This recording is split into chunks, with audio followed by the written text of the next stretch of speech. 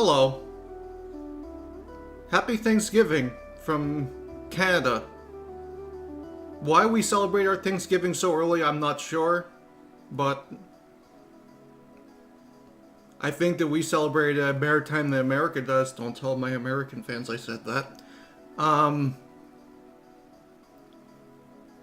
Yes. Hello.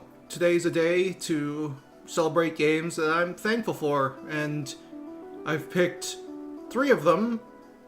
One is Rivals of Aether, of course. The best platform fighter to ever exist. I'll be playing both fan favorite and brand new workshop characters that I haven't played before. Just messing around for maybe like an hour, hour and a half. Now I'm going to do a arcade run through of Vampire Savior, and then at the end of it, to get back into the spirit of Halloween and to go back to a game that was one of my first experiences with roguelikes, which turned me into a huge fan of the genre. We're going to be playing Binding of Isaac.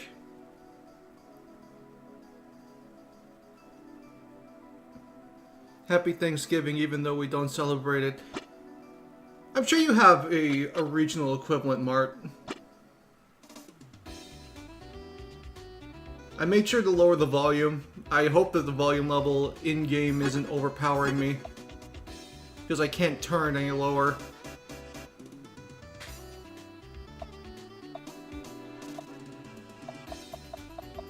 Now, who do I want to start with?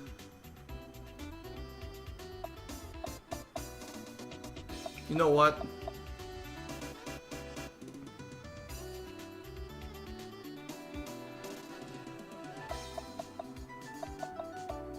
I think somebody told me about this in the comment section of my last stream, and then they said, like, I think you'd like the Rivals of Aether Dark Matter Swordsman moveset. I'm like, what? Rivals of Aether Dark Matter?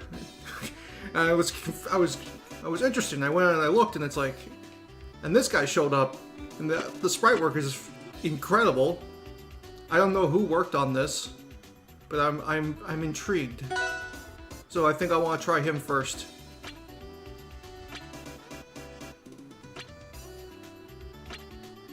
And if we're playing a Kirby character, then we should play the Kirby character on the stage that makes sense.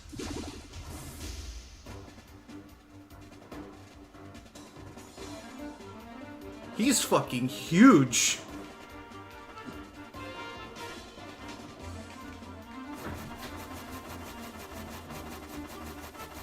Alright, so what has he got? Single jab. Sliding down tilt. Oh my god, that fucking forward tilt is massive. Whoa, whoa, whoa, whoa, whoa, whoa, what the hell was that? Slow down that animation.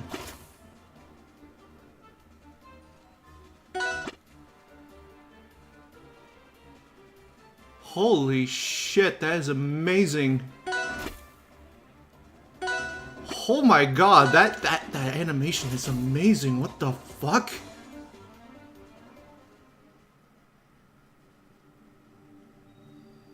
Already better than the one I looked at last week.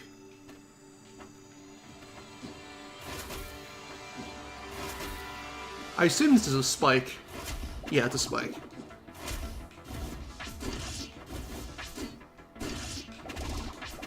Ooh. Can I drag down with this?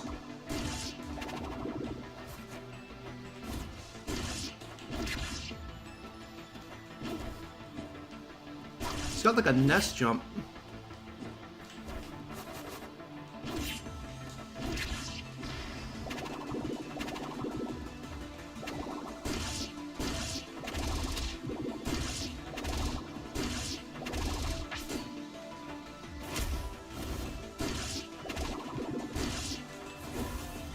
Oh, they gave him the fucking wand from Dreamland 3.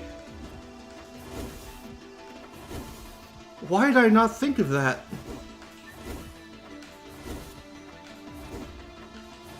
It's fucking hard to land with.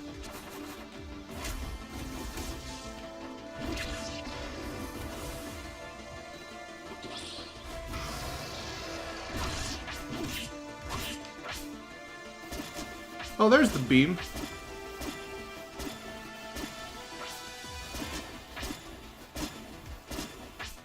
Okay, charge it. Oh, he combined them.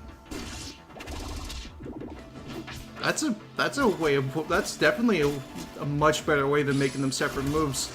They did feel like they were counterparts to each other anyways.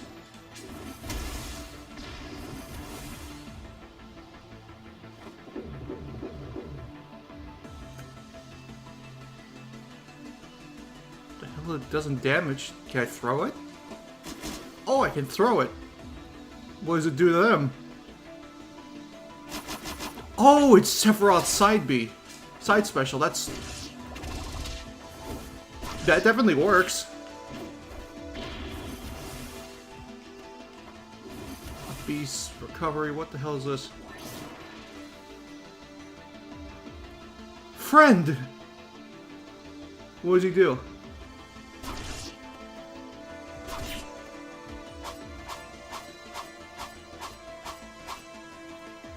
Can I make him attack? Oh, he attacks my smash attack.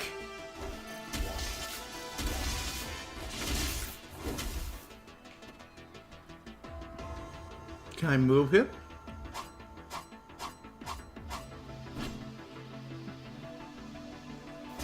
Oh!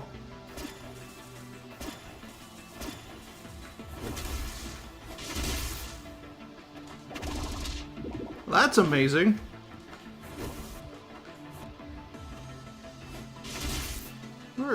Where are smash attacks? Oh, the lightning. Yeah, that makes sense. Up smash, rainbow sword, down smash, uses the wand.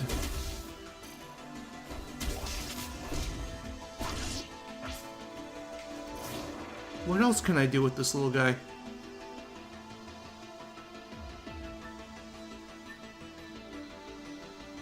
I can move him. Oh, if I input it again, he just disappears. Does it do damage? Okay, it does damage.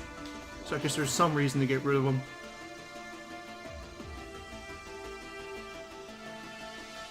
Can my other specials interact with him? Like, what happens if I do this?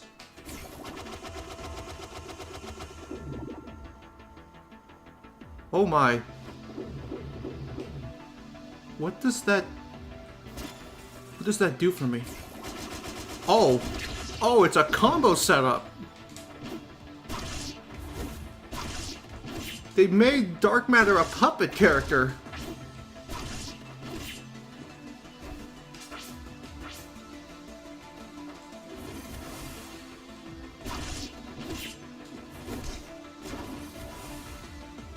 Oh, and it also acts as an arcane puddle?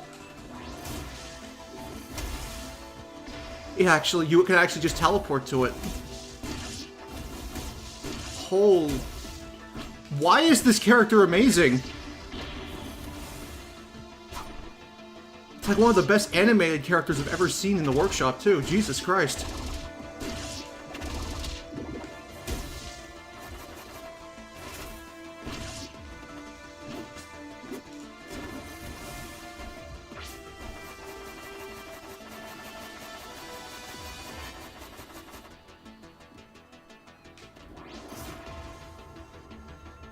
So I can teleport to it, I can push it, I can make it attack by using smash attacks, I can make it blow up by using side B again. I can turn it into a trap by throwing my orbitars at it.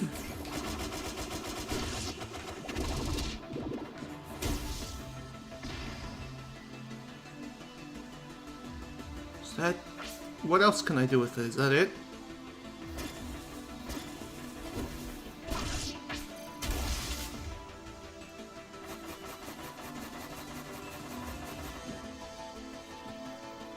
Why is it? It's Rivals Workshop. It's meant to be awesome. You know what? You're completely and totally right.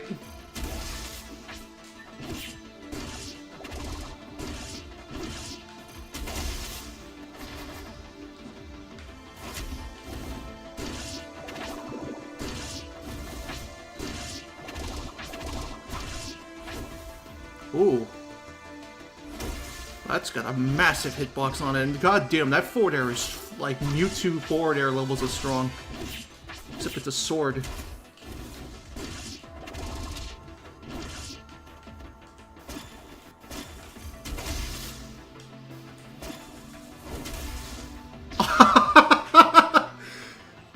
Okay, this character is incredible. Okay, this character is incredible.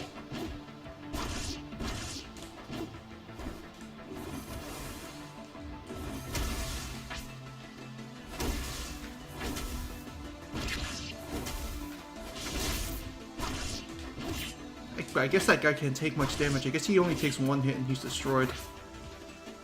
Can I alter the trajectory that I throw him? Oh, I can. So I can make it go up and down.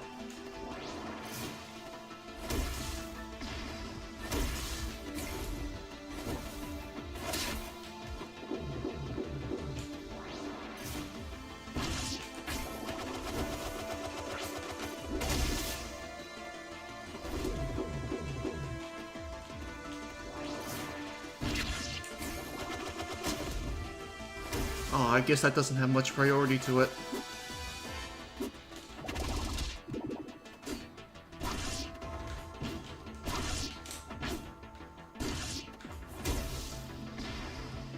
This is a legitimately fantastic character design, holy shit.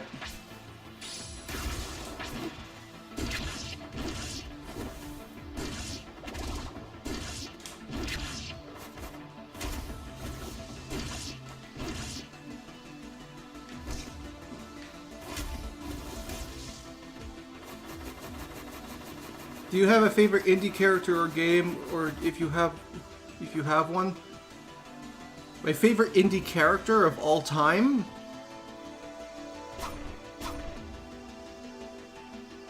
That's a tough question. Same with favorite indie game.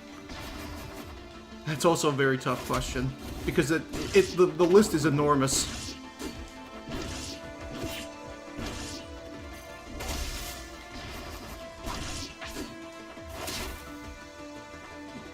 I can't get over how well animated that fucking down air is. Holy shit.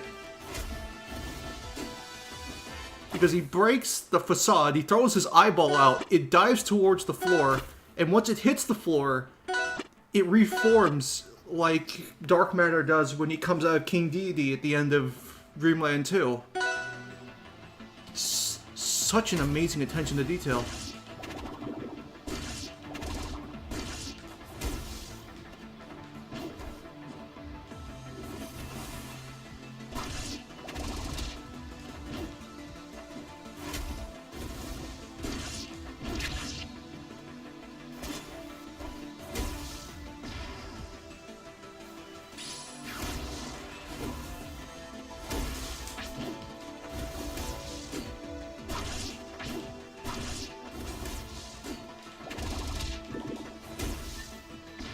This character hits extremely hard.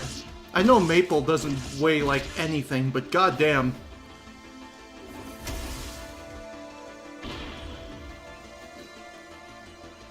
Since your favorite game genre is fighting games, what are your three favorite fighting games? Vampire Savior, Rivals of Aether, and Ultimate Marvel vs. Capcom 3.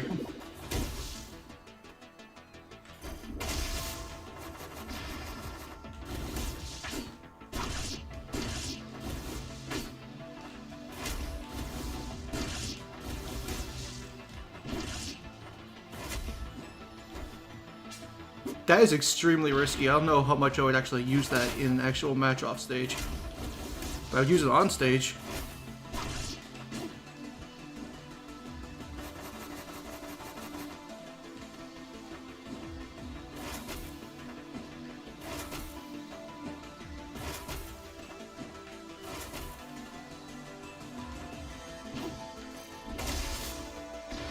God damn, Maple, you weigh like nothing. I also saw somebody mentioning Void. I think I have Void downloaded, actually. Oh yeah, there he is. Oh, genres.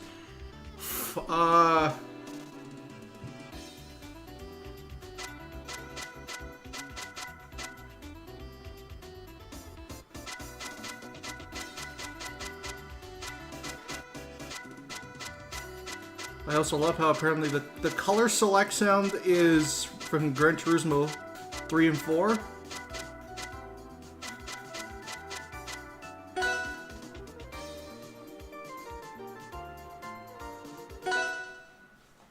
He's just a ball. But I love him. Yeah, I remember this character also being very well animated.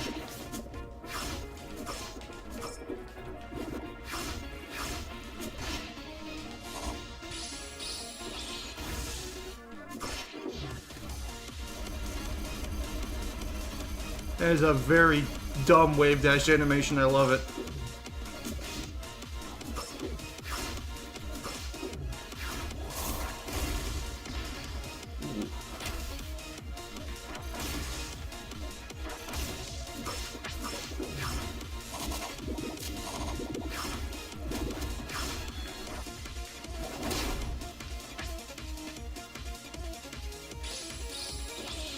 Yo, was that Samus that I worked on that character? Yeah, that was Samus. I actually played a decent bit of Samus. Actually, that character's really good.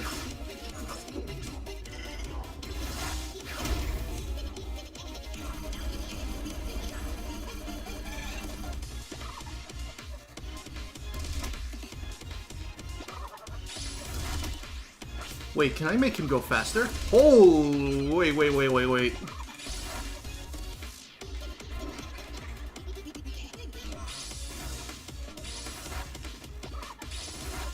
Oh my god, that thing moves.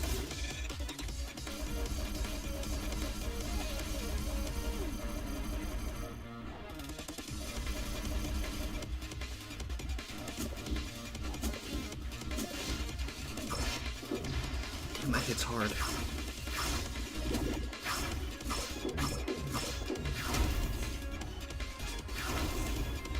I love how expressive he is.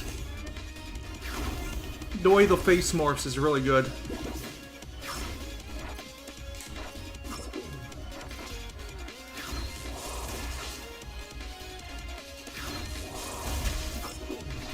Wow, he even does the dark matter beam.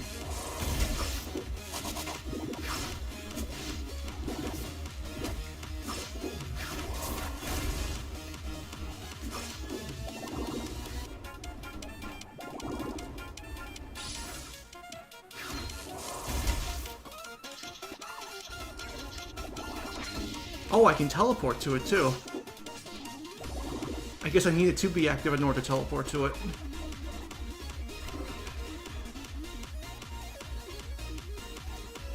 Okay. I can split them in half.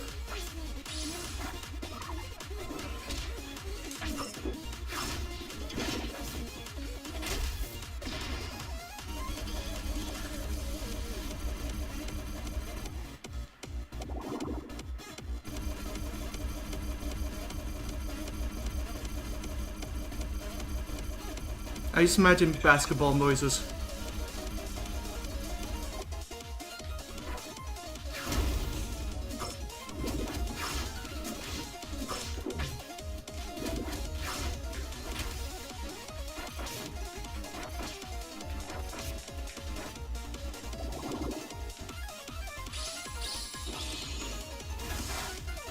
Doesn't do that much damage.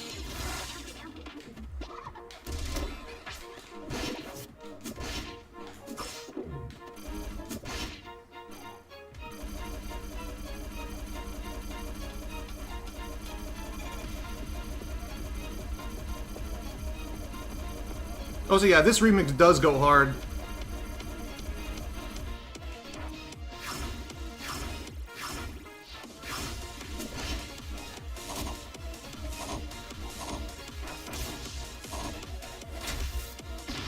Yeah, I've used Void a decent amount. My friends don't like when I use Void because fighting him is really weird.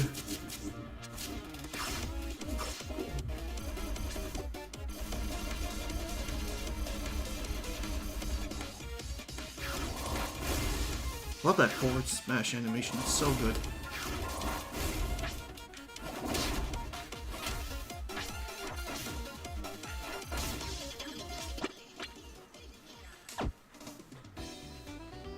Alright, let me look at somebody that I haven't played yet. Actually, you know what? I saw one I haven't played yet, and I wanted to for a while, because I actually know the guy who did a lot of the sprite work for this, and it's really good. Another character that is phenomenally well animated, from what I've seen of it, Gengar, oh my god. Monster Ham, for lack of a better term, is a monster.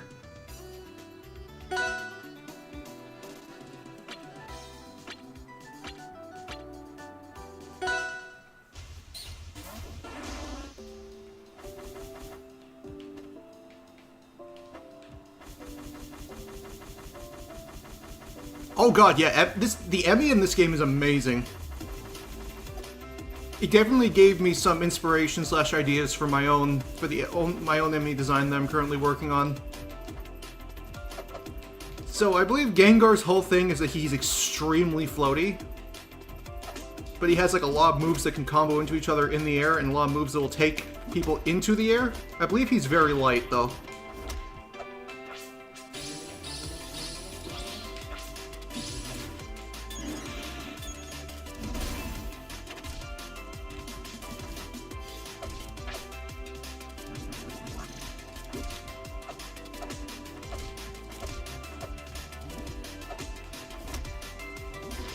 Oh my god, that forwarder hits extremely hard.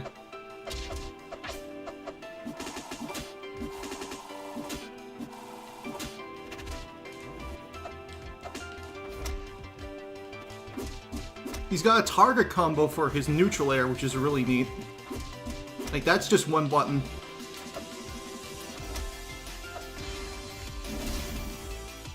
Also, I believe his forward smash can go super far if you hold the button. Yes, it can. To the other side of the screen, maybe.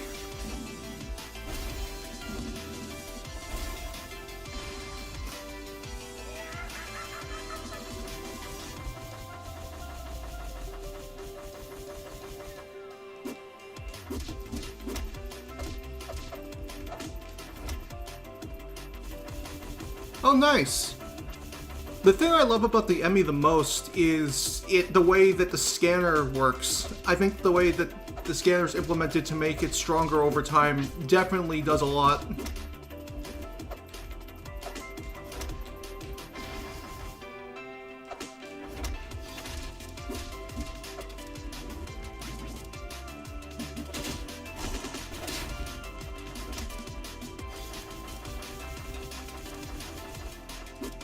Yeah, Mark, I think that's a voice clip from Falcon.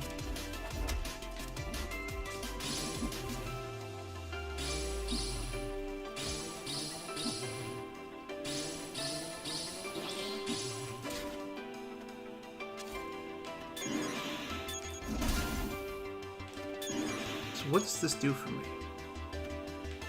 It's a wall that I can't go through. What if I shoot a projectile through it?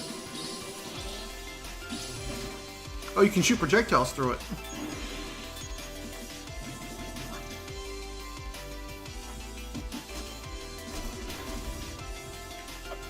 I guess I can break it in order to shoot projectiles out of it.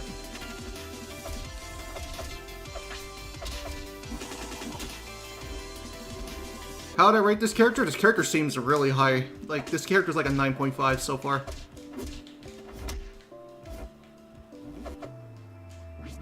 And again, the sprite work is so phenomenally well done.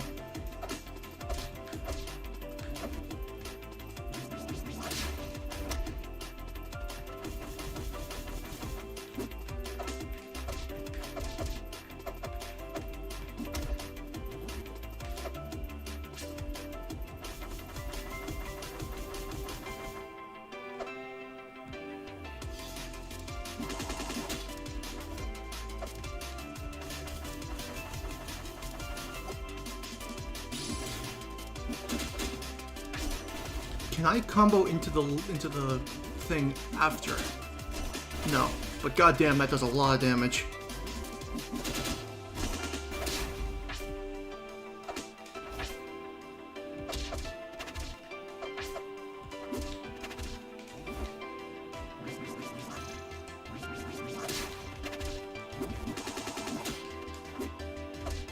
Also, this is his forward tilt. I've never seen a character with a rapid hitting forward tilt, an endless combo forward tilt, but that's it works really well.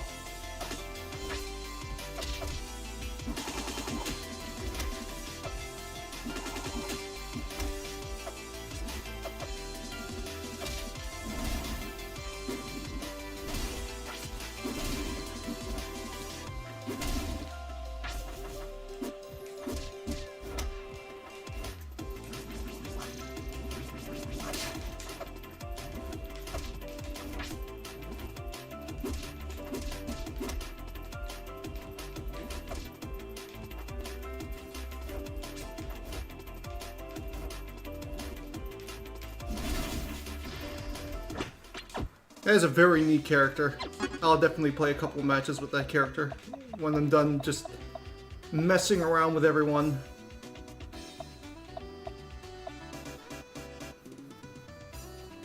I definitely wanted to try Sly Cooper. I saw this on the workshop while I went to get Dark Matter, and I did want to give it a try because it was highly rated.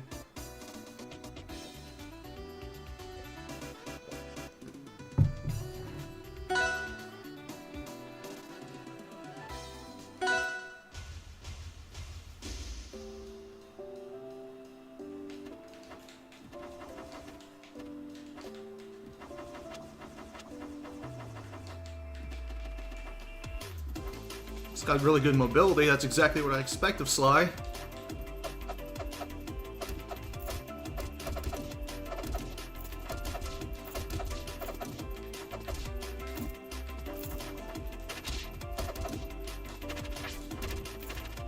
Oh wow. That vortex is to the ground. Hang on.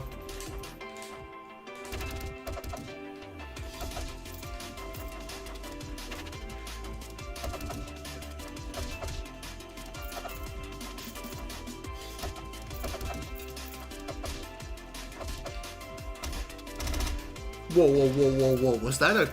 That was a command grab down smash. Hang on a second. Oh, he has two command grab smash attacks.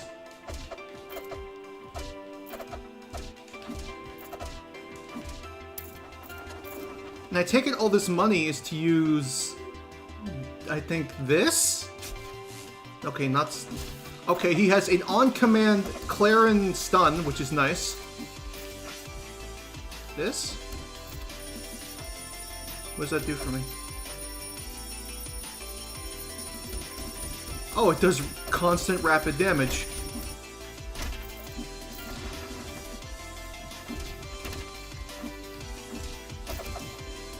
Oh, the Flowey coder worked on Sly Cooper. Tell him they did a really good job. This character's game feel feels really good.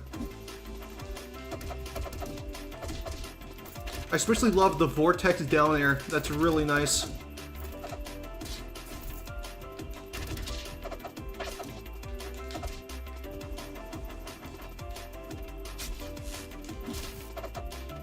That stun does not last very long, though.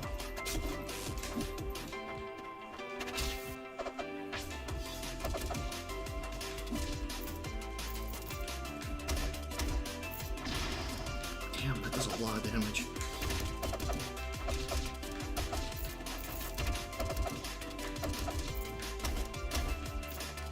Now this is definitely a heavy rushdown slash vortex character by the feeling, just the way they play.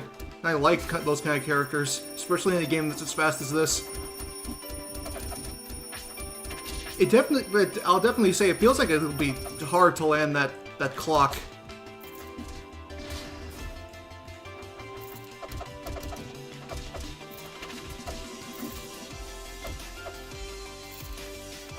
This forward tilt is made to pull people in. That's nice.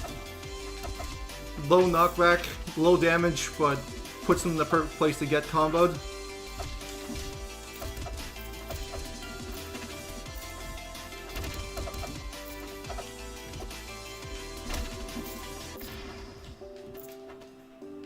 Be sure to buy the Steam version. It's the only version with Workshop. That's true, it is.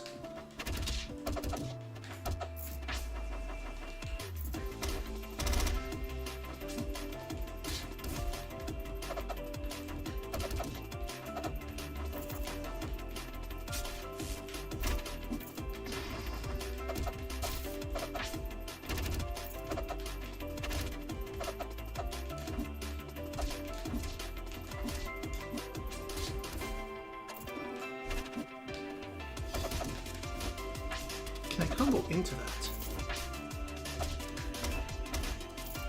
I mean, I can tech chase it.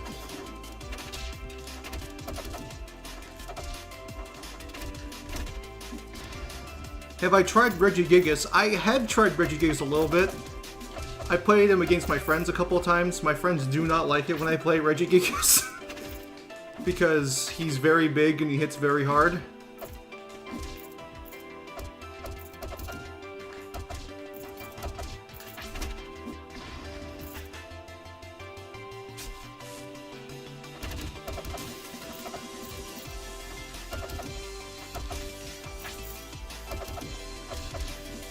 Yeah, this slide is really well done. His combos are fun. His buttons feel very satisfying, especially his down air and his up tilt feel really nice to land. The command grab smash attacks also feel really nice as well.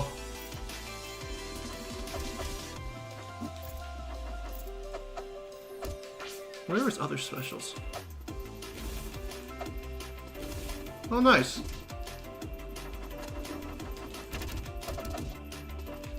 I'm surprised I actually went with that ability, because I remember that ability being completely and utterly useless in the actual slide titles.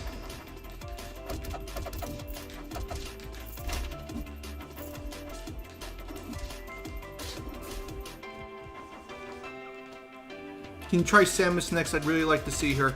You know what? Sure.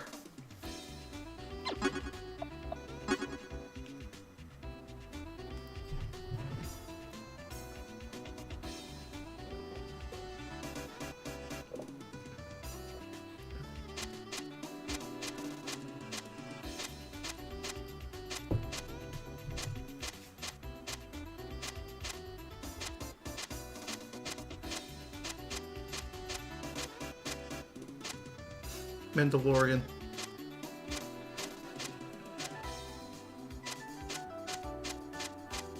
I'm just gonna go with gravity.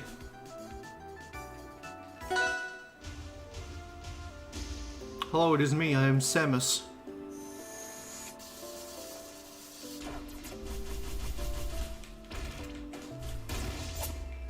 Oh god, I forgot. Samus is really floaty.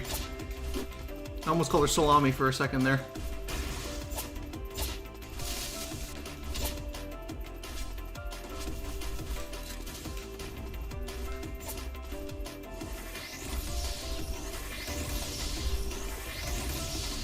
You know, I've seen a lot of people make arguments that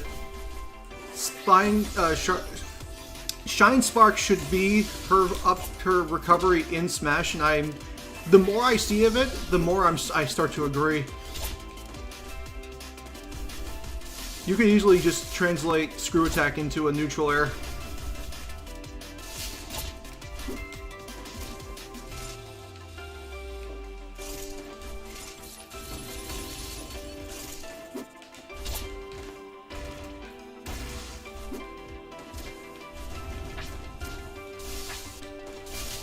I wish she was this mobile in Smash. That'd be really nice.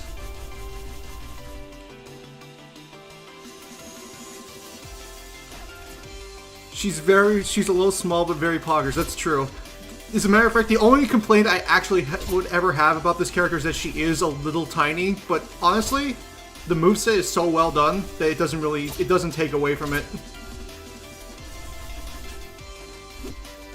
The only thing the size would help with would simply just help her, you know, confirm a little better. But other than that, no, this moveset's fantastic. And I love the HUD.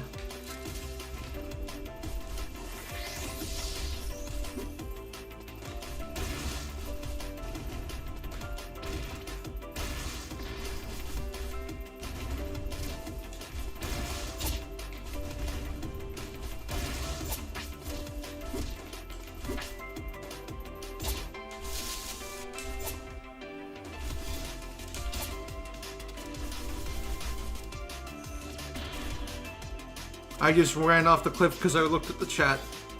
Also, the Morph Ball is a lot faster, and you can stay in it.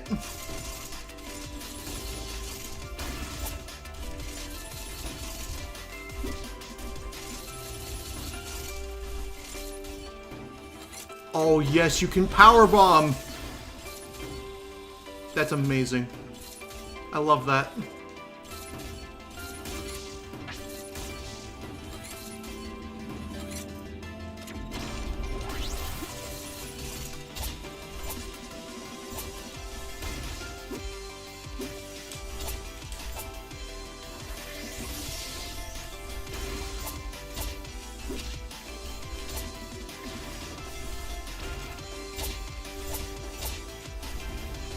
Also, I find it very fitting that the game gave me a bird to beat up as Samus.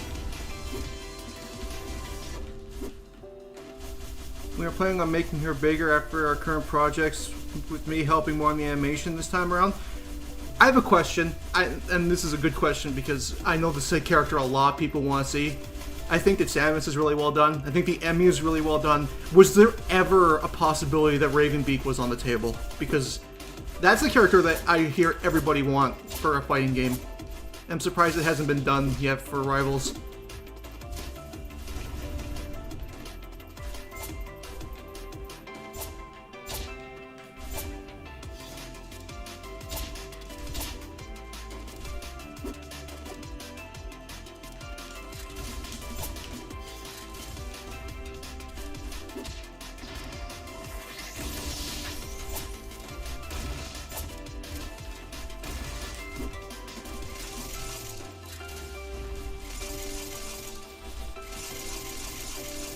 And if I rapidly mash the morph ball button, I become a nugget.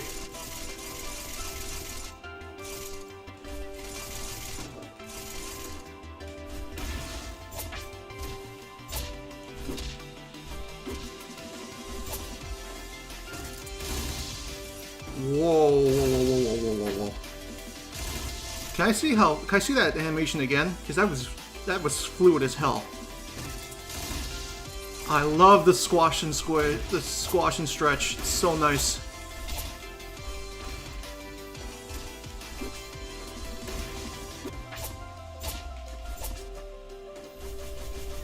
I wish Smash would implement that a little bit more.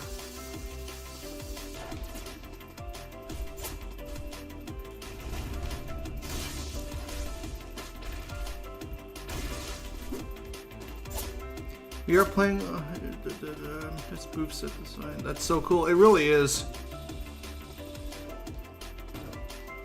And she doesn't lose mobility in the morph ball either, which is nice.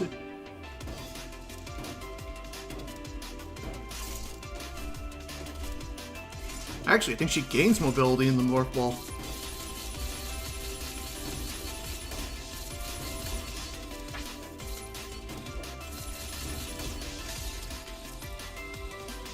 And I can just down smash while moving. That is amazing.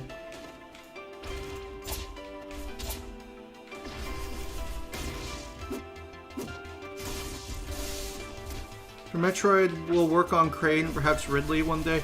Okay, as somebody who recently made a design for Kraid himself, I'm very interested to see what you'll come up with. I would love to see the Rivals workshop come up with how Kraid could work in a fighting game. I'm legitimately very interested to see that.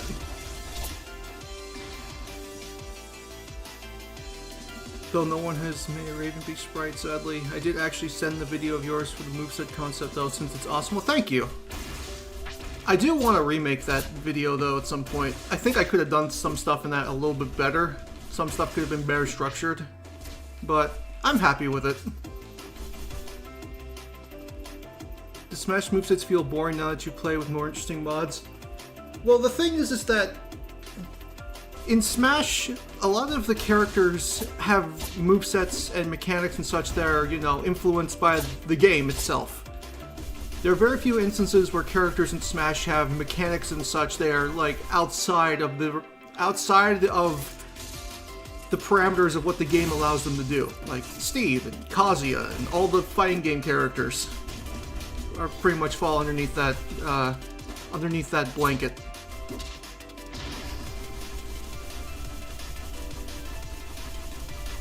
I want to see you come up with Ridley and Kraid. Yeah, same.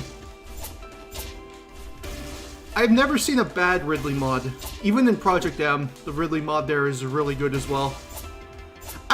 Here's the thing, I would have streamed PMEX Remix today if doing so wouldn't have got me banned.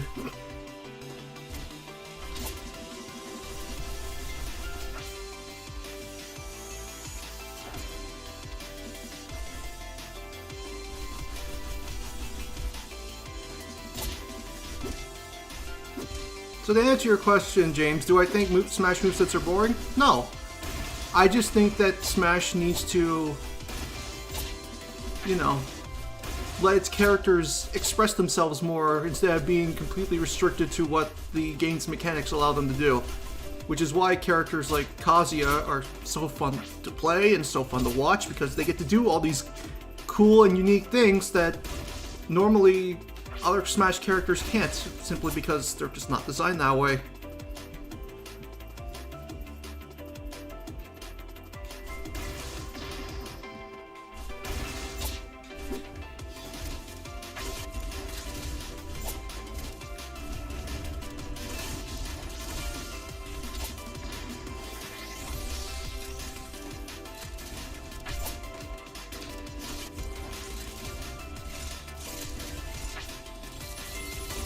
Say Smash moves sort of kind of fall flat in comparison, but to be honest, I do love what they did with the Shotos. Yeah, I agree.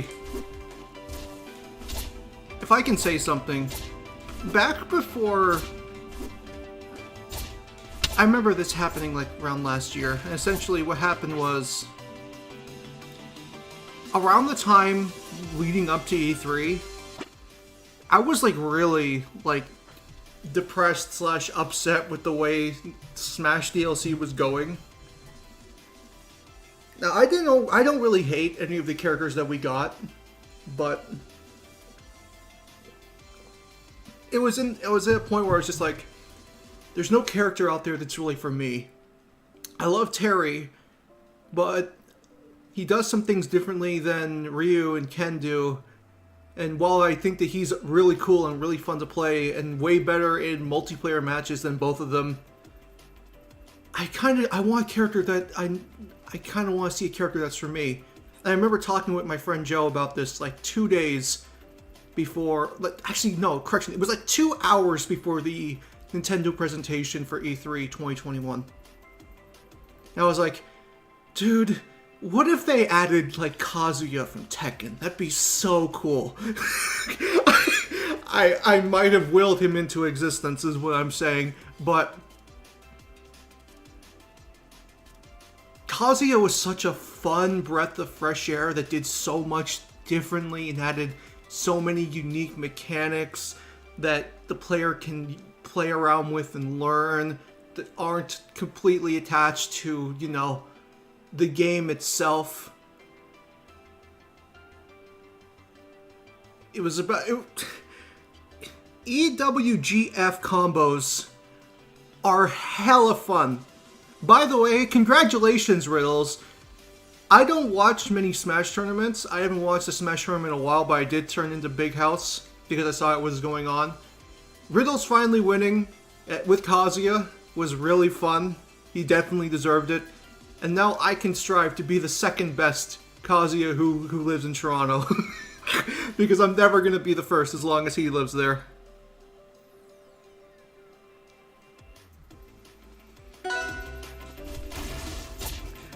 I predicted him. The funny thing is that, yeah, I technically did, but my stream was behind schedule. Like, my stream, like, lagged during the lead up to his trailer starting. So I was still talking about it. It's like, dude, what if they just put in a Tekken character? Like, I feel like this game needs some more fighting game characters because the fighting game characters are so fun. And, like, I don't feel like there's a character that's been put in the DLC that's really for me. And then it's like, dude, Kazuya just got announced. It's like, wait, what? Wait, what? It's like, you're never gonna believe who got announced. It was Kazuya. It's like, wait, what?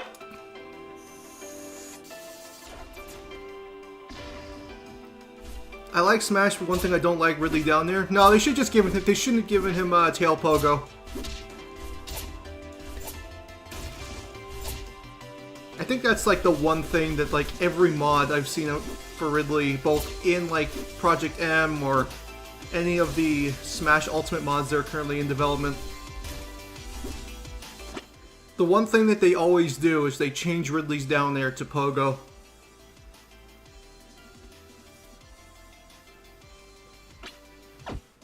But yeah, I'm like one of the rare people that loves Kazuya, apparently.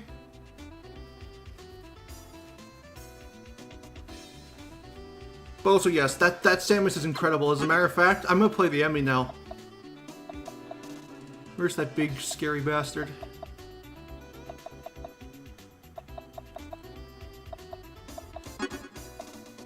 Oh yeah, I have Pikachu Mishin. Speaking of Kazuya, where did I leave the Emmy? Emmy. Oh, there he is.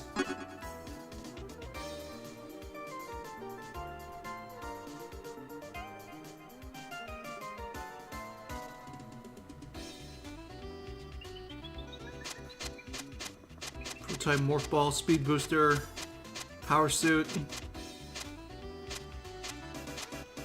The Evangelion references. The Marvel references. I'm using this color.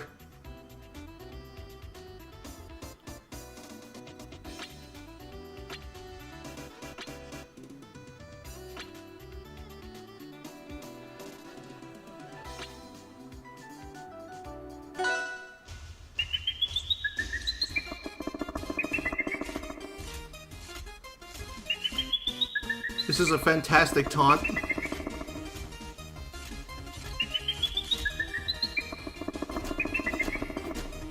I should probably turn off that noise. There we go.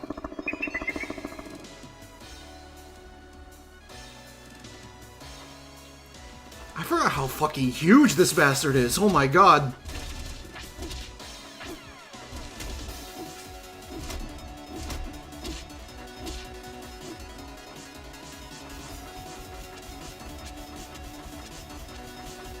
Seeing an Emmy wave dash is scary. If the Emmy could wave dash in Metroid Dread, Samus would stand no chance. Then again, her wave dash in Melee was extremely good.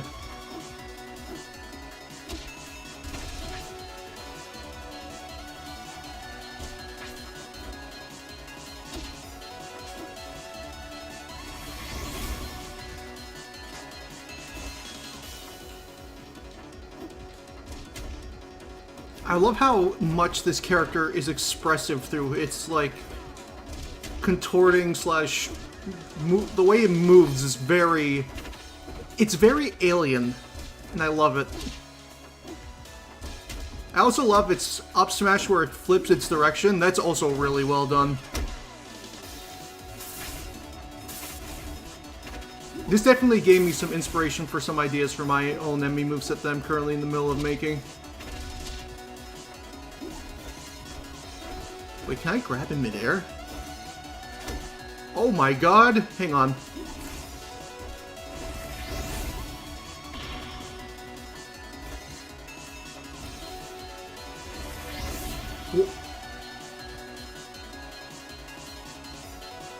What just happened to me? What did I just... I died apparently, but I don't know what killed me.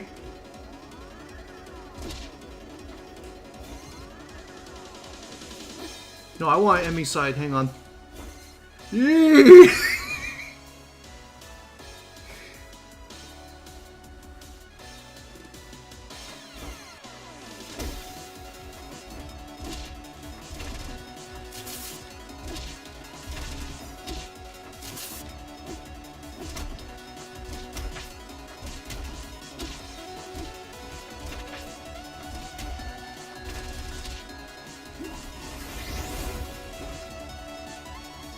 There's Jankless if you want to try it. That bug got fixed in 2.0.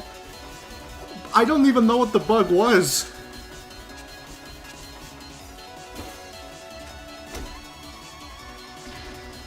I just like rocketed it off to the side.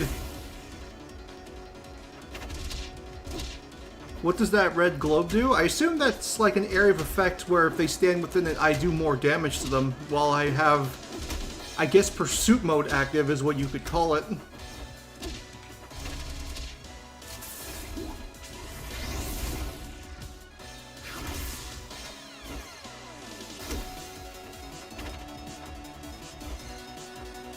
I want to kill him again by leaping into the midair.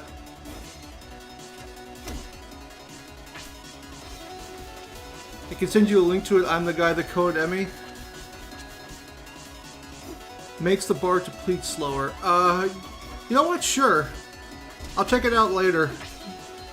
No, I don't think I can, you know, do all that updating now. But I mean, for what? But even if this is a little a jank, it's still extremely well done.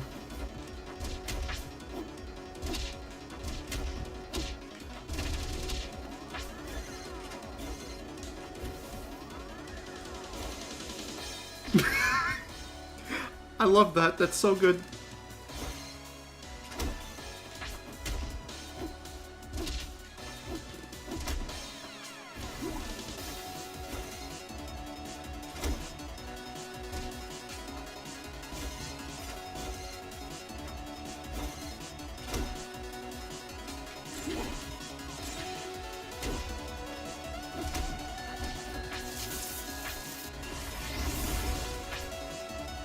Two 2.0 version is much better, feels much better to play and stuff, though it wasn't made public yet because we have a direct in the works and we want to release it there. Well, I don't feel like I, you know, deserve, you know, to be put at the head of that line. I think I'll wait until, you know, it's publicly available. It has a training mode character guide.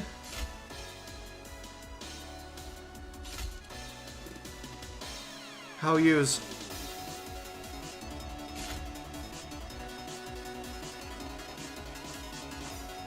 There's a Dr. Mario, Dr. Melee Mario to be precise. Is it bad that I like Ultimate Dr. Mario more? Simply because he's got the stomp? You know, pill to stomp combo. And try slowly walking near the ledge. Oh yeah, I know. You can walk on the side. That's really cool.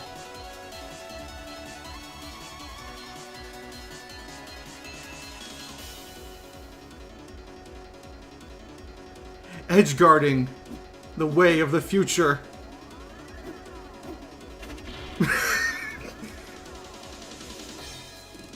We're giving it out to people, it's fine. Oh, if in that case, you know what? Sure. Yeah, I'll take it. I am in the workshop Discord, so you could probably just send it to me via Discord. Because spoilers, I am making I do plan to make my own Rivals character sometime in the next year. I want to have at least one character underneath my belt before Rivals 2 becomes a reality.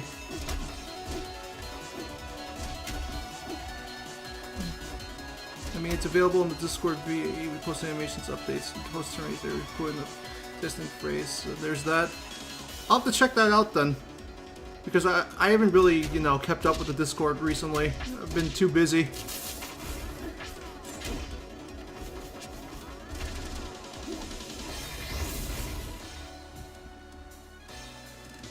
Dr. Melee Mario is just a name. The character is actually very fleshed out. All the pills based on colors have different effects and Rivals, and the combination makes them very funky. Ah, so it's like what Dr. Mario should be in Smash. I appreciate that.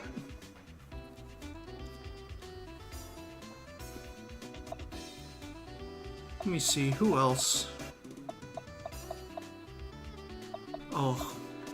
How can I do a rival stream and not talk about my beloved Candyman?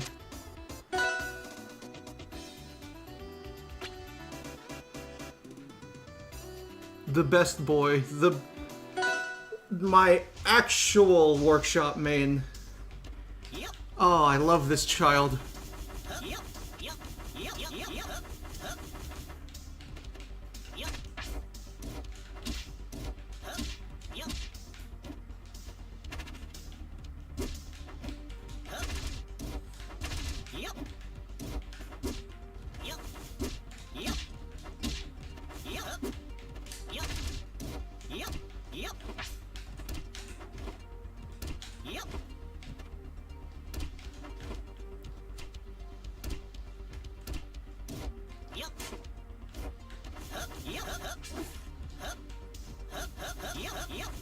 The guy who should be in literally everything ever, I agree.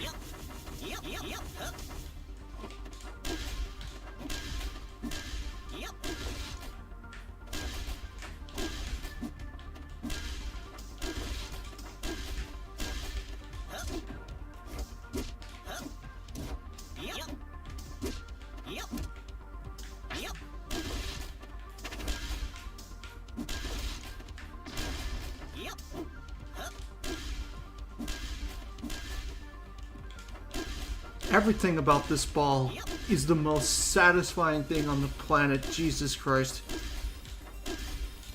The hit sound, the noise it makes when you hit somebody with it,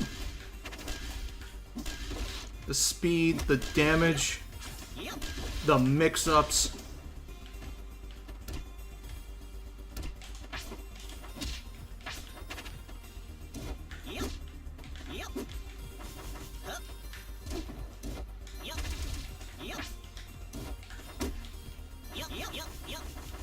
Oh, I love this fucking character so much.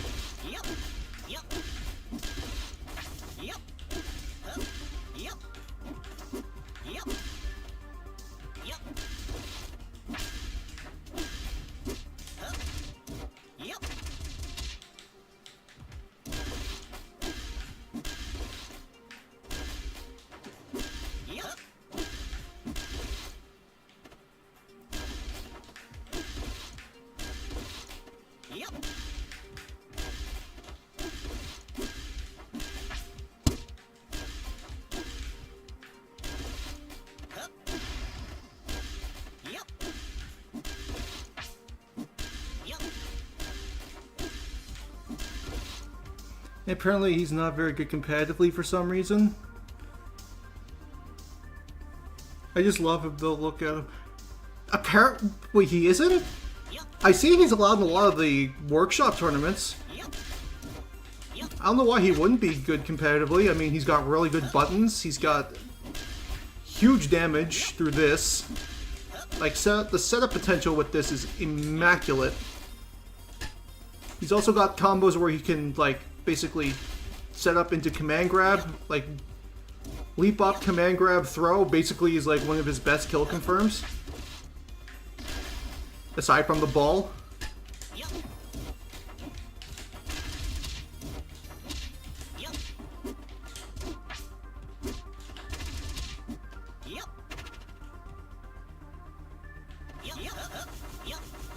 Apparently, unless he's been buffed, I have no idea. But he feels really good to me.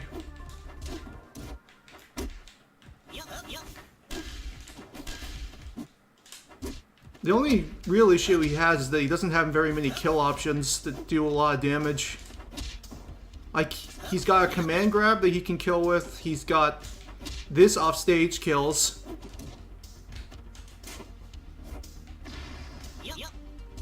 The ball kills. But I guess a lot of that is position-based.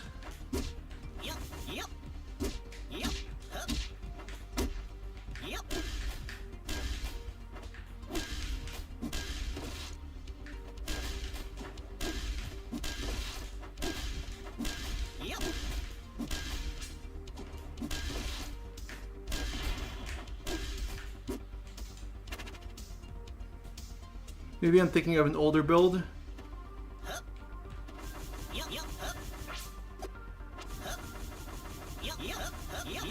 I mean, that's possible.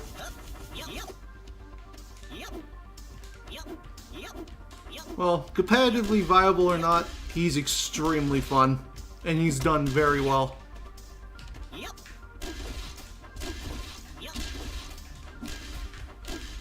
Kind of surprised they didn't add like another character with like different attributes like Latch or something. I know Latch is a fan favorite and he would fit for Rivals because he's a, you know, he's an alligator.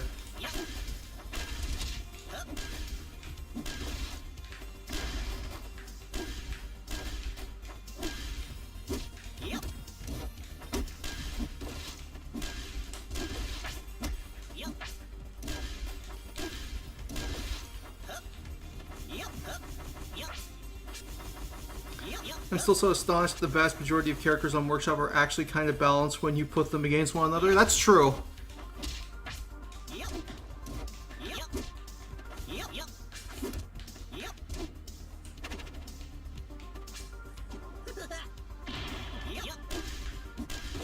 And I think another thing that really makes this character, you know, work personality-wise is that he makes noises. He's not mute. It's not the same if he's not, you know, making noises when he wave dashes. The only thing it needs is have a jawbreaker.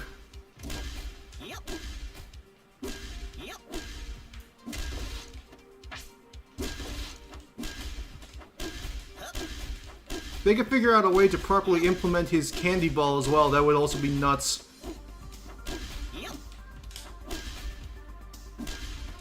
You know, the stuff that makes him top tier in I almost said Rivals of Aether, in Lethal League.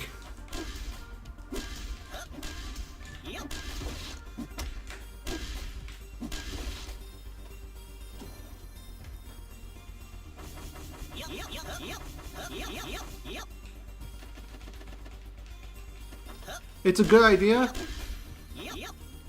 The thing, though, is that I'm not sure how it would be implemented because, you know, with Lethal League, all the stages are boxes. Like, there's no places for people to fall off and kill themselves like that.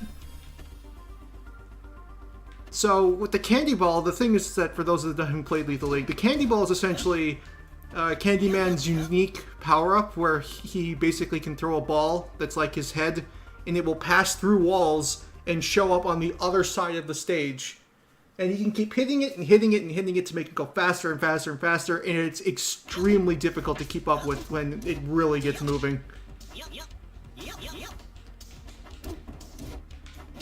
A lot of Lethal League players, especially ones at top level, don't like Candyman specifically because of how strong his unique special move is.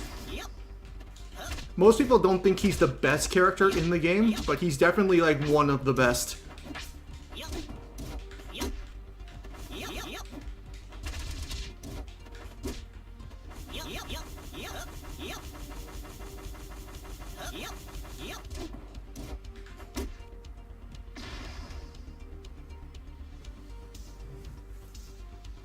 But they would have to figure out a way to, you know, make it come out of, I guess, thin air.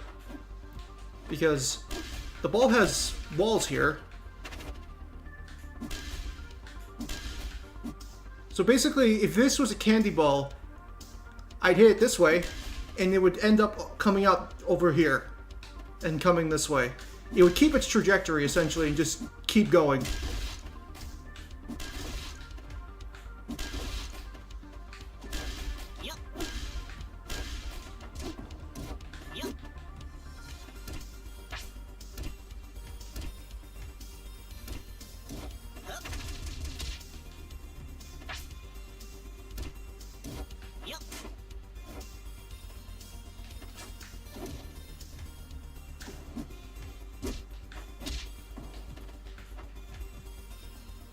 Is it tied to a meter system?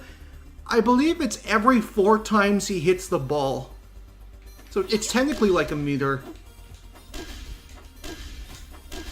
You hit the ball 4 times, and once you hit it the 5th time, it activates the candy ball. It'd be good if it just kept going even off the blast zone and reappear on the other side until the effect is over. You know what? Yeah, probably.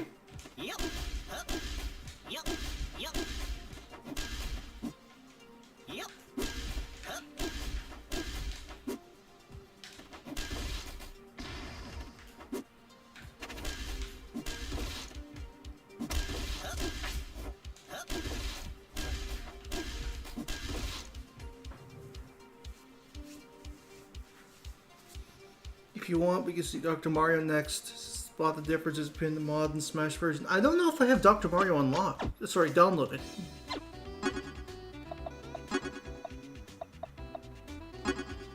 Or I have one of them. I don't know if this is it.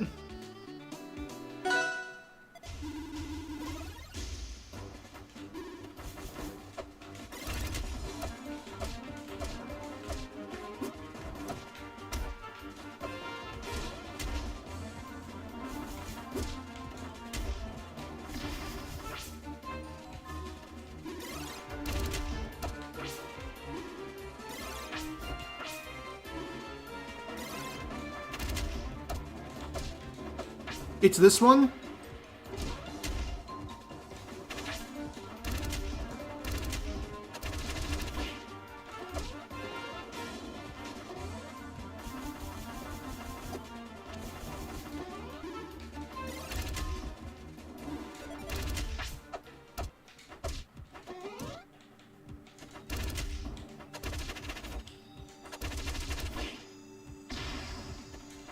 Ah, Melee Dr. Mario.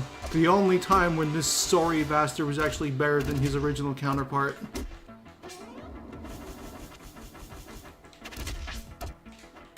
It's funny how bad Mario used to be in Smash in general, and then as a Smash 4, like late Smash 4, he just became like this extremely good character.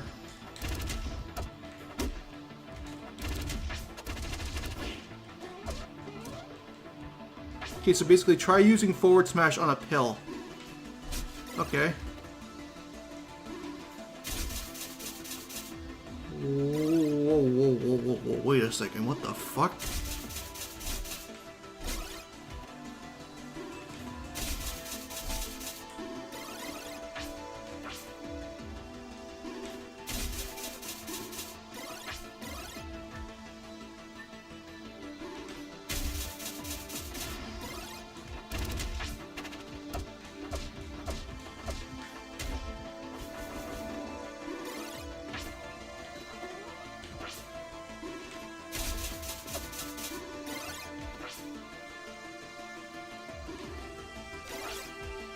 What does that do for me, though?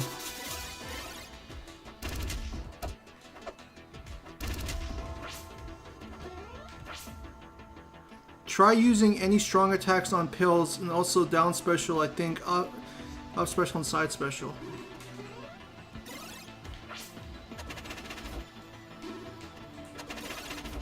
Wait, so... Oh! Oh, okay.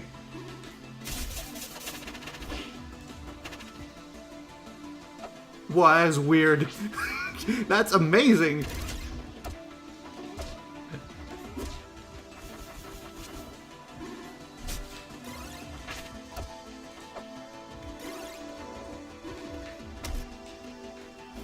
Oh, wow, that alters the fucking trajectory of it.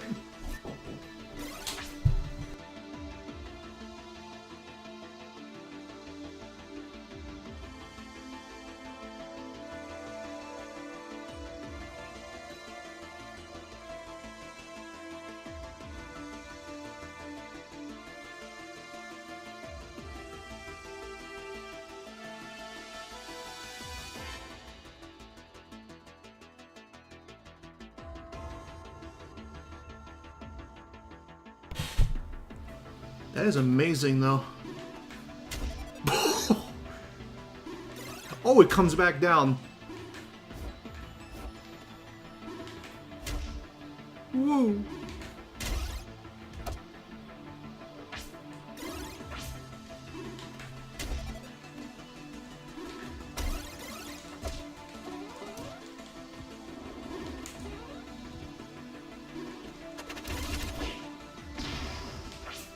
It adds more damage, by the looks of it.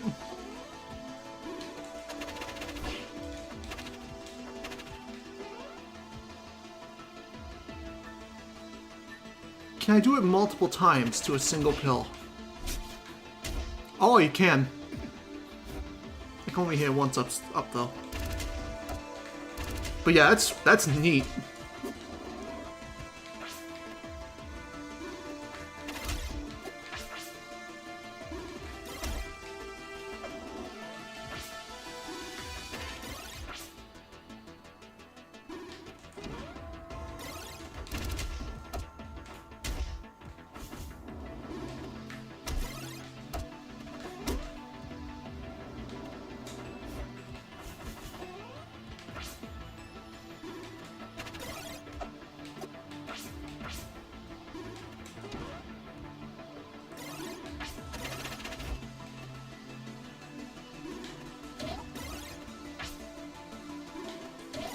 I guess that makes it go faster.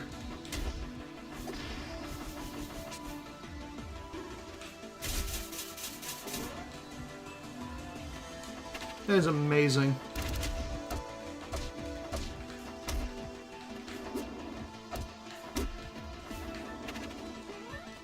Not only does he have some really creative pill setups, but just the feel of his buttons is also really good.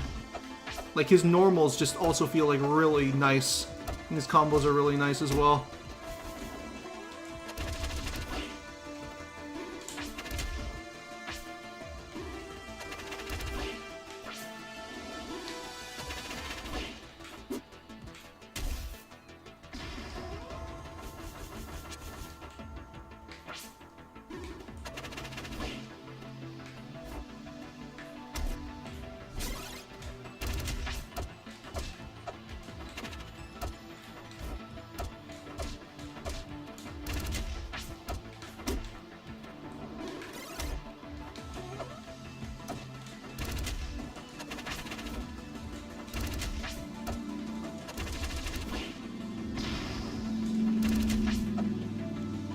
So pardon, you probably hear that motorcycle going past my house right now.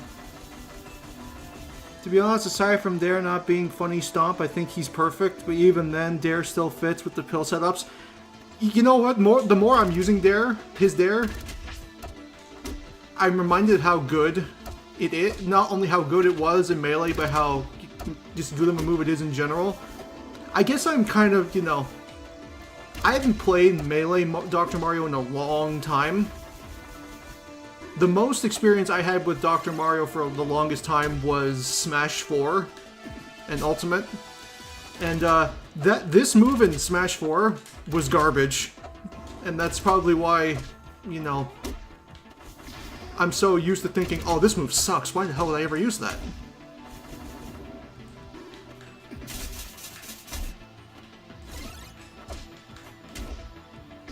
That is amazing. It's a shame I can't, like, cancel my taunt into, like, an attack and have the pill that I throw from my taunt in, like, I could throw out the pill from the taunt and then use it.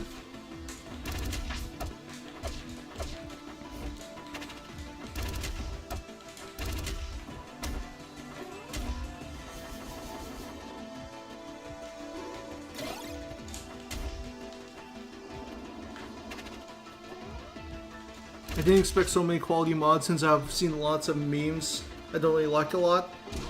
Yeah, a lot of the biggest channels that talk about mods for this game don't really do it justice, like, at all. Because they only mainly focus on the meme characters. So a lot of the really good stuff just gets buried.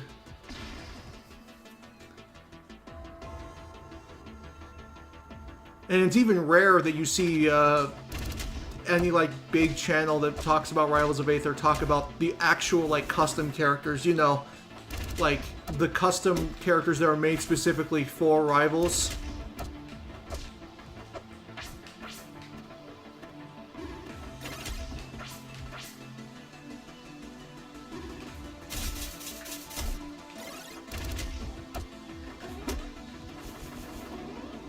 Yeah, I don't really like that either.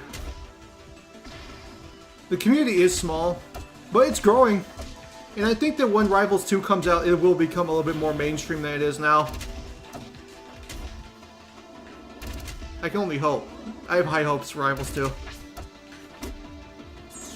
And how somehow, some way, we're gonna get a workshop for that as well. I know they said they aren't planning it anytime soon, but it's gonna happen. You and I both know that it's gonna happen. And to be honest, I look forward to the day it happens because I'm more of a 3D animator than a sprite animator. I wish I could animate with sprites as nearly as well as I could with actual models. I would have already made like 5 characters if I could. But that's basically one of the main things that's held me back from making a Rivals character. It's just that when it comes to sprites, it's very foreign territory for me.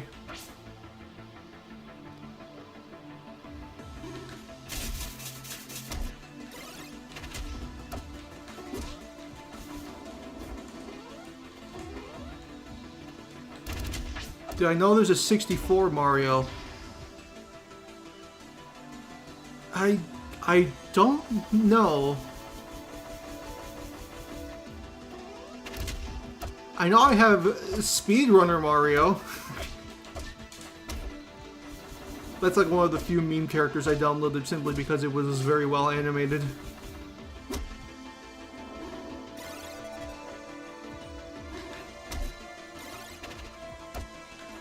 Have I tried the Bowser mod? I haven't. I didn't even know there was one. For a while, I basically went radio silent with this, with the workshop. That's why it's surprising to come back and hear, like, oh, they made, like, a bunch of Kirby characters, and they've made Dark Matter. It's like, wow, this is really well done. What the hell is this? This was amazing. And all sorts of other stuff. Like, I basically have just been, like, way too busy to pay attention to a lot of stuff that's been going on, but I do want to get back into it.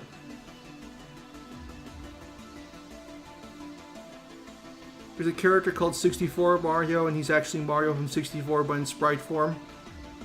I'll have to give it a try sometime later then.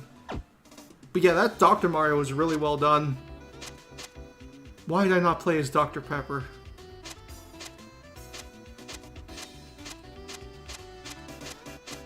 Dr. Strange, Dr. Piccolo, Dr. Wily.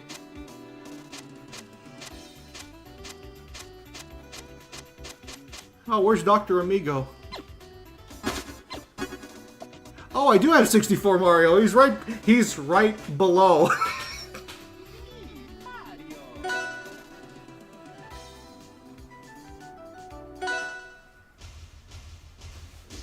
There he is.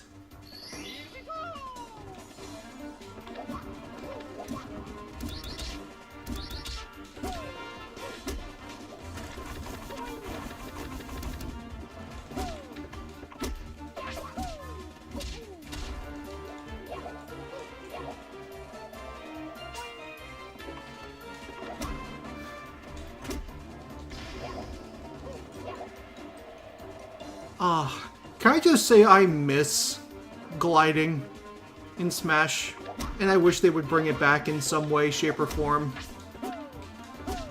I know, Man Knight ruined it for everybody. But just don't give it to him then.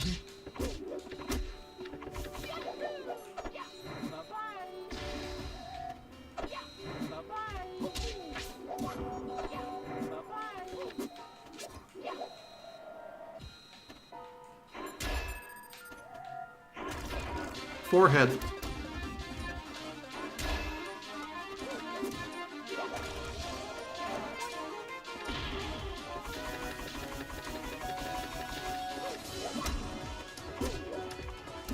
Oh, Steve.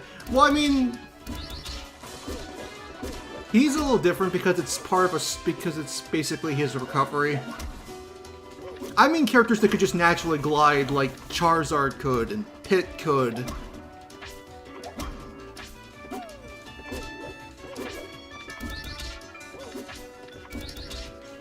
And you really did a lot for them.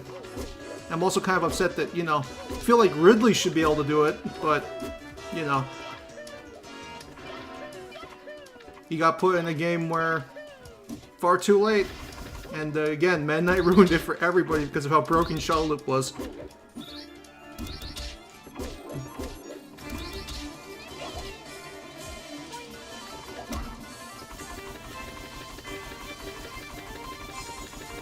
Have you tried our Meta Knight DD and the new Kirby?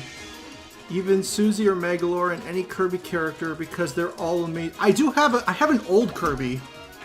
And I think I did download the new DD.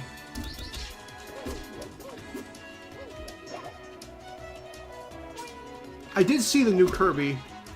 I'm not sure if I got him though. I know I got the new DD.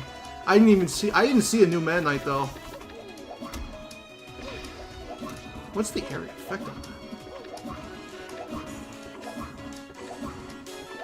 Oh, that's got some... It's got a pretty wide hitbox.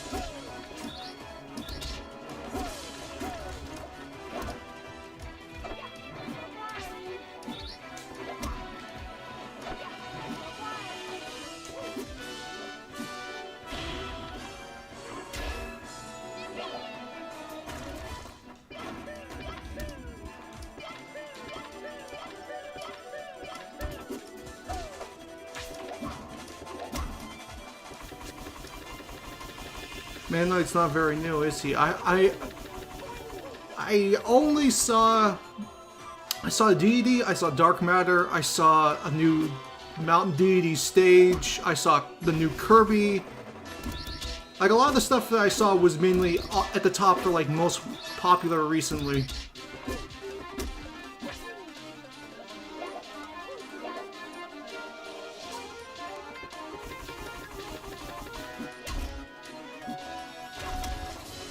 Oh wow, he has Sonic's forward smash.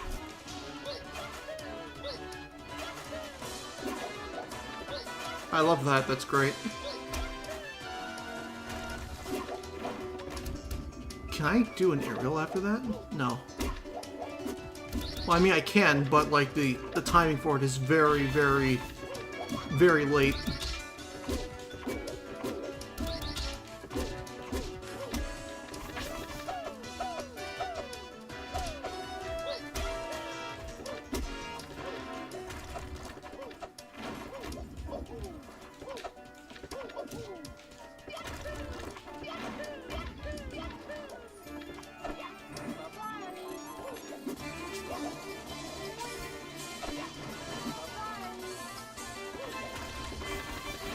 Made my own character. It's a dolphin, and it's a dolphin and squirrel mixed together, I think.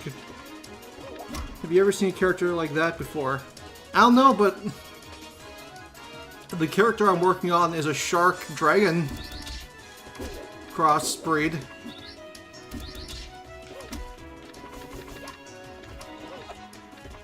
Best part about the new characters, they made Gooey. Oh, that's right, I forgot to get Gooey. I love Gooey. He's great. I love the derpy child who's part of an entity of evil. What a shame. I should have gotten Gooey.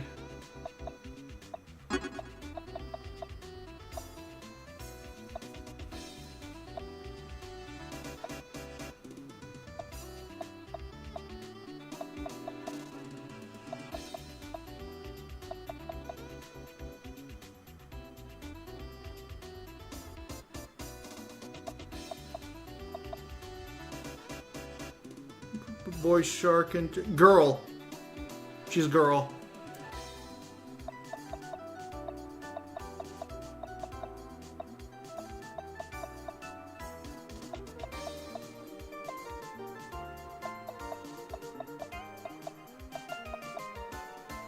Oh, let me see. Shame on you for not downloading the GUI. Yeah, I know. I don't think it takes a long time to do. I think I'd have to restart the game though.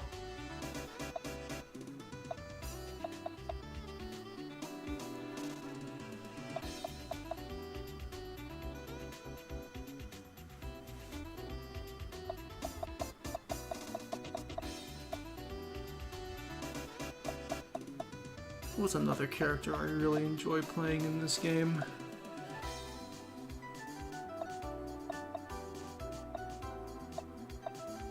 Oh yeah, the Blaziken's... I love the way Blaziken plays. Blaziken's great.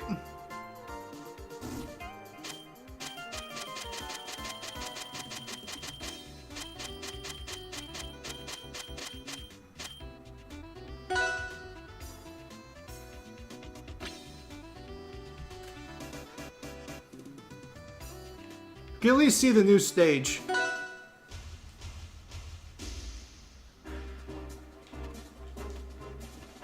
I mean, this looks really nice.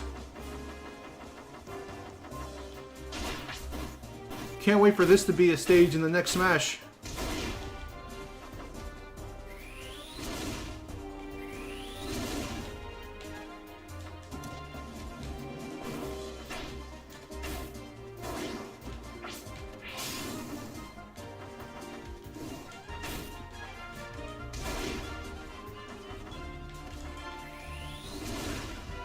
Yeah, they basically just gave Blaziken the mini brawler standard special. It works. But yeah, this is definitely going to be a stage in a future Smash game because Sakurai doesn't like making anything Kirby related that isn't from something he's made.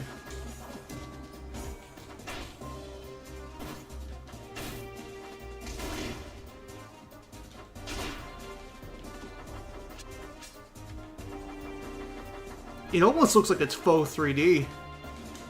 It's really well done. The shading on the castle is really well done.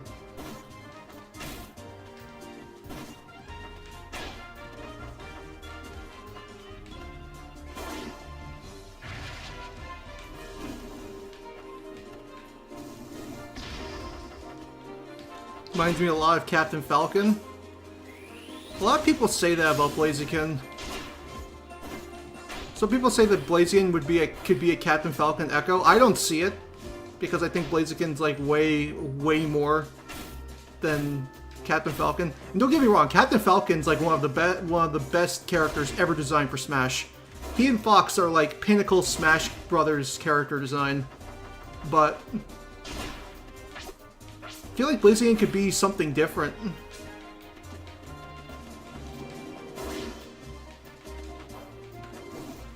Got the EXs on this character yet.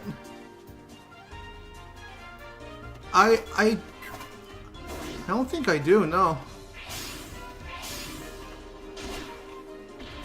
I don't think I've had to use them because this character has so much damage output and combos as it is. I know it says no EX cooldown.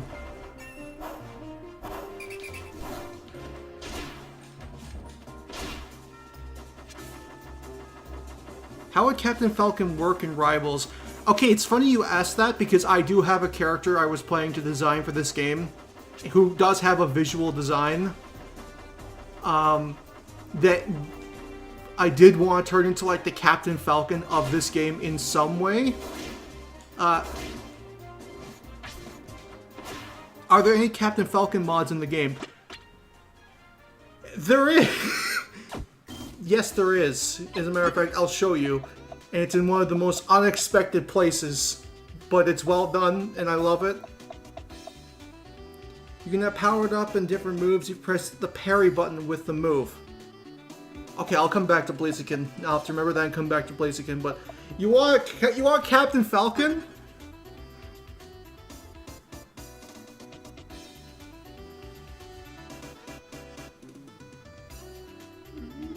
There you go. His name is German.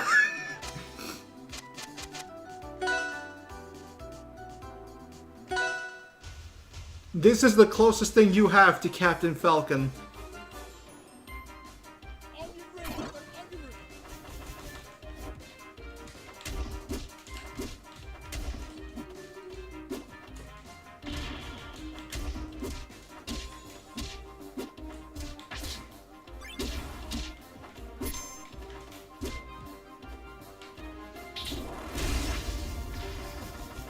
He has the Falcon arrows and specials. Yes, he does. It's so good. This is a character I've been playing a lot of. He's mean, dumb crap, but I love him so much. I love Germa. He's such a good content creator.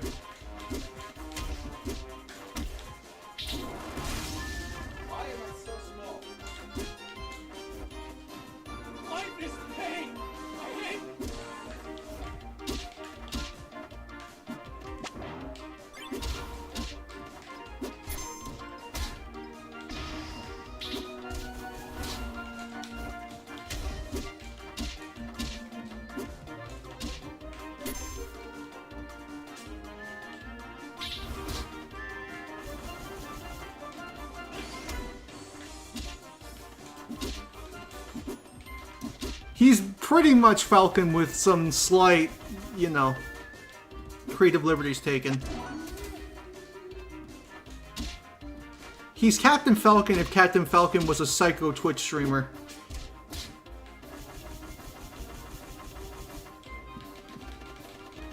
I love how the mechanic is basically just thousands of people hopping in at once, and the first thing they see is a rat getting elbowed. You mean a rat getting pet?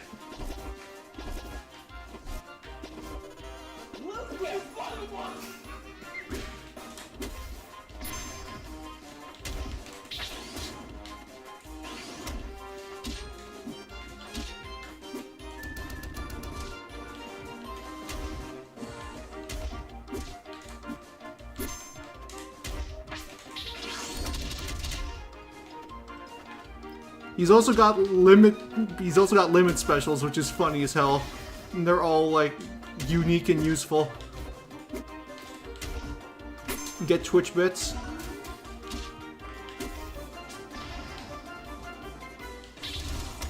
He's also got Power Dive.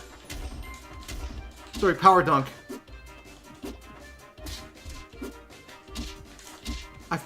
I used to main Terry, I should know this. And if you use the taunt while you have Hype Train activated, you just use Falcon Punch.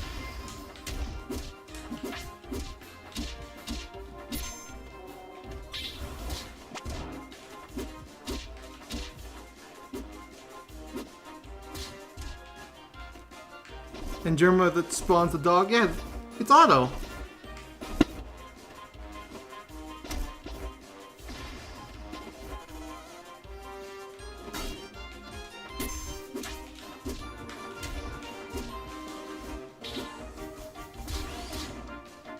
He's basically a fusion of Cap and Twitch, exactly. As I said, he's Captain Falcon if he was a psycho Twitch streamer.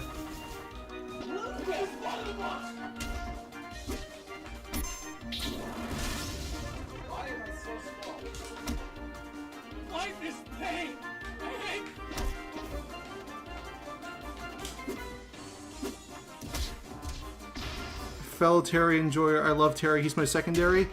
I actually main Ridley. I used to main Ridley. Ridley's my secondary now. I main Kazuya now. Terry was my secondary before Kazuya came in.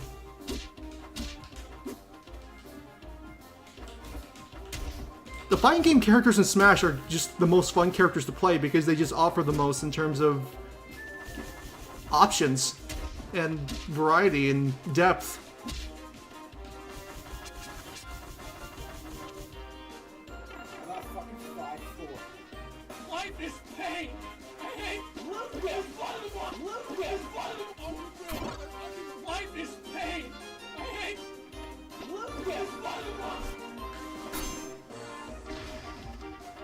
Ridley side B chains are still the funniest thing ever.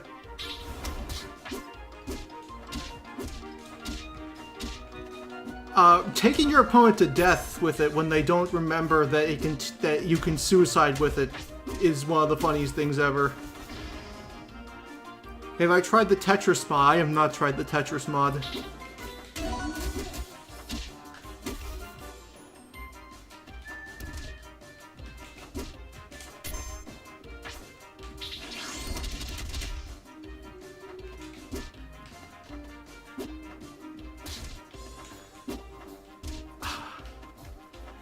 You know, there used to be a Germa on the workshop that was like, it was just his green screen poses, and it was really dumb and memey and funny as hell.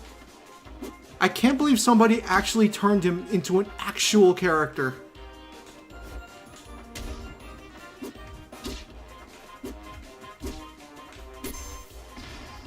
And not just any character, they turned him into Captain Falcon.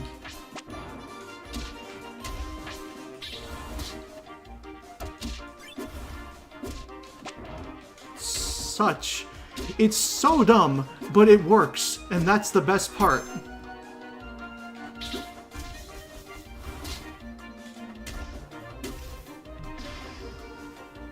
You can suicide, but you can also release midair, and they can't mash out. That's true. His walk kind of goes with... Oh my god, it actually does.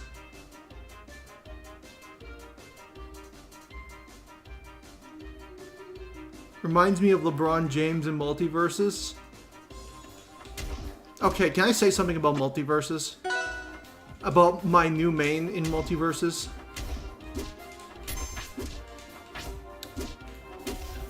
Is it bad that my main in Multiverses now, because his trailer was so well done and showed off some really cool tech, is it bad that my main is now Rick?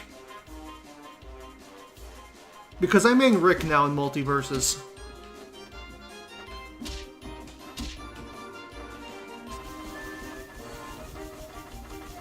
There's a very, very good crewmate mod making a ton of references with the game and with a very cool mechanic. I think I have him. Do I have Sus among us? Where's Sus? Oh, there he is.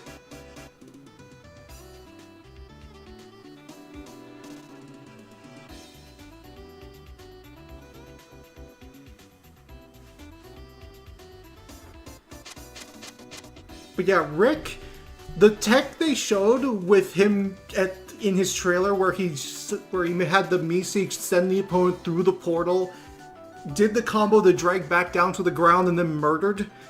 That combo alone made me want to main Rick. That was such a well done combo.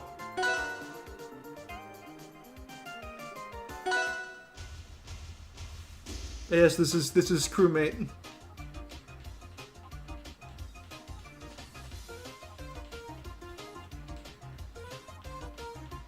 He jamming.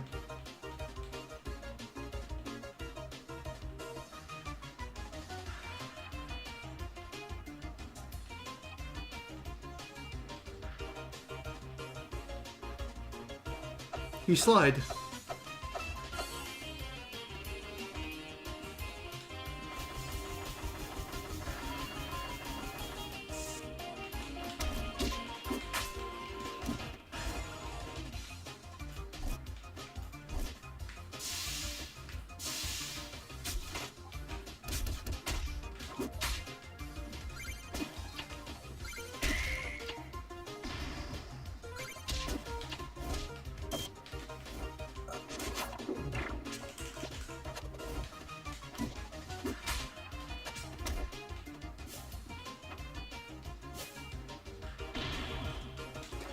He's very funny.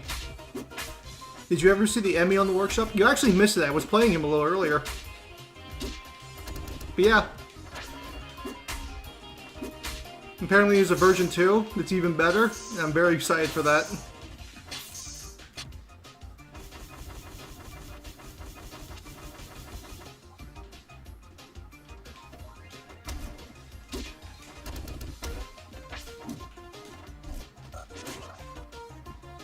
But yeah, apparently you can like push button, pull him in.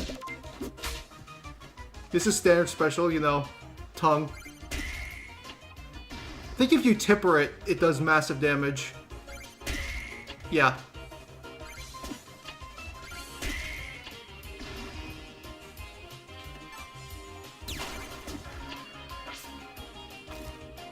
You leave a vent on the floor for when you recover, so if I go over here, I kill myself by accident, but if I go over here and I push before I kill myself, hi, I'm here.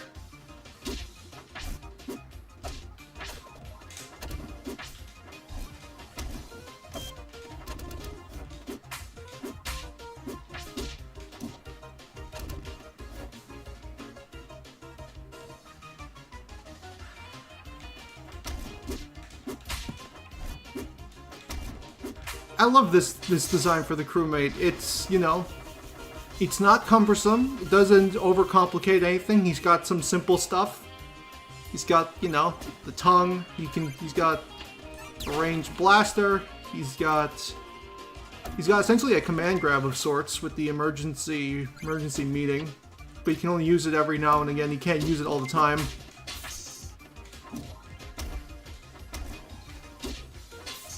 He's got some good buttons. He's got some funny animations. I love his down tilt where he just slides on the floor like this.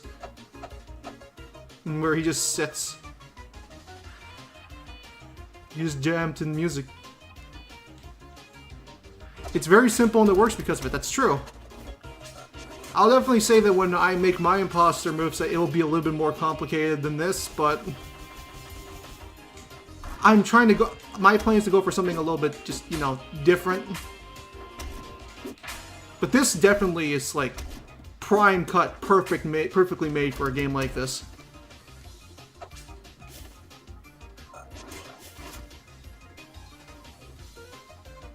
And you want to know the best part? It's not Mimi. You're just a crewmate. You know, you got a tongue, you got a blaster, you got your emergency meeting button, and you can vent. You got a knife, you got electric wires, steam come up on the floor, simple attacks. attack them using your child.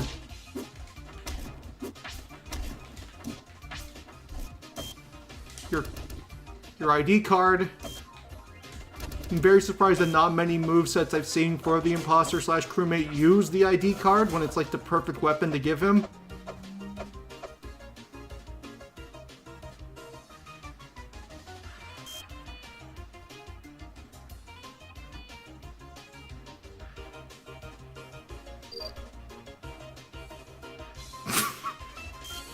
Yes. This emote is in my fucking description on Discord. It's the Club Penguin dance.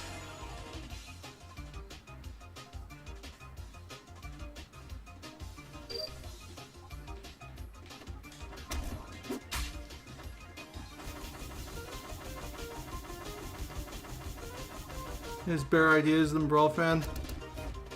Well, probably because they're all people that love fighting games. You know, they play fighting games. I don't think there's like a single creator out there on the workshop Discord that doesn't play the game. Of course they play the game, they have to.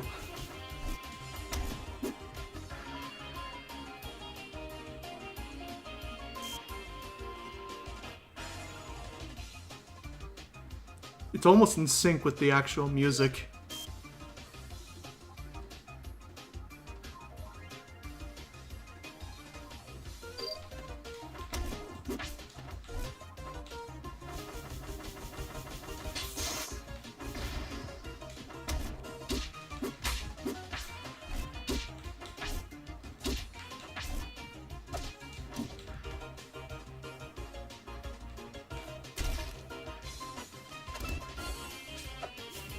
Yeah, I do have my own plans for Imposter. I'm not going to say what they are yet, but it'll be more in-depth than this one is, but that doesn't make this one bad by any stretch of the imagination. This one is perfect for what it's supposed to be.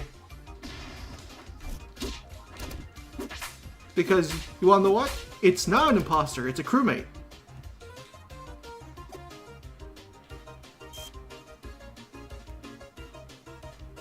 The creative crewmate here is Circle Guy, or T-Dude, if I remember well. He made a ton of other mods and popular characters.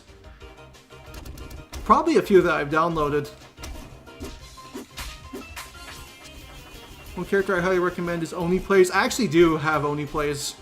I'm a big fan of Oni Plays in general, and I do think that the character is also pretty well done.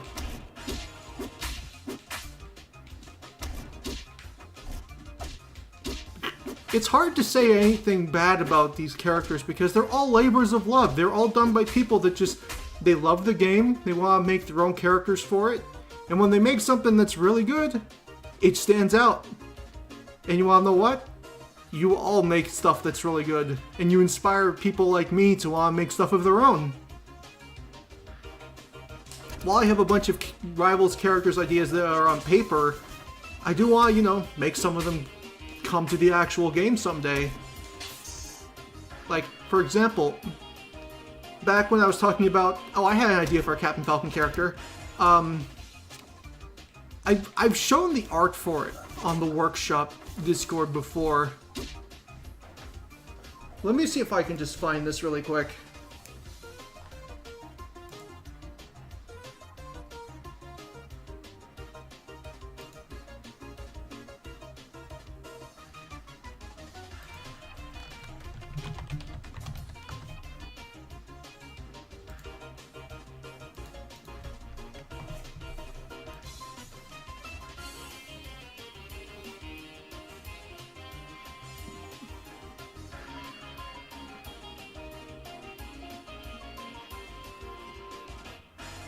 I think I saw some of it, some of your art. I have posted a few of them. And I also showed them off in the introduction.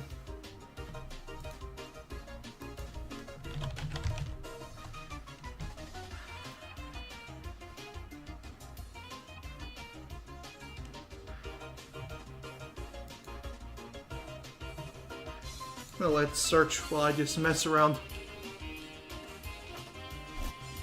But essentially, I had a design for a character. His name was Viento, and he was essentially a mosquito. He was basically like Captain Falcon-esque character. You know, he was extremely fast. He had a lot of like really big, powerful normals, poor disadvantage state, but his advantage state is really good. Essentially, his rival's mechanic was he's so fast that he could basically create an after image of himself, and this after image would copy the last move you used before you activated it, and then after a set period of time passed, the after image would do the attack that you just did. So for example, if I did like forward smash and I set up the after image, no, that's not what it was. It would be a move it would be a state that you activated that would copy the last move you used. So the moment I use forward smash, the after image would appear in the place that I just did the forward smash, and after like a good like 1.5 to 2 seconds, it would do the move as well.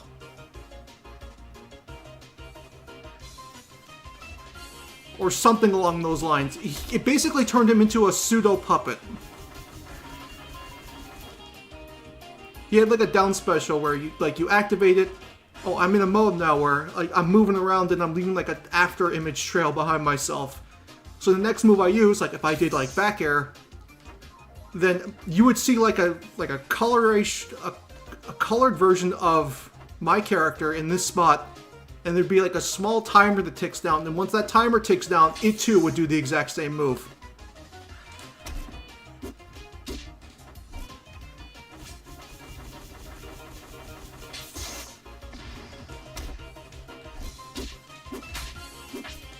The funny part is that I'm currently in the middle of designing a Smash character that I basically took the idea for and put on an actual Smash character. Whether it be easy to create player clones or use post draws, I have no idea. I'm more of a designer and animator. Stuff with coding and stuff like that is like not really my forte. I know a bit of coding. Like, I had to learn coding in college, so I do know a decent amount of it, but, like, anything serious? Like, no. Like, I wouldn't be able to code an entire character.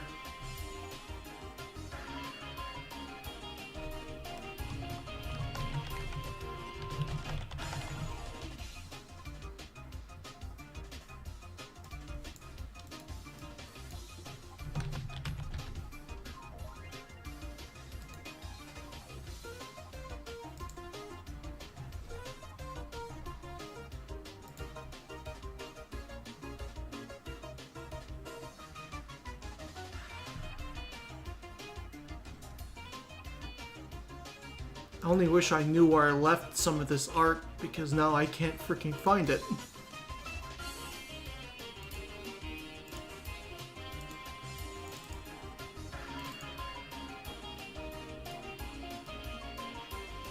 Basically, it would be easier to create a clone of your player that stops existing after the attack ends, or simulate it by drawing the animation frames instead.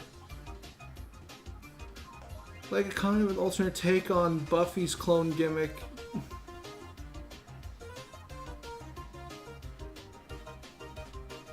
Viento sounds like a Pokemon gym leader name. I'm not the best with naming characters. I design characters. Naming characters is technically one of the hardest parts of designing a character. So a lot of my characters have weird names that are references to stuff in other languages. Like, I believe Viento is basically a masculine pronunciation of, like, wind in Spanish.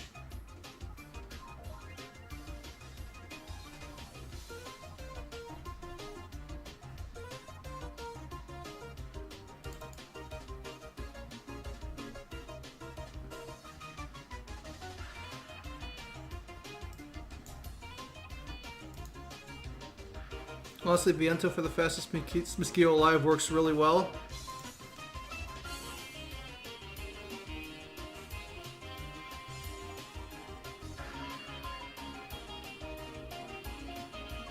Don't worry, I feel you. Naming variables is the hardest part of programming.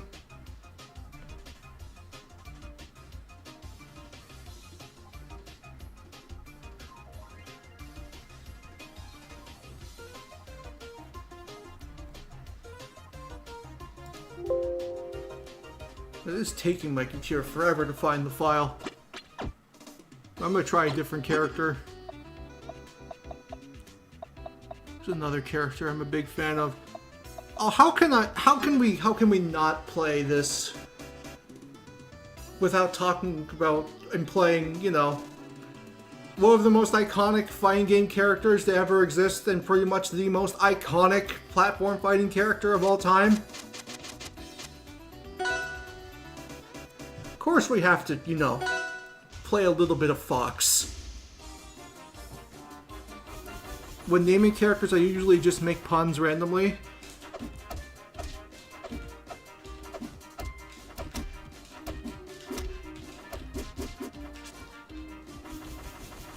Wait, have I seen Pea Shooter?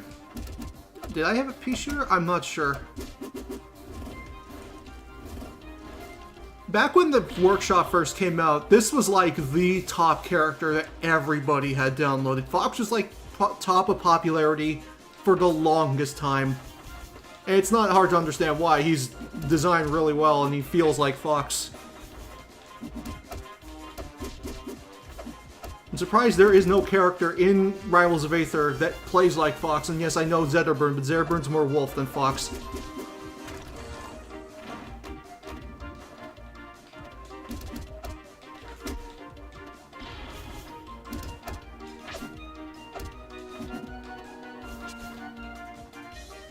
Is this a one-to-one remake? I mean, it feels very faithful to Smash Fox. I think this is basically a one-to-one remake, yeah. But its balancing is somewhere in between, I believe, Ultimate and Melee. I know that you can put in input that basically lets you play as Melee Fox, which basically just gives you all the stats of Melee Fox. Like, for example, I have a character named Dr. von Zeitbaum, which in German means time bomb, and he's basically a clockwork-themed human cyborg. That's actually really good. That sounds like a Crash Bandicoot enemy.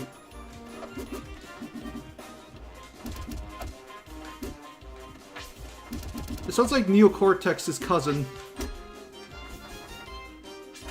I love wave shine with this guy. It's very hard but fun.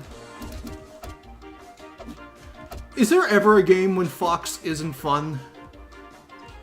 I think one of the main reasons people just love to use him, aside from the fact that he's good, is because he's just fun to play in like every game he's a part of. The de facto rushdown character.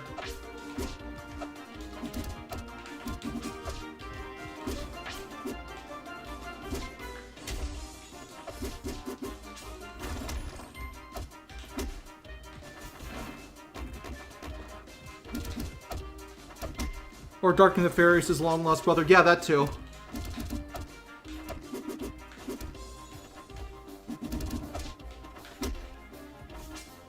I was rewatching the Samus bit of the stream. Wanted to mention a couple of things. Dash attack is holdable and can be cancelled by pressing down. Oh. You can't see me, but I just did the tap you side your head meme. Like, yeah, I get that.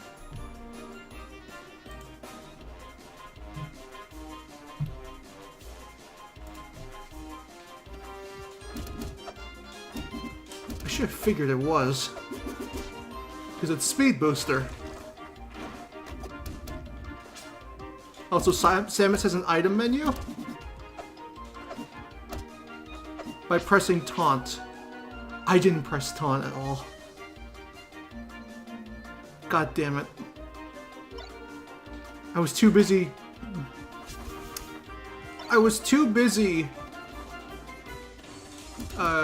giving my praise about how good the UI looked.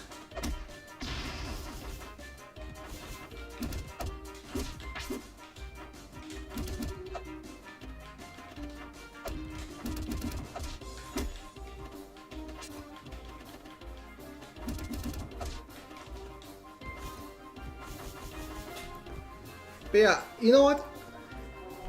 Hang on a second.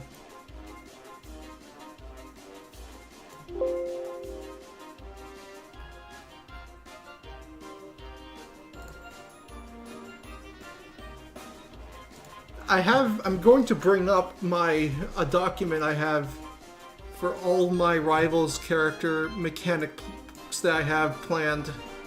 And there's a bunch of them.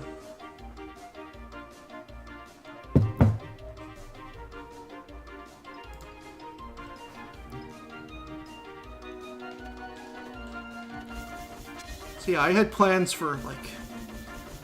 This document has at least, like, 50 characters laid out.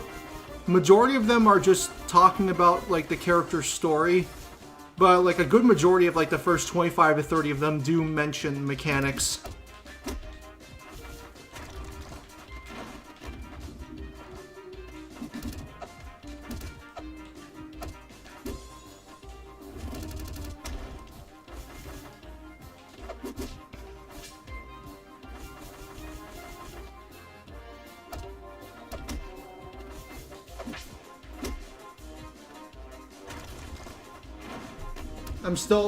My computer's trying very hard to find this file that I wanted to show, but it still can't find it. If it can't find the reference sheet I made for Viento, the least I can show is the bust reference I made for Mayreen, which is the character that I'm currently developing stuff for right now. It will be my first character.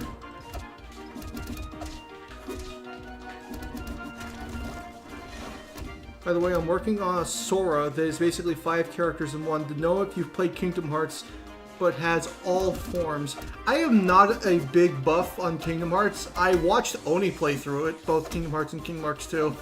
But, I'm not super familiar with Kingdom Hearts. I have friends that are super familiar with Kingdom Hearts. And are, you know, gushing over the fact that, you know, Kingdom Hearts 4 is the thing that's happening. And stuff like that. But yeah, a majority of my knowledge of Kingdom Hearts is through osmosis, essentially, which is basically me just saying, oh, it's 'cause I know it because other people like it. I know it's very...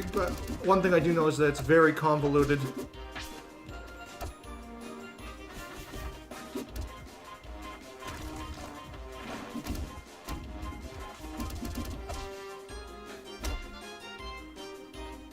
He has 5 movesets. I'm interested to see how that could be put into a Smash game, you know, without becoming, you know, too bloated.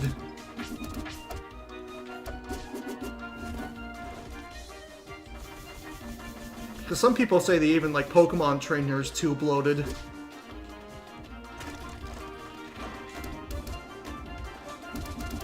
I don't agree. I think Pokemon Trainer is perfectly fine for what it is and what it's trying to be. I'll have to go now. It was a fun stream. Time out. See you next time. Thank you for stopping by, Chrono Games, and let me just say that the stuff that you've worked on for Rivals has been really good. And I look forward to seeing what you guys have in store. Maybe someday in the future we'll both have stuff being released during a Rivals Direct sometime in the next year.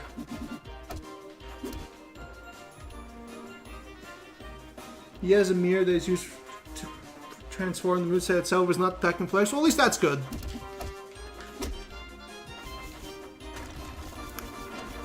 I think that movesets are allowed to be complicated.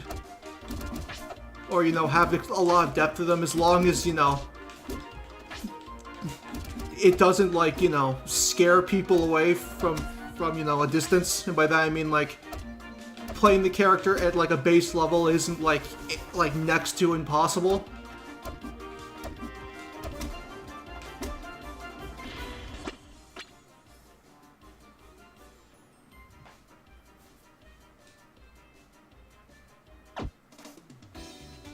Yeah, goddamn it, I love Falco. Falco's great. Sorry, Falco. Yeah, you know what? Why not? Let's show Falco as well, since I was just talking about Fox and I just fucked up his name. Because I was thinking about Falco instead. Because, you know, They also put in Falco.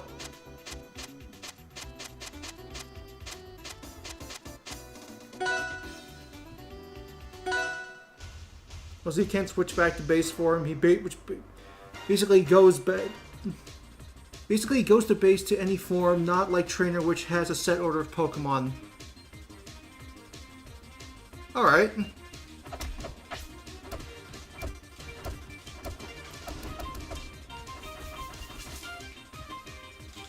Now, my knowledge about Falco in this game is, like, very, very limited compared to Fox. Which is funny because in Smash Ultimate, I play way more Falco than I do either Fox or Wolf.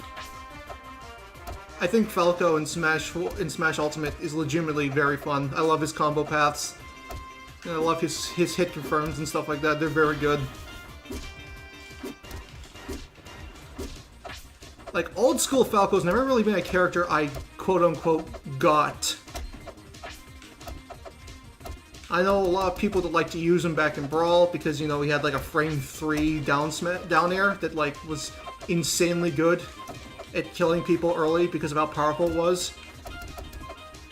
I know that a lot of people did not like Falco in Smash 4, myself included. I thought that he was, you know, pretty bad in Smash 4.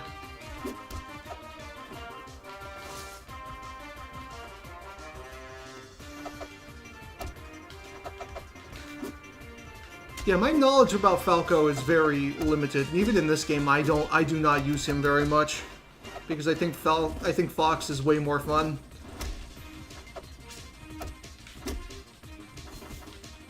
And since he's very similar to Fox in this game, like my muscle memory for Fox takes over, and as a result, it's hard to get his combo paths out of my head and to adapt to this because again, this isn't Ultimate Falco. This is closer to Melee Falco, who I was never a fan of.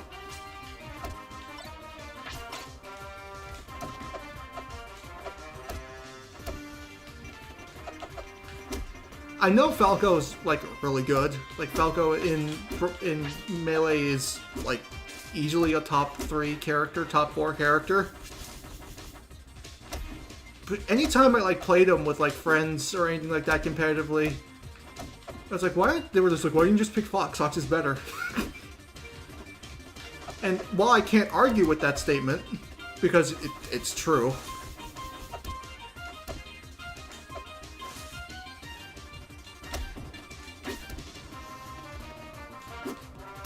Oh, by the way, were you talking about Blaze King? You mentioned me, brother. There is one in the workshop, and you can choose at the start of the match his special moves. I think I have that one. But yeah, I should only play a few more and then move on to a different game. Yeah, you see, I have them right here. Because we've been doing this for over 2 hours, and I do have other... Damn, that is so cool.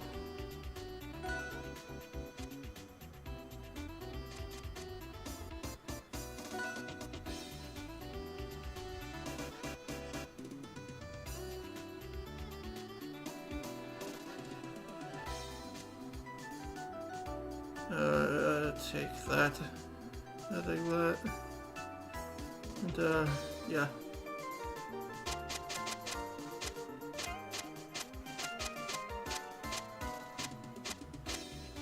Me baller.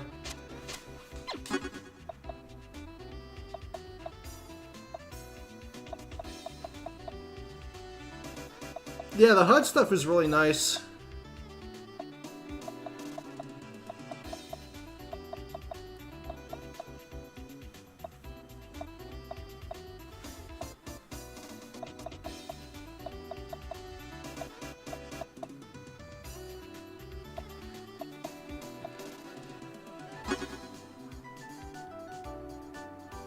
I'll definitely say one of my favorite Rivals characters that I've played is probably this one. Like, actual Rivals characters. Deora. And I guess one of the main reasons why is because the creator came to me and wanted me to do commission work for this character, and I did do a commission piece of her. If you were here during the intro, you probably saw it scroll past at some point.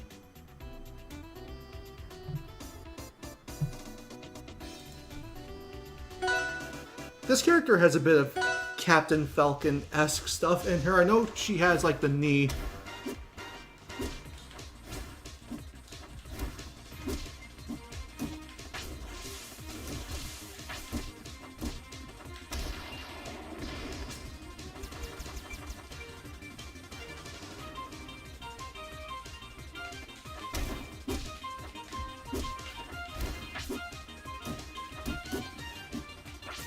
Like, I got to try out this character when I was lucky enough to, get a chance to, play around with this character when she was still, like, in early development, because, I was,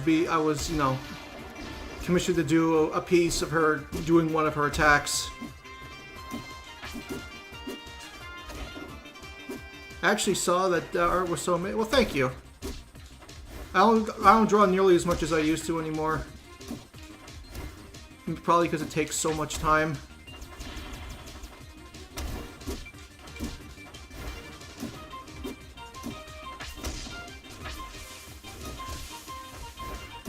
But yeah, this character feels like they change every time I come back to them.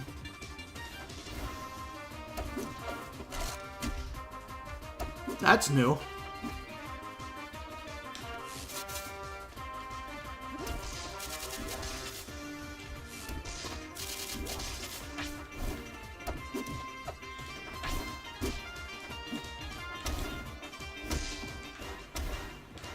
The size of that knee is fucking massive. The visual work on this character also just kept getting better and better and better. It's like, Jesus Christ, man. The guy really outdid himself with the aura.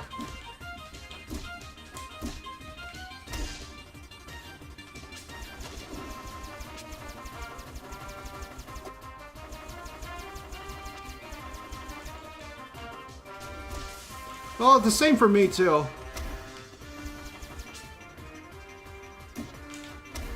It's like, oh, I get in the mood, and then I try, and then, nothing comes out, and by the time I want to try again, I'm already focused on trying to do something else.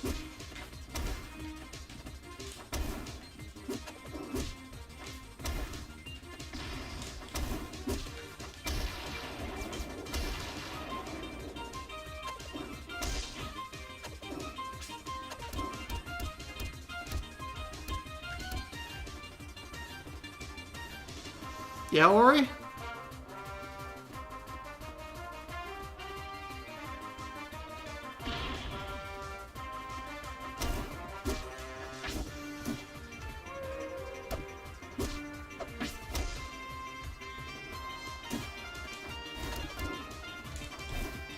Did I see the X-Parasite? I don't think I did. Do you know about the mark mechanic?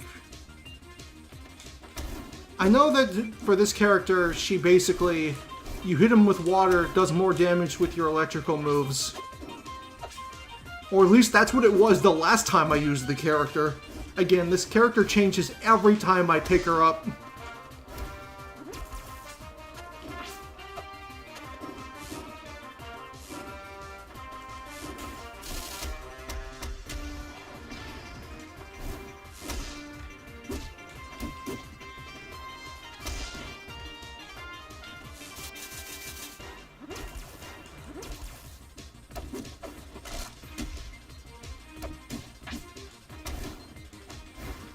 I made it was a code struggle. It can copy opponents and basically force a mirror match. Oh, it's like Marionette from Vampire Savior. Well, I mean, that's more of a mode than an actual character.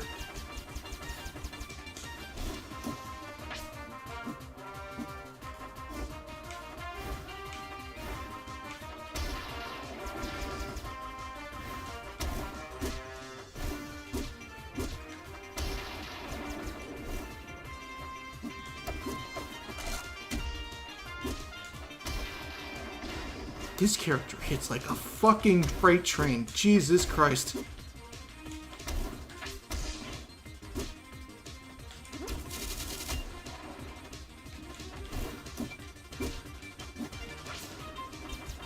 The mark can be applied in strong as a knee and it powers up her special grabs. That's what it seems like.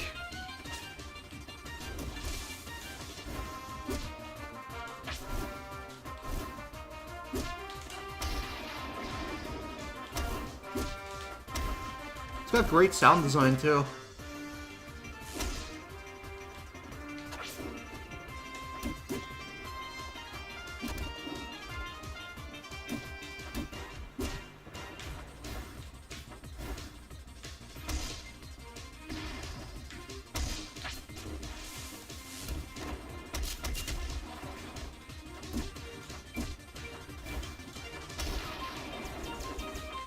That lightning sound effect on the knee is very satisfying.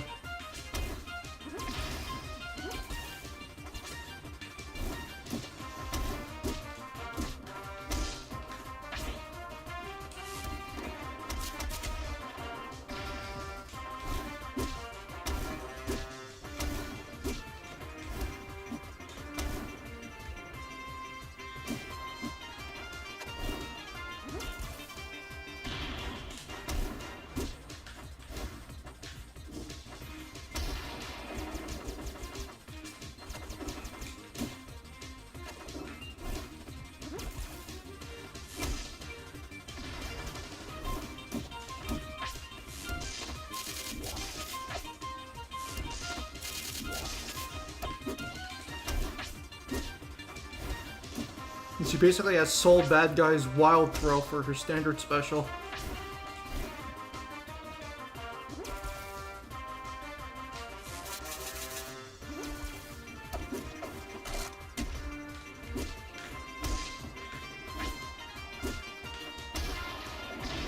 Jesus Christ, I love this character. Let me think. Is there anything I want to show before I take a quick break and move on to Vampire Savior? I'll take a look at the Samus stuff before I go, at least.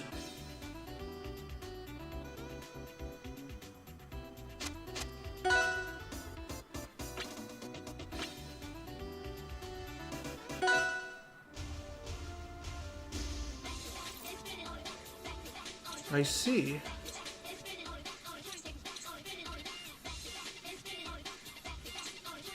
Super missiles, just missiles,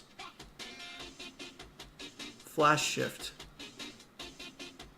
wide beam, plasma, wave.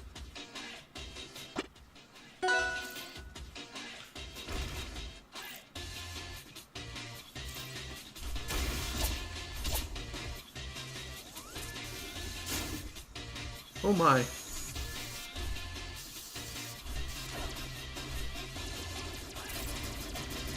Damn, could you imagine if Samus could shoot like this in actual Smash? Try dodging.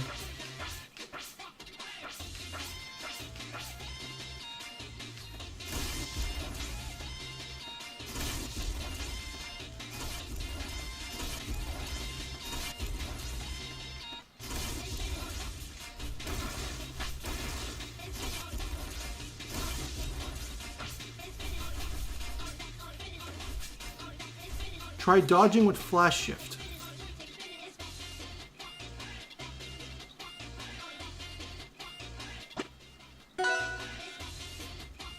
Also, heads up, if you ever want to keep the workshop releases, I advise you check out Zeta. They're a YouTuber. Oh, I know about Zeta.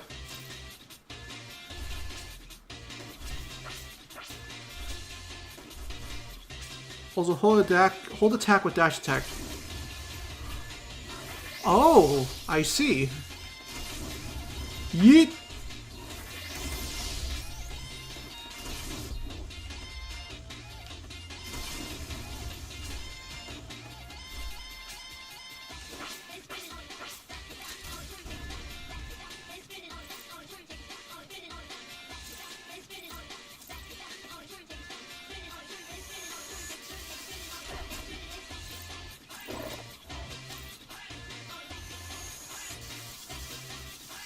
There's a different version of the menu that can be accessed in the CSS.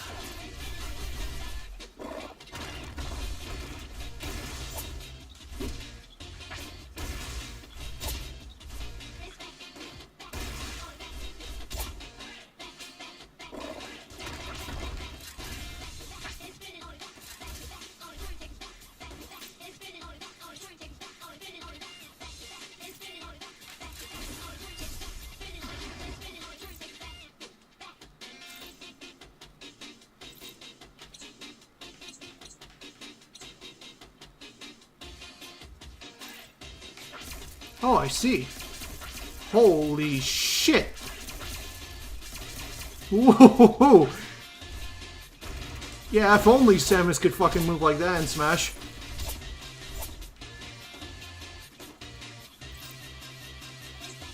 Do that again. Whee! I imagine she will have this as her standard role in the next Smash.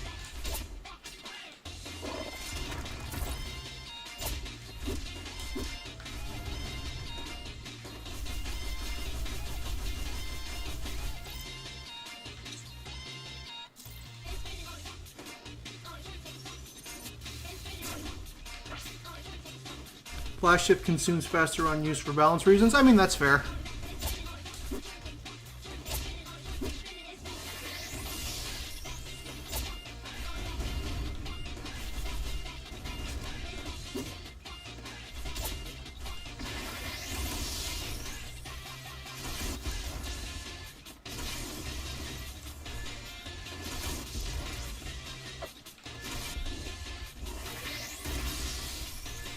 Jesus Christ.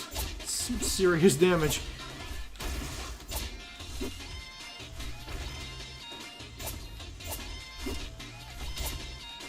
Well, I congratulate you guys. You've made the most in-depth Samus that has ever existed in a fighting game. You put Smash Samus to shame with how in-depth and up-to-date this character is.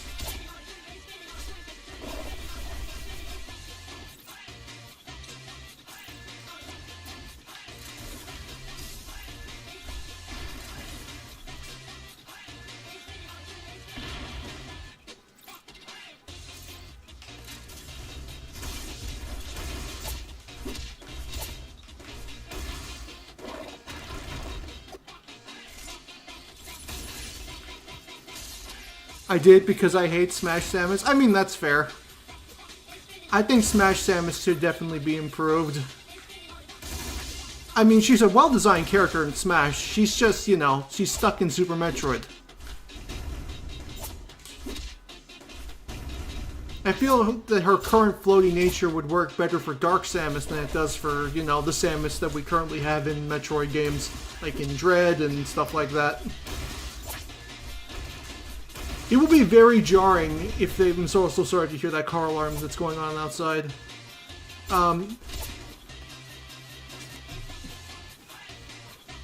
It'll be very jarring if in the next Smash they do make Samus look like she does in Dread, but she's still as slow as she is in, you know, Smash right now. It'd be very, very off-putting, and very, you know, weird. When passion is involved, anything can become true. And nobody has more passion for Smash than its fans. That's how brilliant things like Project M are created. And get blacklisted and they're, you know, never allowed to be played at anything ever again. The best Smash game ever made.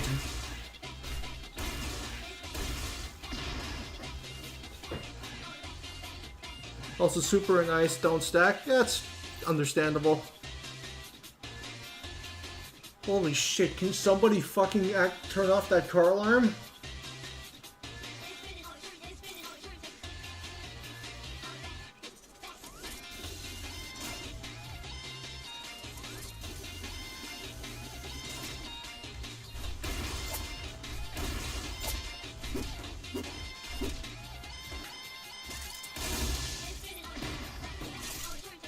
Try enabling only ice missiles.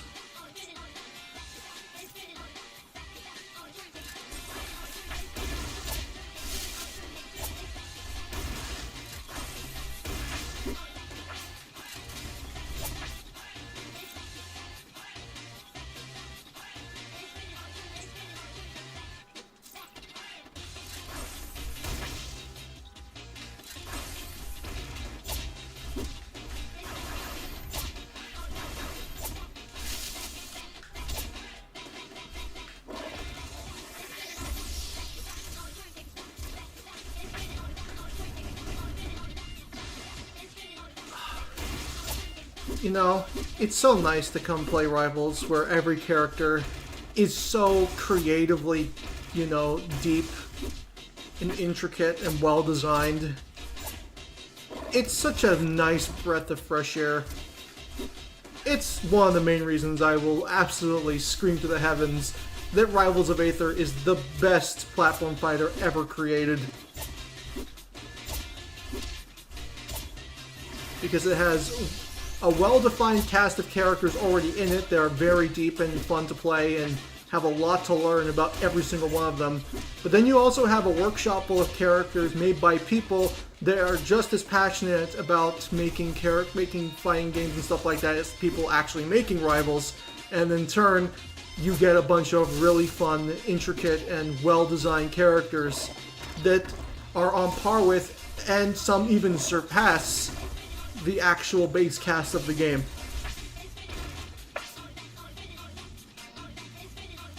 I actually saw Smash Samus Fair explosions using missiles, so I did it.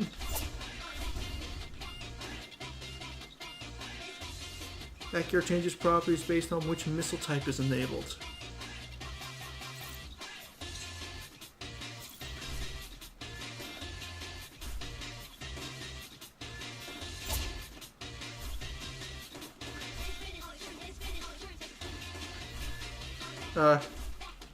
It's not doing anything. Oh, I'm out of missiles, that's why. I see.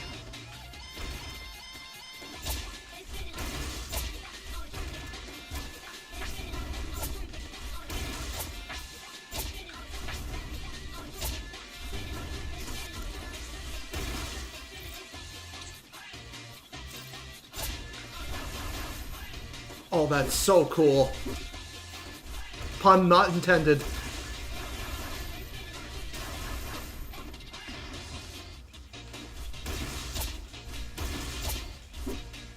All that for 20 Chromer. I mean, somebody did make a really good Spampton.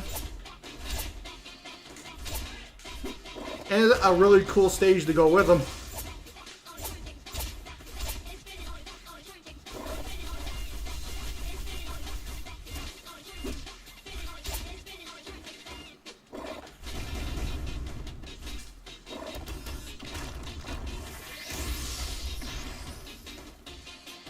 I'm also out of missiles, pretty much.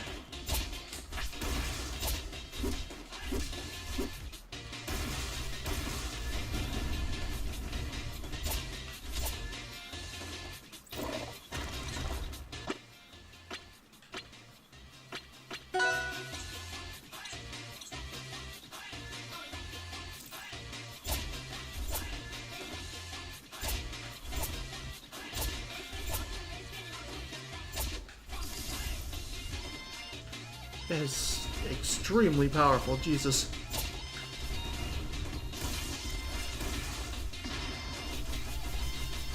Well, I actually want to include Crystal Flash at some point.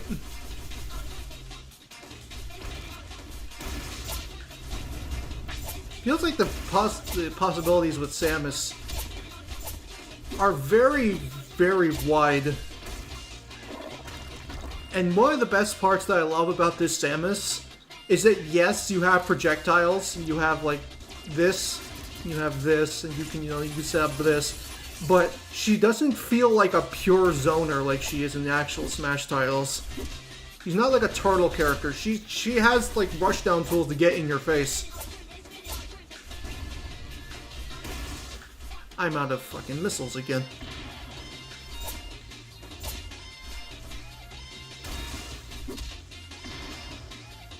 You have super armor on trade and the opponent takes extra damage. All melee counters in the moveset actually have counter properties. Can I just say that people like you, should be making Smash? Because you make very fun things that should be played by everybody. Because you make very fun things that should be played by everybody.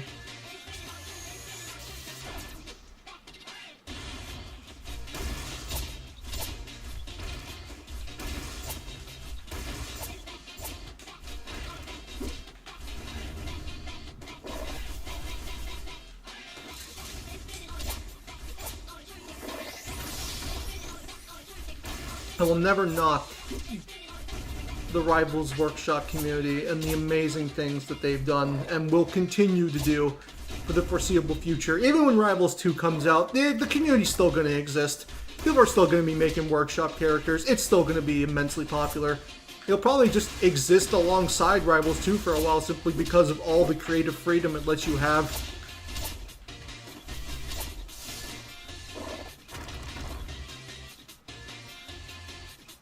That's very high price, thank you. I like making stuff. So do I!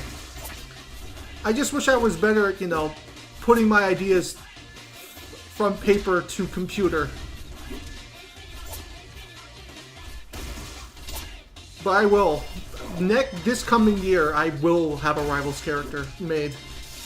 I will, you know, I will learn how to do it. Some way, somehow, I will learn how to be a Rivals moveset creator in more ways than just making the character, making, like, the drawings for the moves and stuff like that.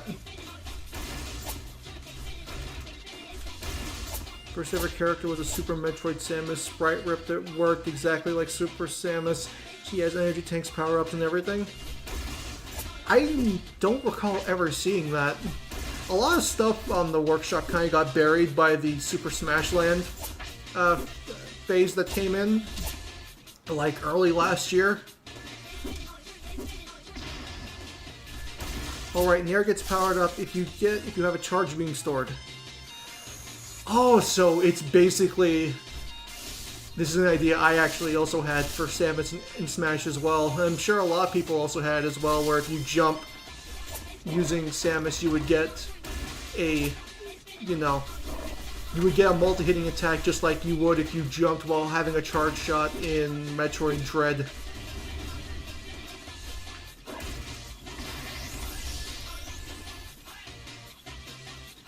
Isn't there a manual for Workshop? There probably is.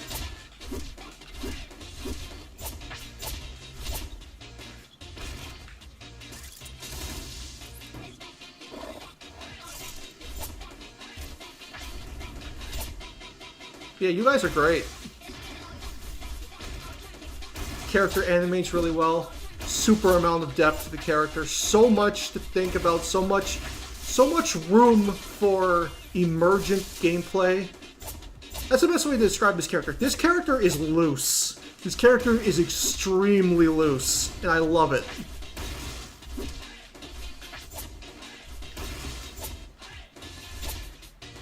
It's very outdated. Yeah, it's probably from around like when the Workshop started.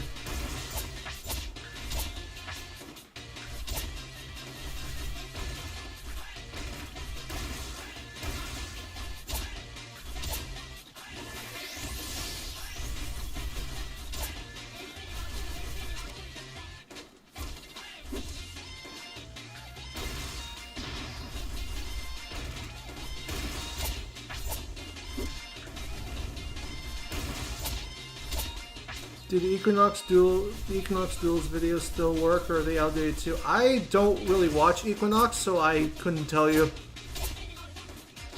I'm good friends with PK King, and I know that he watches her, but I know next to nothing about their videos.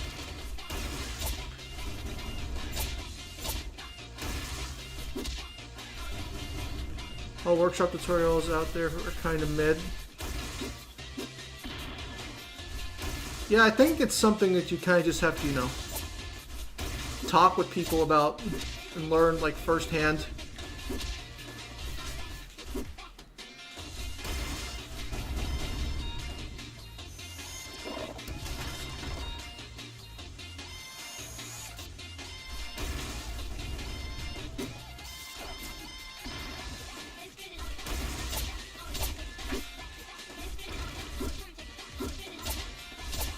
Oh, by the way, Emmy can cancel dash attack as well. Have you tried Emmy F special and Emmy down special? I think I have. I know the forward special is the ice beam, and down special is the plasma ball, like the plasma searcher. It's a charge projectile, I believe.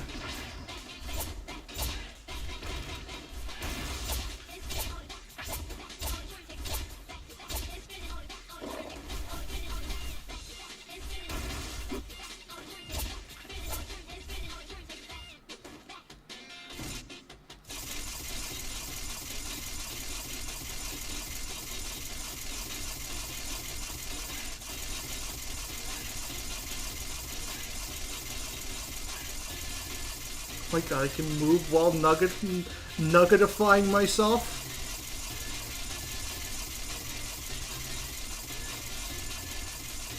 Who needs teabagging when you can do this?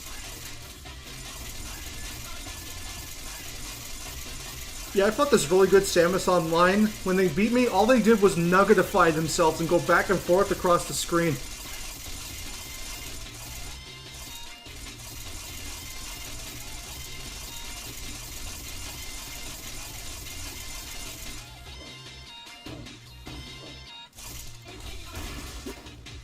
In the 2.0 version, if you get an opponent over 100% after the 40% stab, they will get insta-killed.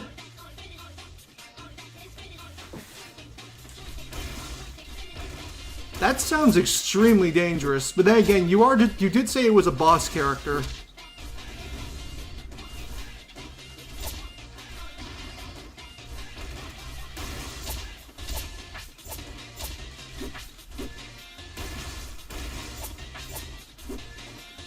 The timing is a 3-frame window when the enemy eye glows.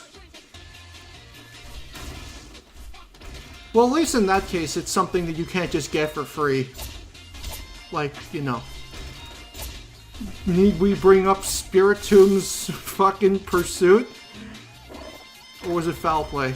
The insta-kill teleport.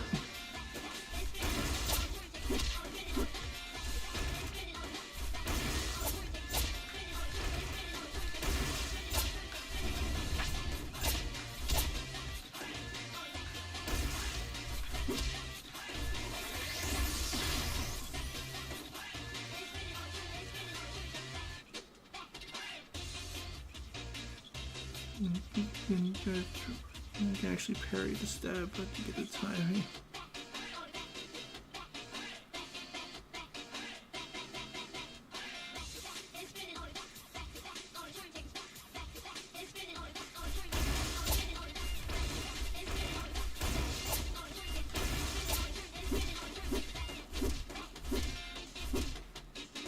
I mean, gives them a chance to fight back at least.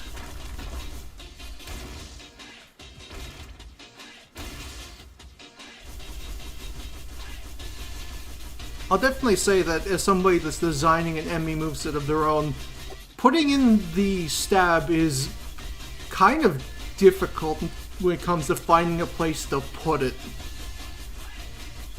Like, it would obviously be part of the Final Smash because, you know, their whole thing is literally just, you know, corner you and capture you, aka basically extract your insides.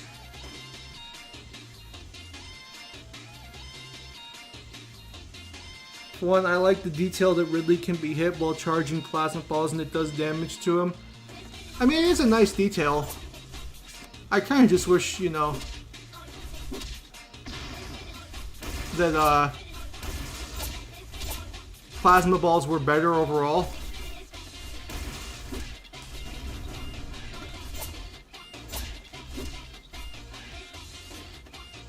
Oh, missiles again. Also, enemy can attack on walls, and the funny thing is, all the angles of all attacks can be done on the walls. Changed on the wall, so if you're on a ceiling, up tilt spikes. Yeah, I saw that when I tried it earlier.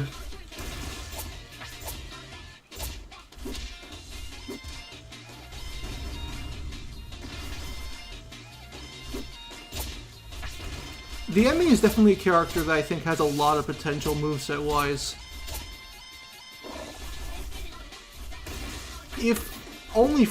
Even if you only take into account that, you know, it's a machine with 4 limbs, they can rotate 360 degrees and basically contort its body into a variety of ways.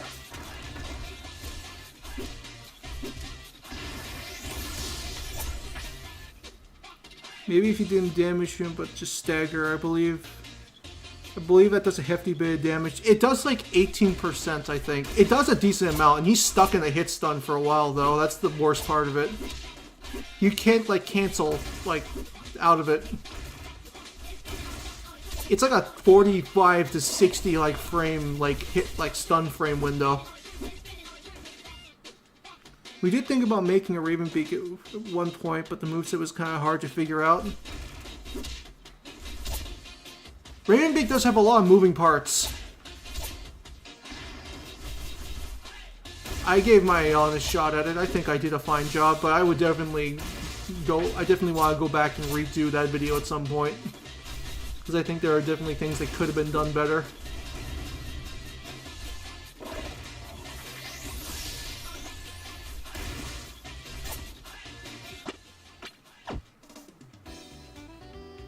Alright, good. Do this for another 16 minutes just to round out to, you know, to 3 hours, and then I'm going to switch to Vampire Savior, and then we're going to go to Binding of Isaac. I actually saw this soldier on the workshop that I wanted to try out, because for those that follow the series, Team Fortress 2 just turned 15 years old today. I feel old, having said that, but TF2 is probably one of my favorite franchises of all time. It's probably my favorite shooter of all time, right next to Deep Rock Galactic. Deep Rock Galactic, Payday, and Left 4 Dead. I do plan to do the Soldier fairly soon. As a matter of fact, if I wasn't sick for the past week, I probably would have had decent progress done on him now. But as of now, it's mainly just, you know, it's mainly just paper stuff and a script.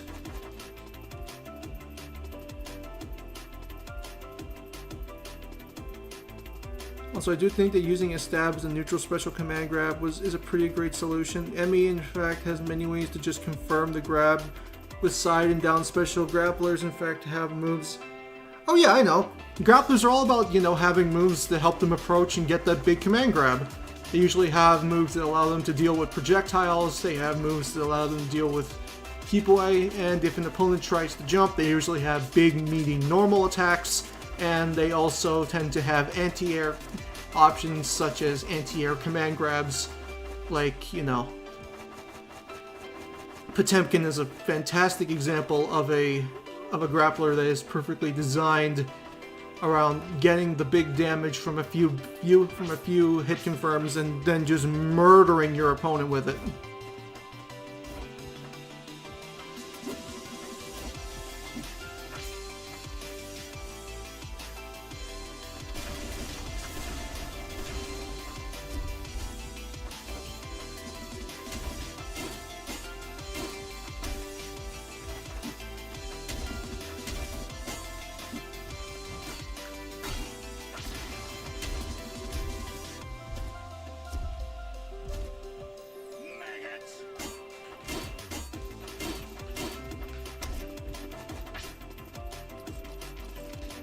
Alright, all tilt and dash that can be cancelled into the command grab.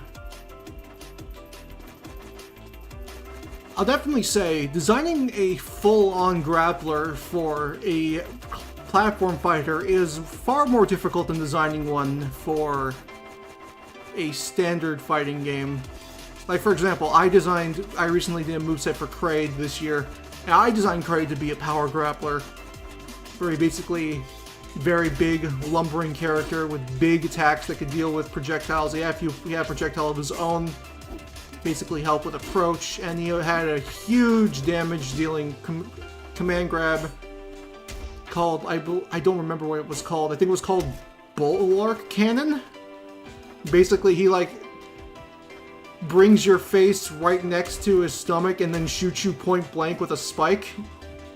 I basically took his spikes and turned it into a command grab oriented special move.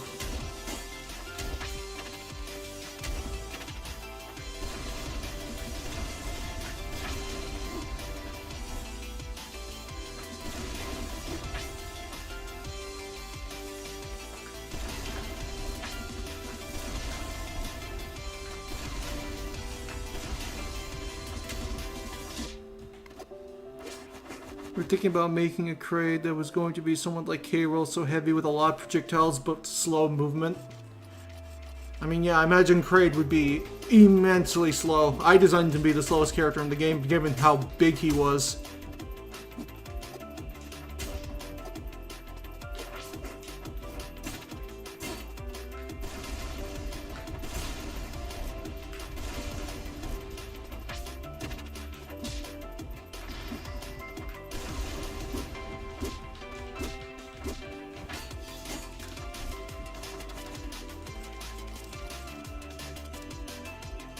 Oh my god, that walk cycle.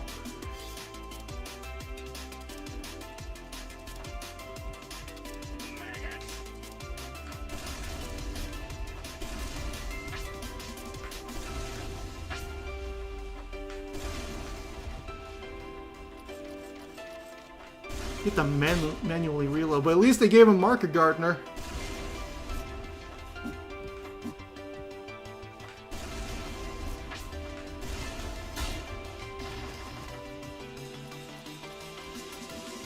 So side special shoots the rocket launcher, standard special reloads the rocket launcher, down special is the banner, and up special is parachute, base jumper.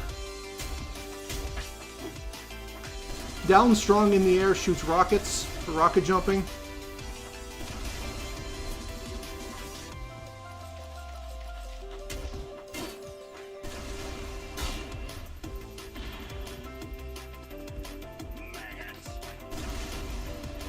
When I designed Heavy for Smash, I made him a very team-oriented character, and that was mainly due to the fact that Heavy in a competitive environment in TF2 is very reliant on his team to survive.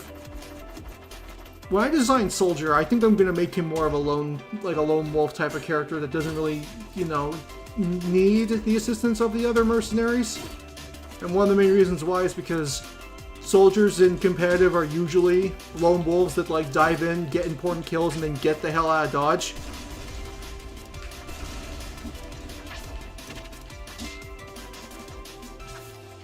I also love, you know, unique sense of mobility with rocket jumps and stuff like that.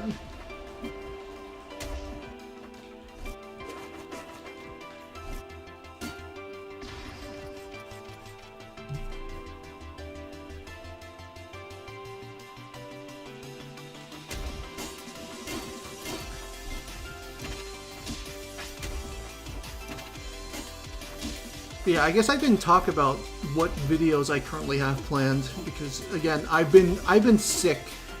You could probably hear it in the BrawlFan stream, but I was getting sick when that stream was happening.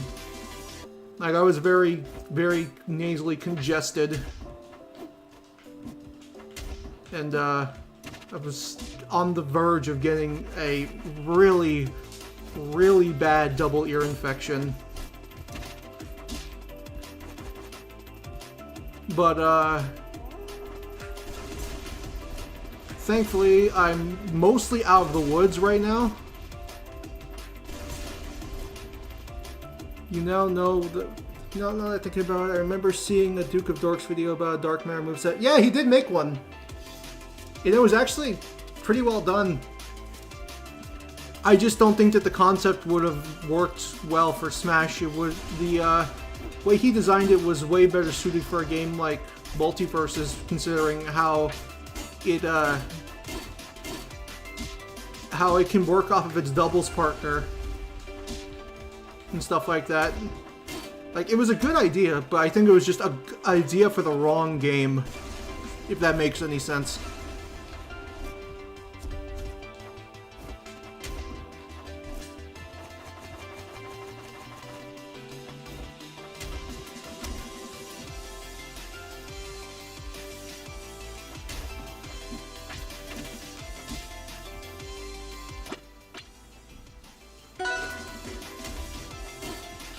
But yeah, now that I'm feeling better, the plan is to go back to working on the videos I was currently working on. I'm still like almost done with Vaporeon. Vaporeon will probably be coming out on Wednesday, if I can that's like the goal, is to have it out by Wednesday. And then maybe have another video out by the weekend, because again, I have been working on a bunch of videos at the same time. A bunch of ideas have been, worked on at the same time, voiced at the same time, assets being made for it at the same time. Been spreading my time pretty thin between like a bunch of projects. Are you a spriter or a coder? I'd be probably more of a spriter than a coder, even though I'm probably better at coding than I am spriting. Most of my knowledge with art is, digital. I can draw and stuff like that. I also do a lot of, animate, like 3D animation and model work in stuff like SFM for like all my videos as of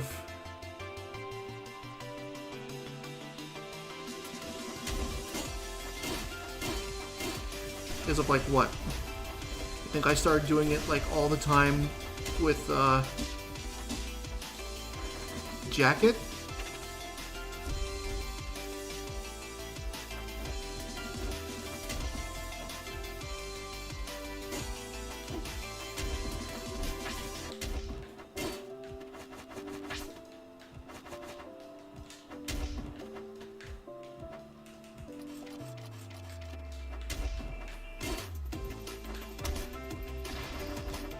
That is very cool. I draw too, but only traditional.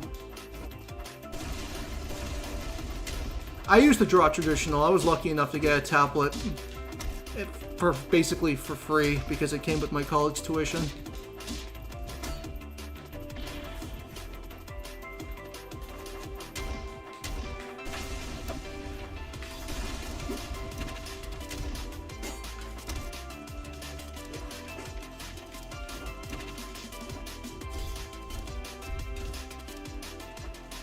Also, I'm glad this stage exists. Yeah, me too.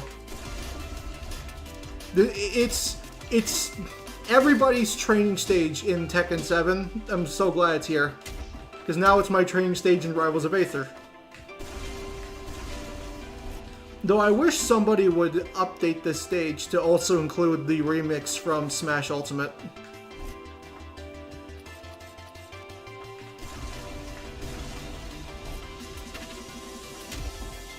I do have a tablet, but I just need to get a hang of it. Yeah, it takes a while to get used to. But I'll definitely say not having to worry about paper and, all the dust that shit tends to create. It's nice.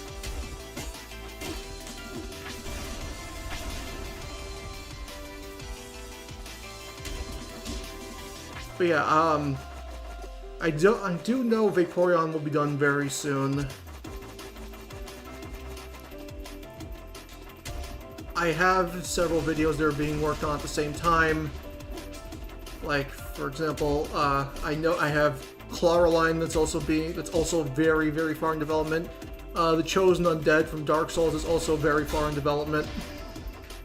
The Soldier is also decently far. Like, he has a script and everything. He's like, his assets are like 50% done. And a lot of the stuff I came up with for Soldier was pretty last minute because I realized like 2.5 weeks before today that like, oh god, today's the 15th anniversary of TF2. I love this game. I should really do something for it. Well, if I'm gonna do a character, which character should I do? And I did some brainstorming. Now, for those that are curious, in TF2 I'm a medic main. That's my current main in TF2. In the time I played competitive TF2, I've always been a medic player. It's a very abusive role to fill, but I'm usually a healer main in competitive / team-based shooters.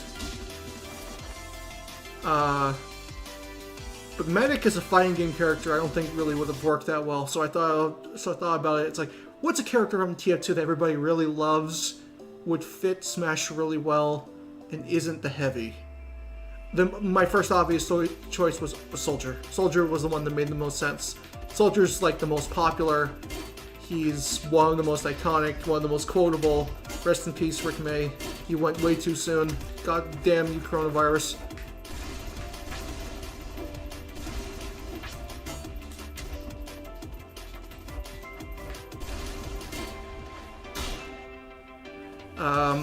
But yeah, I just came up with a moveset for the soldier, like, within, like, 4 days' time. And it somehow came out really well, and I hope that people will enjoy it when they get to see it. I'm also working on stuff for Halloween. There will be like a next Halloween character this year, like there was last year for King Boo.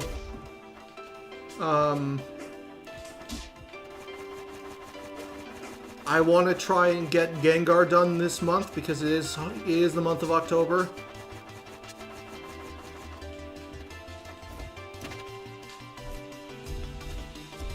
Like, spoiler alert, a lot of the characters you've seen me playing around with today, they have movesets in development. Like, Soldier, and the Emmy, and there's no Vaporeon, so I could just played Arcane.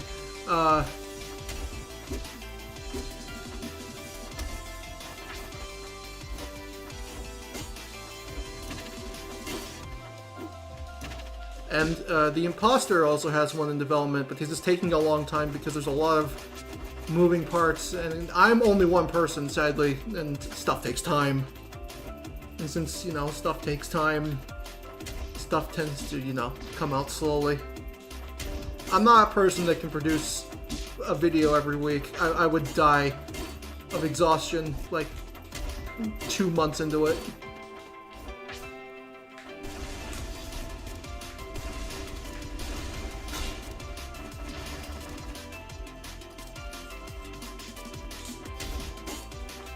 Well, the reason I say isn't the heavy is because, you know, he's the iconic choice that everybody wants.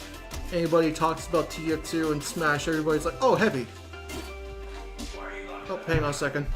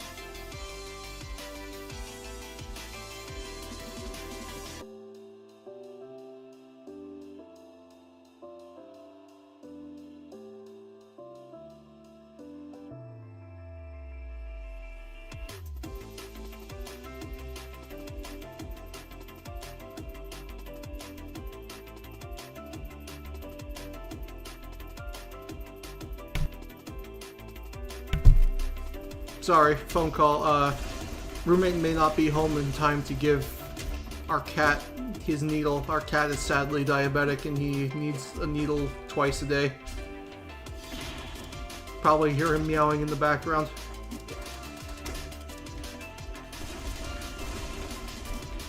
But, yeah, a lot of the characters that I've talked about today, like I've been playing today, they have movesets in the works. Like Soldier, the Emmy, and several others.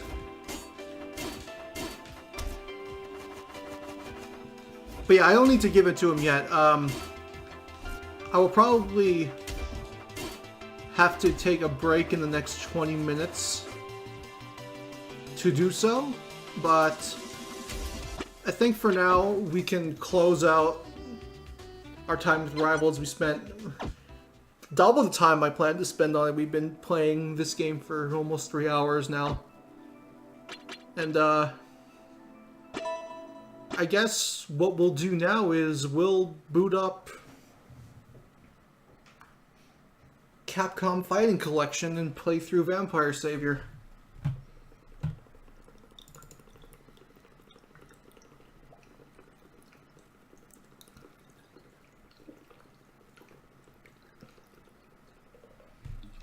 One of the greatest fighting games ever made. Down. Capcom Fighting collection.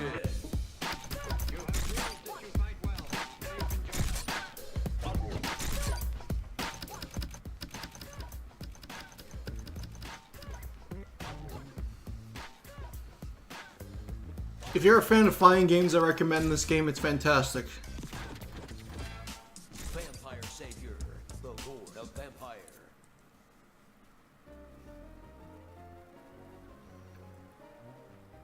Think you're going down, it's late for you. Alright, take care, man. Thanks for stopping by.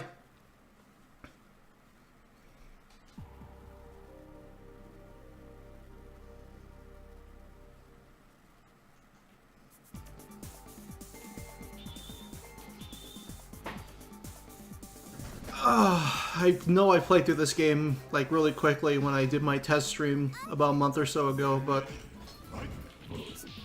shouldn't take too long. Unless I just realize that all my are my buttons mapped properly? Hang on.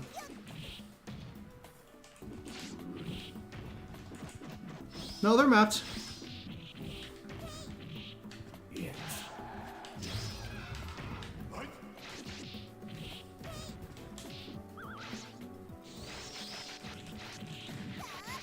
I'll binge some more videos while I go to sleep.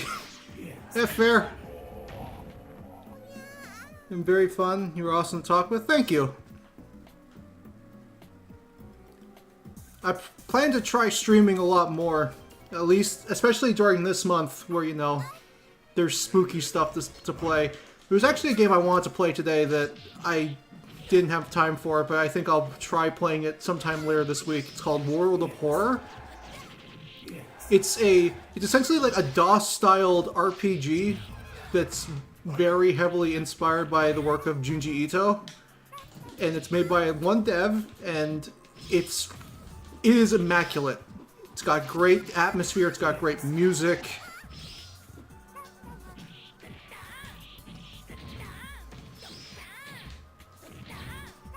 Who's gonna make movesets for fighting characters like Bison or Q? And Felicia. Well, I did have a Felicia moveset made that I was going to make last year for Halloween, but I guess that, you know, it didn't pan out.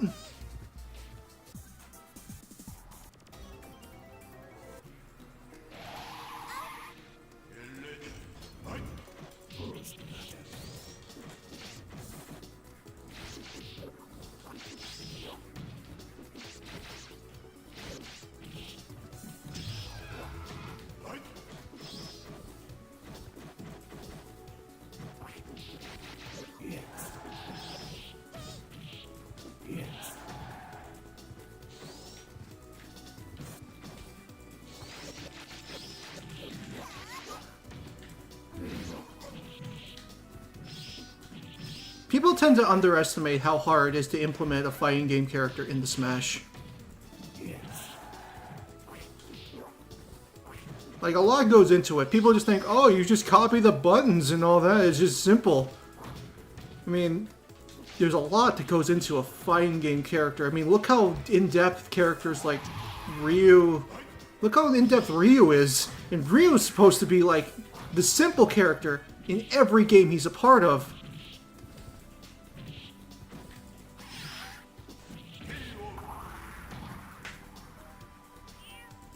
But anyways, yes, good night. I am already blitzing through this. We are on stage 4 already. This may not even take 10 minutes if I'm able to, you know, beat the final boss in one try.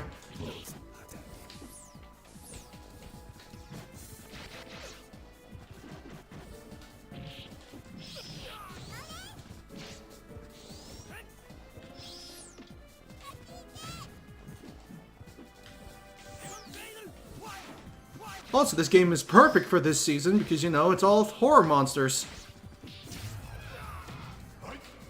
Takes creativity, you can't just copy-paste moves and platforms, especially normals are way more simple, also animation-wise. That's very true. I've made my fair share of movesets for fighting game characters, and, you know, trying to incorporate, you know, all of them, as many mechanics as I can from their home games.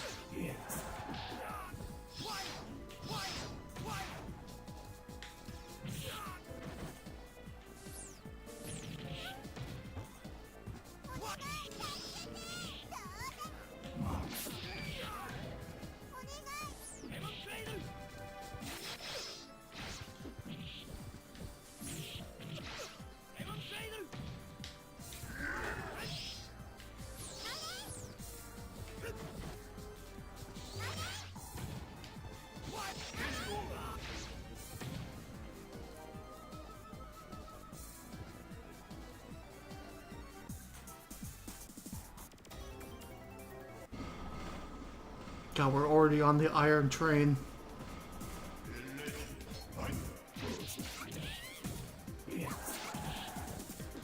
Specials were the easy part for a puppet character. Puppet characters are always the hardest character to implement in any fighting game. Even harder to balance.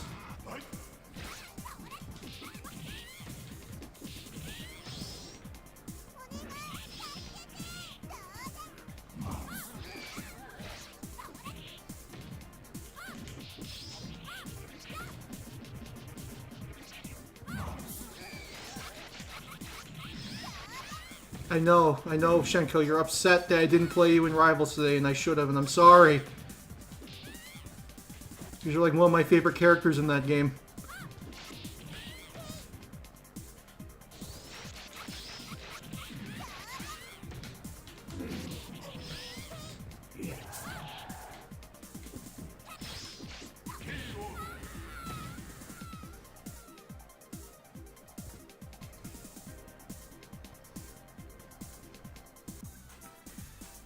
Hope, but you're dipping. Alright, take care, man. Thanks for stopping by.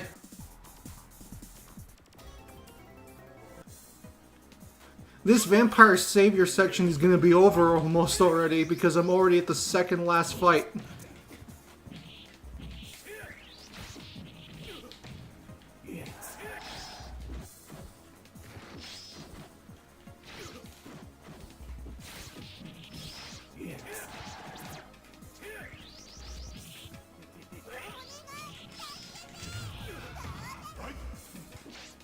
Hey, Pafoxy, how's it going, man? You missed Rivals, but you're just in time to see me almost finish Vampire Savior in like 5 minutes. it hasn't been even... I think I've been doing this for like 7 minutes now.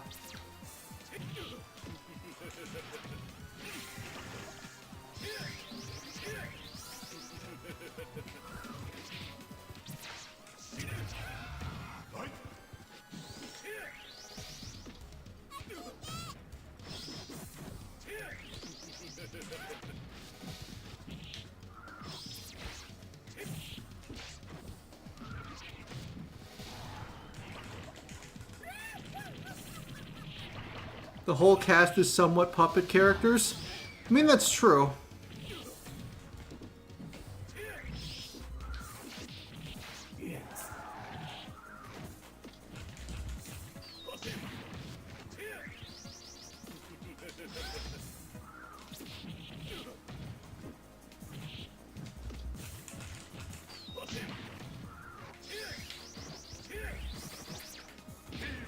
Oh my god, I choked.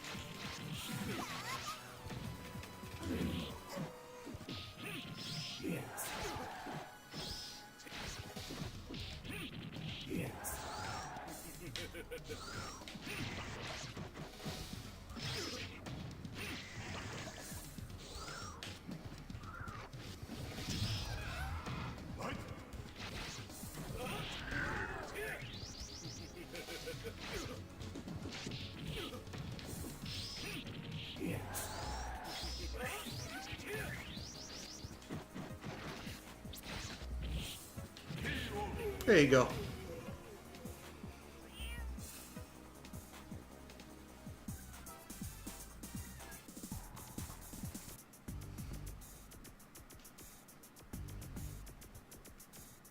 For those that are curious about what she's saying, she's essentially saying, "You have very pretty eyes. I'm going to rip them out of your face."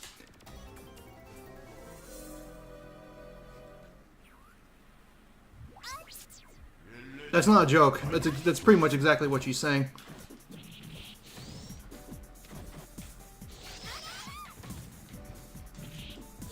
It's like, you have such beautiful eyes. Won't you give them to me?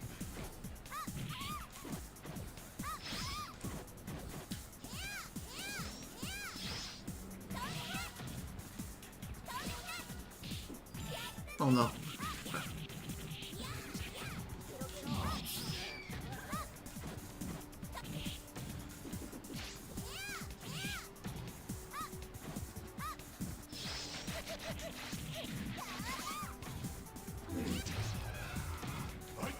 Have you ever played Persona 4 Arena? I used to play Persona 4 Arena competitively. I was a really mean Adachi player back during the game when it first came out, Ultimax.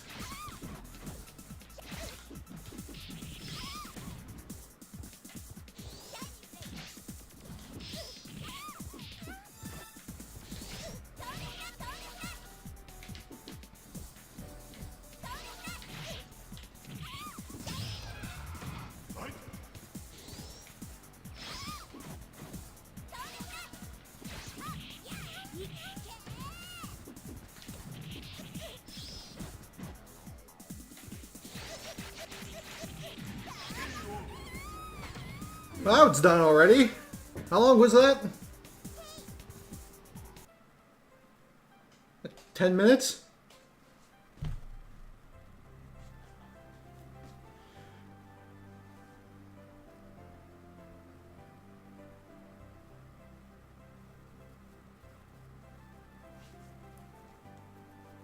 I knew it'd be quick.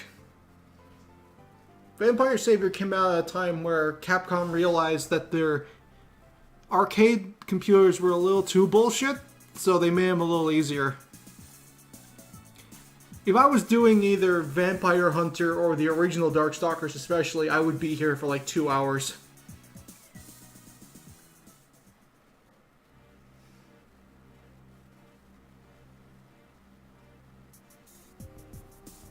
And I guess you'll like the character I'm working on. I hope so. I would love to go back and play Arena competitively again, but I've lost so much of my knowledge about that game because I just like stopped playing it after I stopped being competitive with it. I won some locals with Adachi, but that's pretty much it. Like, I went to some tournaments, I got some decent placements, and I won some locals, but like after like a year and a half of playing that game, I kind of just dropped it and I just played other things.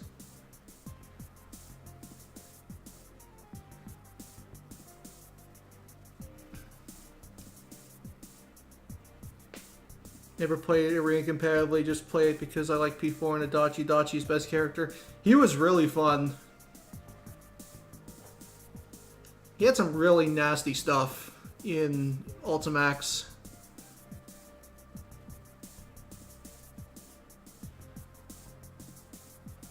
Also, since you were playing Darkstalkers, are you planning on making a video on Felicia and Smash?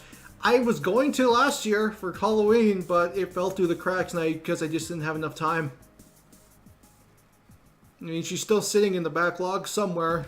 She'll probably get a video someday, but I just don't know when.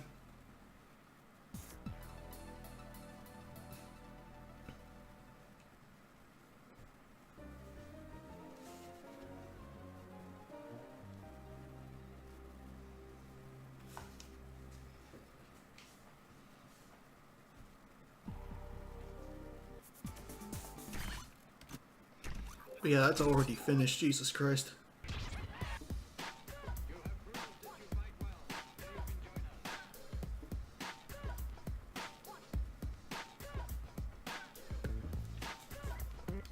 I mean, Darkstalkers is just—it's just the English name for the series, which is called Vampire in Japan. Funny enough, everybody calls it Darkstalkers, but only the first game was called Darkstalkers. All the other ones were called like Night Warriors, Vampire Savior, Vampire Hunter Savior 2, blah blah blah. Only one game was actually called Darkstalkers. How would you adapt Adachi to a platform fighter? That's a tricky question. Because Adachi was very much about, like, catching jumps and making people make mistakes because he had a lot of weird, tricky setup moves that, like, were designed to throw people off.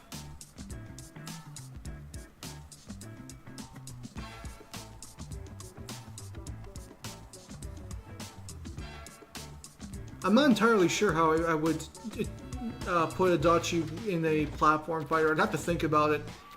Probably have to, you know, play him a bit in Ultimax and then brainstorm from there.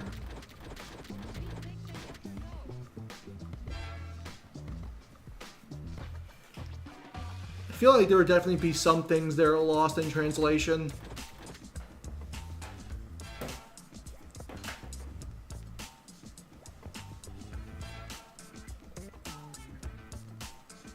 Thinking about having Megatsu be a puppet that could be set up independently, half of the moveset would be split between the two.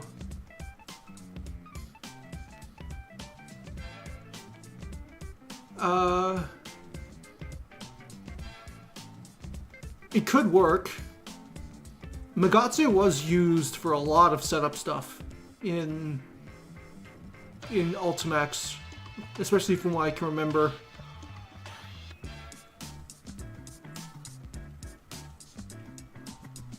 Like in Ultimax, in Persona 4 Arena, a lot of the characters had basically like a Persona card meter. If you broke that meter, essentially they couldn't use their Personas for a while. Or it was for the rest of the round. I don't remember which one it was, but it was detrimental if you lost your Persona. Adachi had a decently low card counter, but he basically almost never lost his Persona because his Persona was always put in places that were almost impossible to counter. With an MP system, getting Megatsu hit makes you lose MP. I mean, that's way better than a card system, to be honest.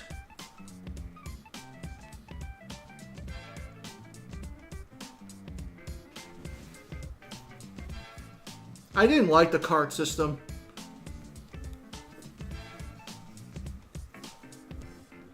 Especially with some characters that were so easy to just have them lose their Persona instantly. Like, I used to play Elizabeth in the original Persona 4 Arena, and she had a lot of really cool, powerful attacks, but since her attacks puts you in so much active time and left so much room to be punished, she would lose her card. She would lose her cards so damn fast, and she would lose her Persona incredibly quickly.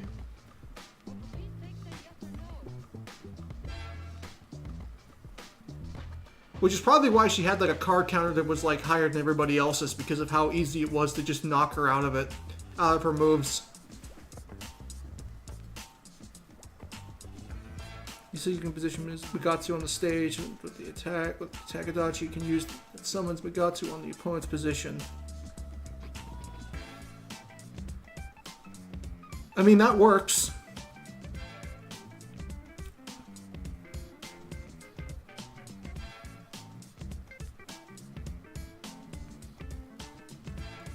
Yeah, hold that thought. I'm gonna quickly be right back.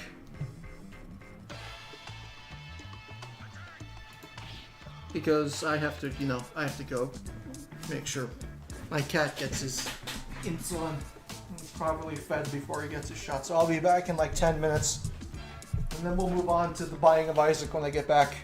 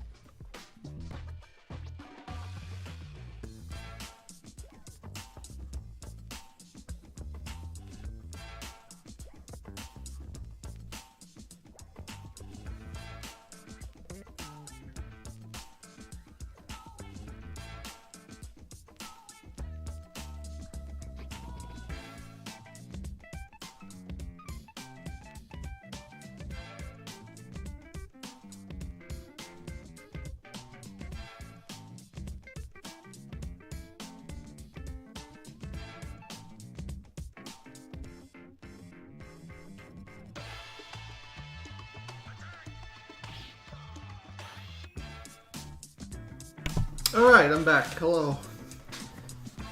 Cat has had his shot. He's properly fed. And now we can move on to the Binding of Isaac.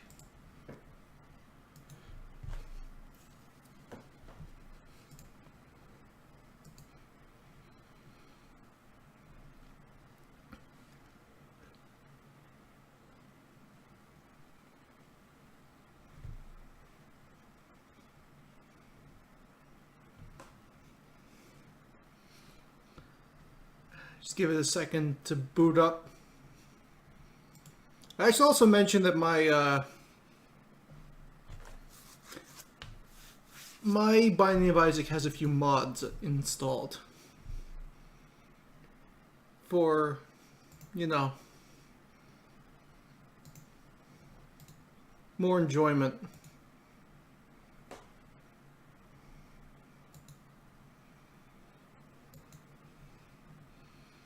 Now, I hope this game works, because from my time trying to do Binding of Isaac in OBS, this game is infamous for being very problematic with OBS. In a small house on a hill. Isaac kept to himself, drawing pictures and playing with his toys as his mom watched Christian broadcasts on the television. Looks like it's working. Life was simple. This might be a game I have to turn down in the volume mixer, because until the day the volume I set super low already, but I know this game's menu and all that is very loud. Has become corrupted by sin. He needs to be saved. I will do my best to save him, my lord, Isaac's mother replied, rushing into Isaac's room, removing all that was evil from his life. Again, the voice called to her. Isaac's soul is still corrupt. He needs to be cut off from all that is evil in this world and confess his sins. Tell him to confess that he plays Genshin Impact. Alright, so, again, this sounds loud in my ear. I'm going to assume it's decently loud, and that I might have to turn it down in the volume mixer. I'm gonna just turn it down preemptively because, again, it's at the lowest volume it can go right now. Like, look. It doesn't go any lower than this.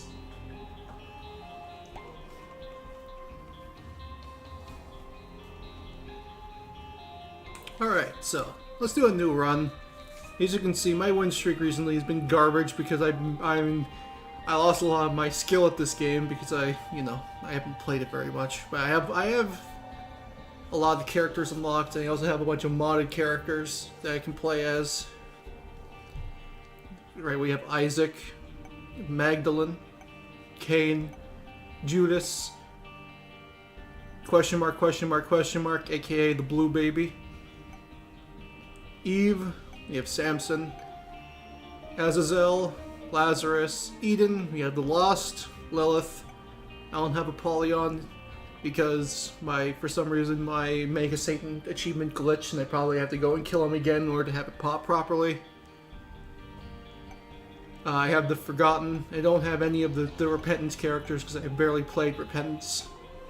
I have the Goat. This is a workshop character.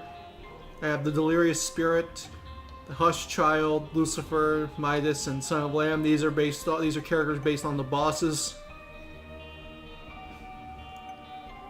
Samuel, Siren, and Arachna.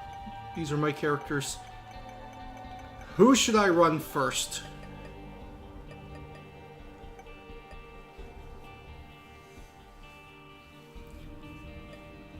Should I just go with Isaac first, just to start, be boring?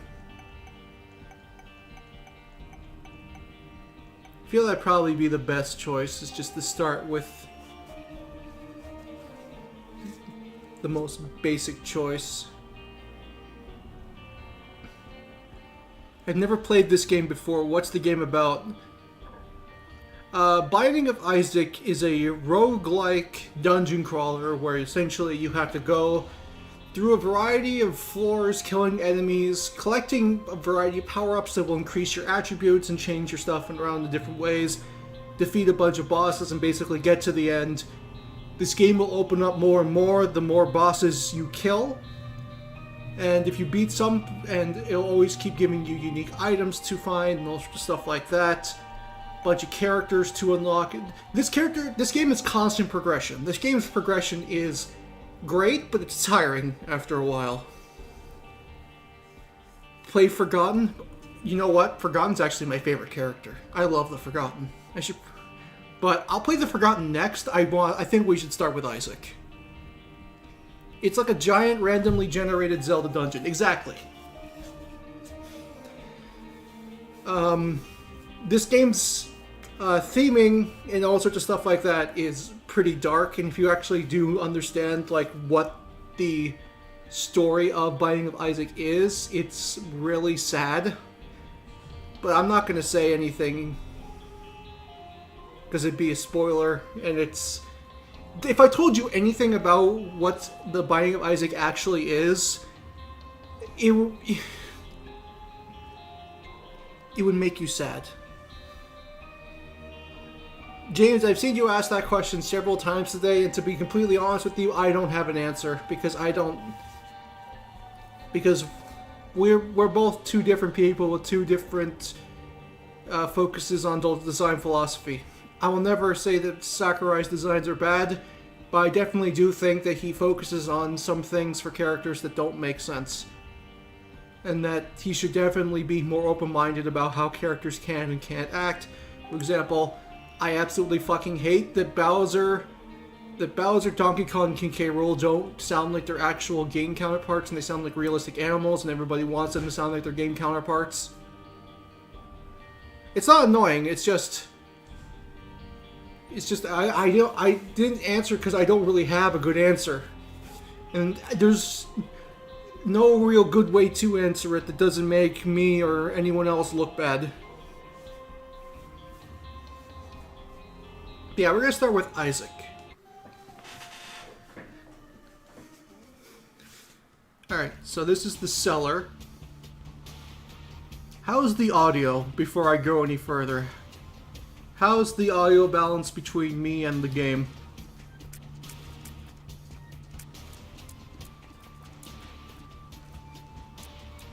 I'm gonna do a spin dance. But yes, you move like a top-down Zelda game. You attack by either pushing the buttons on your controller, or you can use the left or the right analog stick like I do. The left button drops a bomb. Left bumper drops a bomb. And if you have a consumable item, you can use it with left trigger.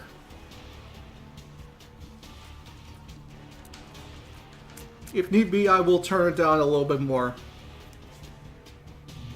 Because as I said, this game is for some reason very loud, and I don't understand why it has to be this loud.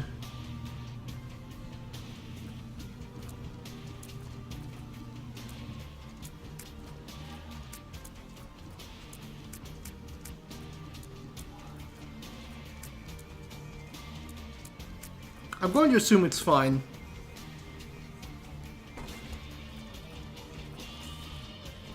Audio sounds good? Thank you, Cinderai. Also, hello, Cinderai.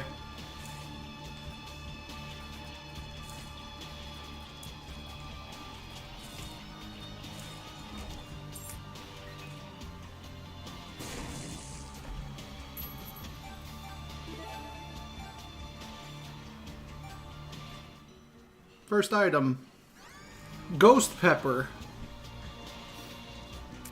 So now my tears have a chance to go on fire like that.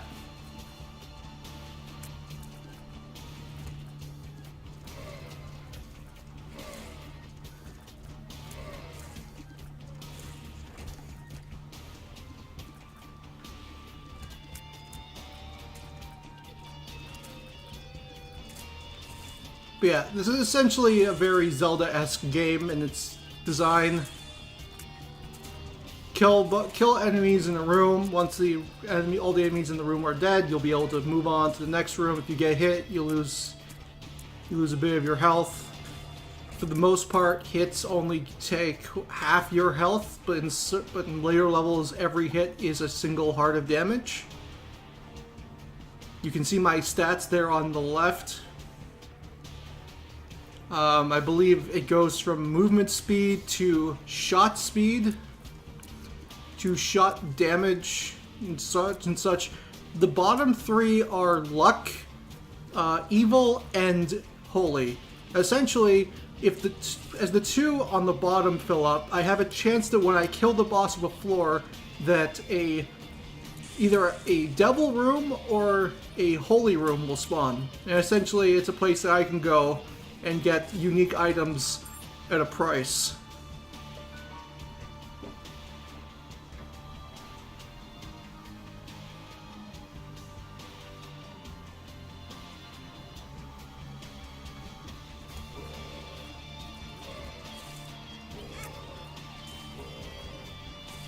Also, I'm sure that after the last time you saw me talking about Isaac last week, it's really weird to see this game with actual color. Trust me, I know.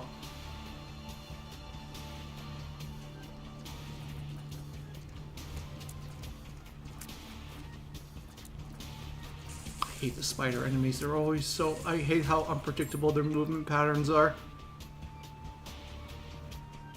And this is a boss room. You head in here and you get to fight a boss. And we're fighting this piece of shit.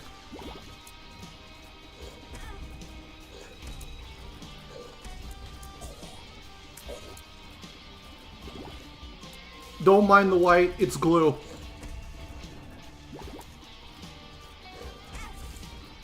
Oh no, am I gonna die on the first boss? I hate Widow.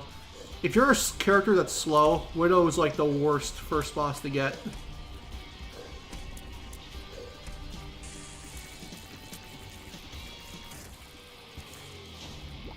I'll have to go back for that double heart that I missed in the other room. And I get a power up for it. Placenta, regeneration plus health up.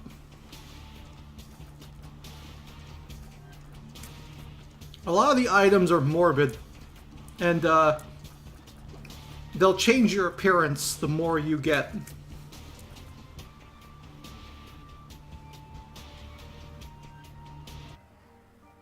Always liked this game's soundtrack. It's funny, a lot of people say that the soundtrack's the worst part of this game compared to the original. I mean, I like the original soundtrack too, but I think that they're kind of just, you know, a little biased on how good the first song was, like the first level track. The first level track of the original Binding of Isaac is really good, especially for what it was going for. Now I'm gonna go in the arcade. Alright, so these are bums. These are guys you can find all over the place. They come in a bunch of varieties. Some will ask you for coins, some will ask you for health, and this guy right here, he wants bombs. And if I give him enough bombs, he'll give me something in return. But since I don't have any bombs, I can't give him any. These are slot machines. You put in a coin. Chance to win something. Usually you don't win jack. You can bomb those in order to get guaranteed rewards out of it. Ow.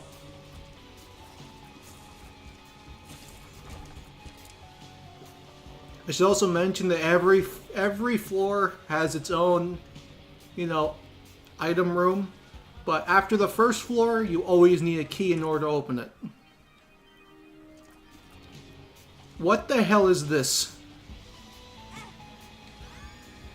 See-through doors. So there's a hidden room on the other side of this, but I need a bomb. Well, I guess that's useful.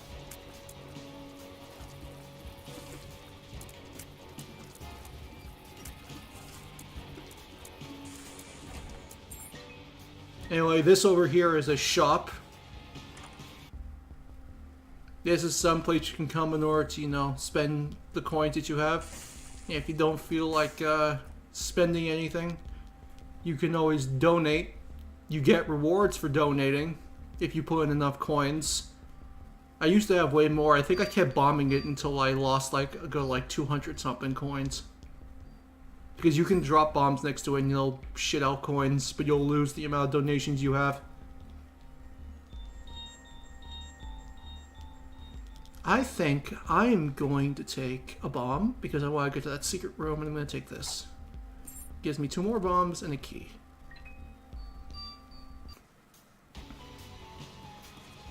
For example, let's see what's in this chest. Bomb and 2 coins.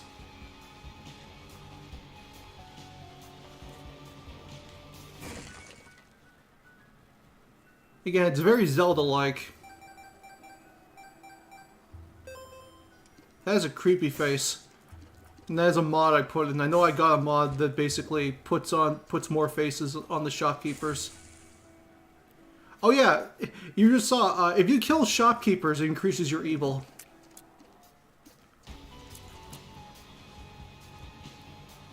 So if I just sit here and shoot this guy until he lights on fire...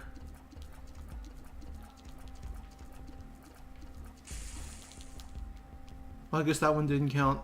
What's this? Coupon! Allow 6 weeks for delivery.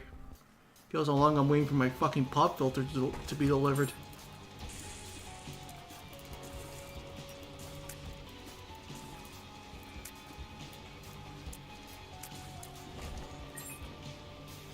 Sure, I'll open both of these.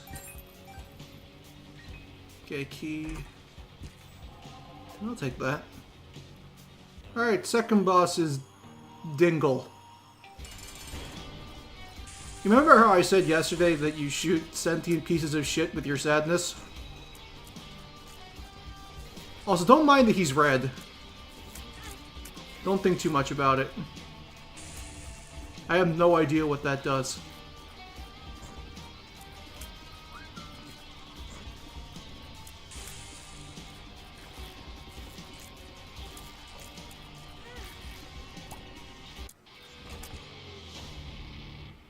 Oh god, what is this? I brought you some food, bro. I don't know what this item is, but I'd tell you exactly what I'm wearing on my head.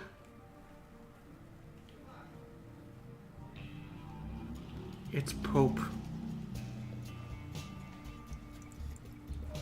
Ah, the flooded caves. Ow! The flooded caves. The poop on my head's gone.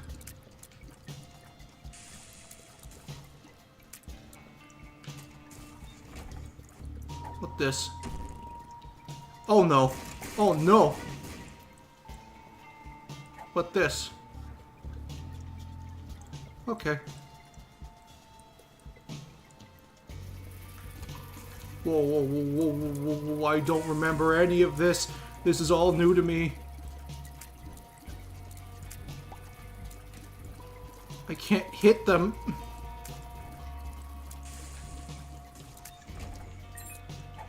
Petrified poop. It feels lucky, question mark. Also, I'm not an expert on what the items do. I used to know a lot about the items, but I've kind of forgotten over time. Sissy Longlegs, she loves you. I got a friend.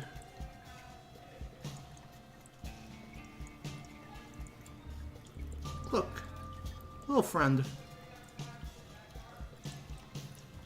She will fight for me.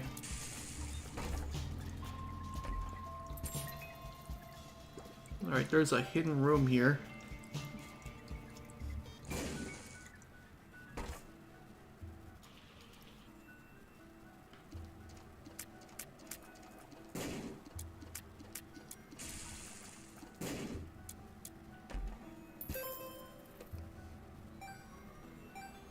Nice.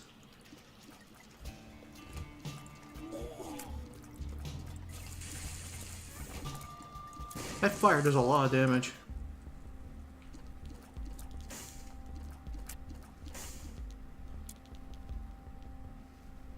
No, I think I'm gonna come back with a little bit more money. the bibble could be useful.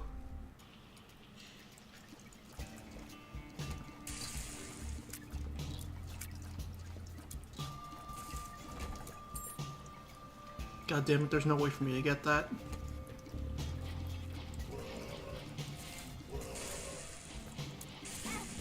Ow! Oh yeah, you can tell there's a bunch of enemy variations, and you basically tell what they're going to do to you depending on their color. Red usually means that they're going to shoot blood and they deal more damage. Green means they explode or they shoot explosives. Black means they're bombs, and once you kill them, they will explode.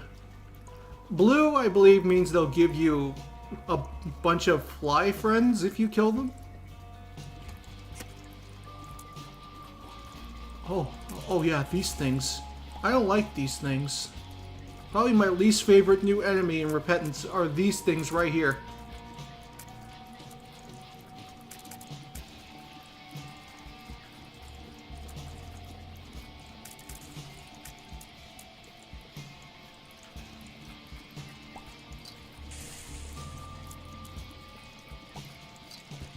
Well, what the hell is this? It's a bubble. I've never seen that before. And then we have Gertie Jew. Oh, Jesus.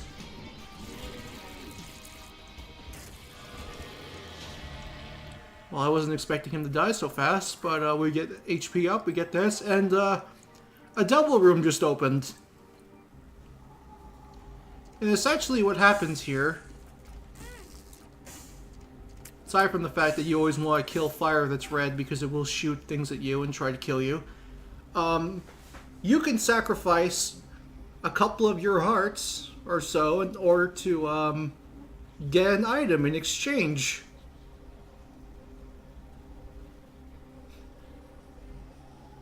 For example, I'll get this guy because it only requires 1 heart and I have like 5, it's fine.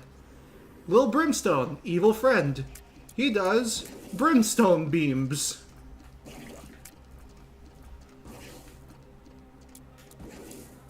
I love him, he's great.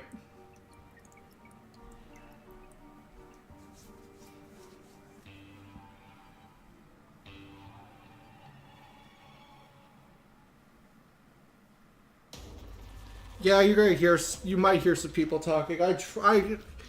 These walls are way too thin. My roommates are very noisy sometimes, and I fucking hate it.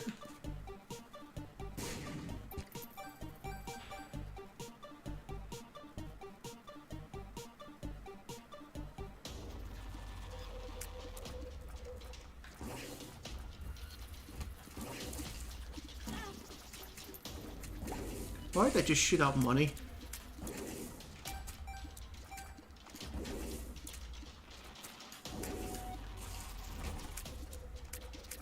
Oh, by the way, if you bomb a rock, you can create platforms over gaps.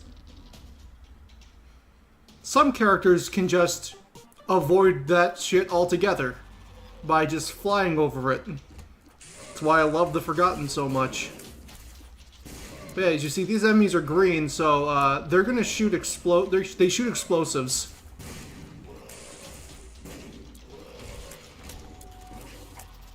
Shiny rock. It shines for its brothers. Also, I didn't know that was what that does, and since I left the room, I lost its power. That basically made me invincible and made me like Pac-Man. Let me keep the poop. Ow.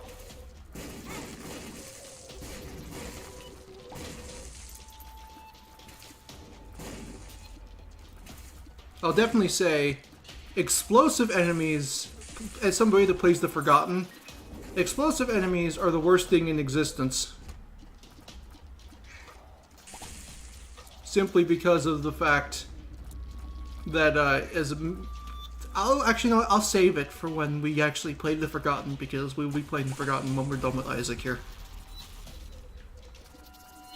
Rainbow poop. Ow.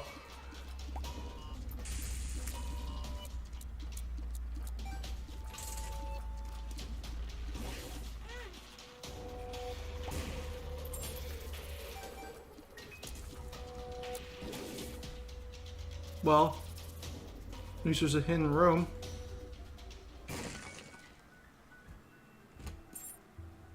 Oh, you're sentient.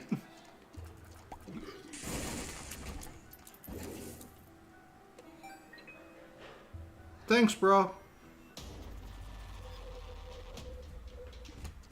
Oh no, I hate these things. It's Wiglet before Wiglet.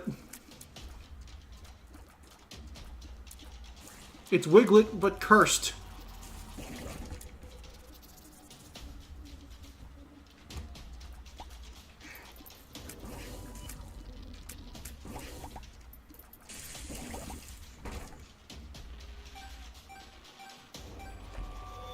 Oh yes, more money, please.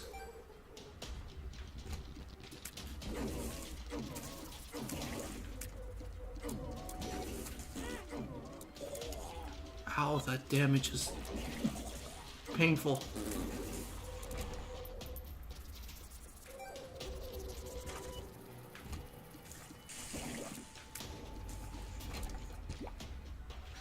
Metal plate, it itches. Again, I forget what a lot of these do. What's up, Pafoxu? What do you have? What's your question?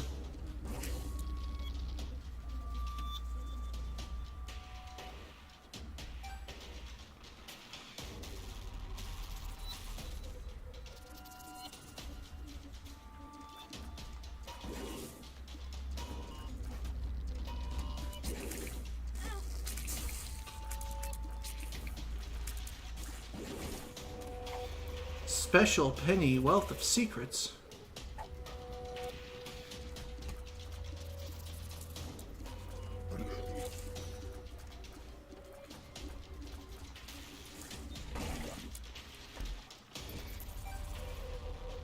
I have so much money. I'm going to that shop. Give me something good.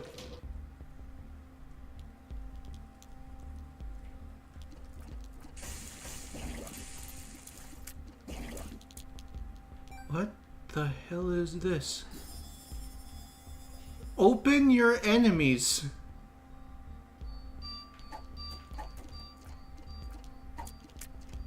Oh, I can throw keys. Neat. Damn it. No, I'm gonna just donate the rest of my coins.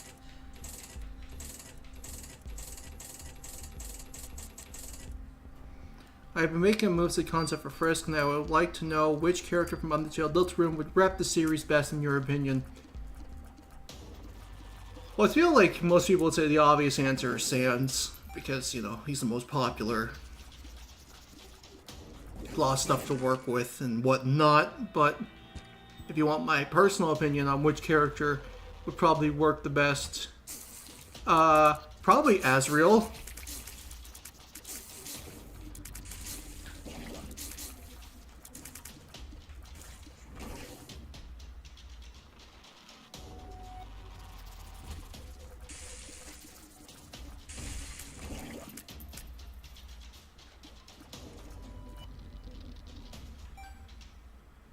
You could do a lot with, you know, the fact that Azrael is in control of every soul in the underground.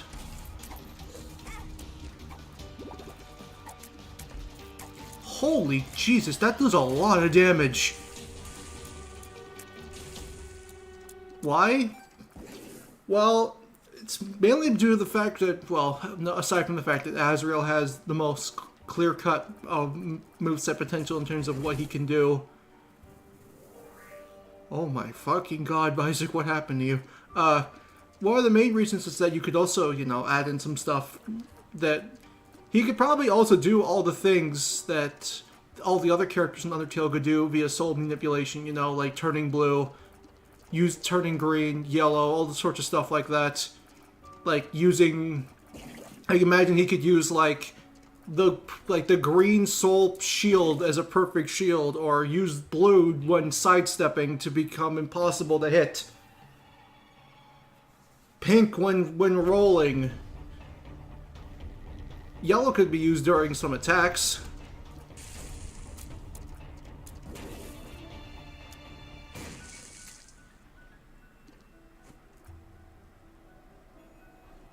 Zach, what the fuck are you doing here, man? No, Zach! That wasn't my fault, game. That was your fault. I didn't want to kill him.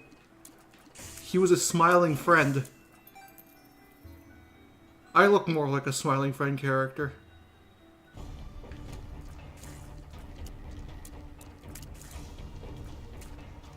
I fucking hate how unpredictable their jump pattern is. Oh no. This enemy is terrifying for a multitude of reasons.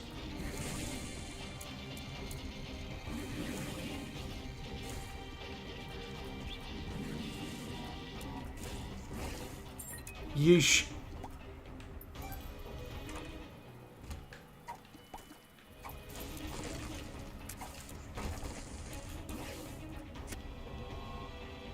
Yeah, I don't think I'm gonna touch that.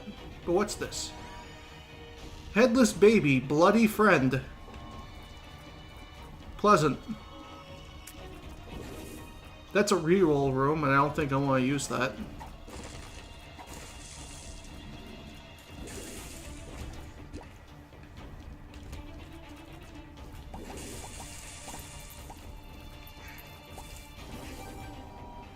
Oh, I just realized, if I use that item, it uses my fucking keys. That's not good.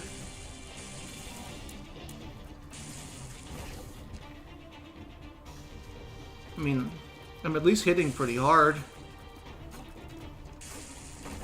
Give me a key. Take bombs. There's a hidden room here. Useful, but I don't need it. Hey, little guy.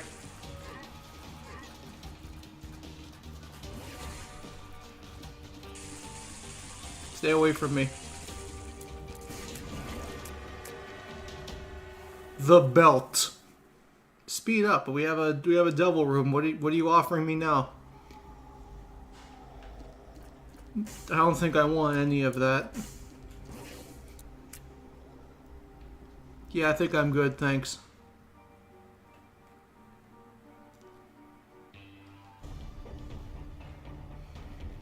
Another reason I would say Azrael is because Azrael would be thankfully pretty straightforward and you don't need to, you know, conform to, you know, the mechanics of Undertale. You could just make a fun character.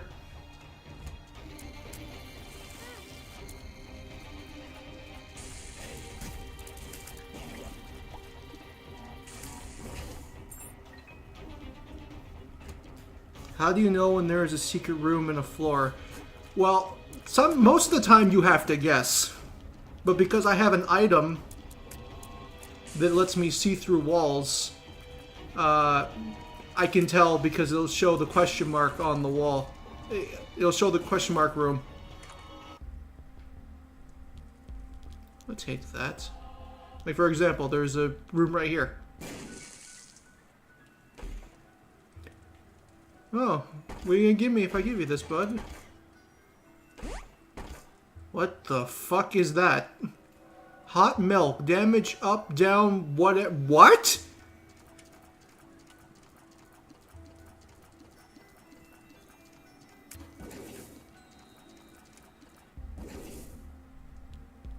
I don't know what that means. Does that mean it's going to randomize my damage every room? Or every shot?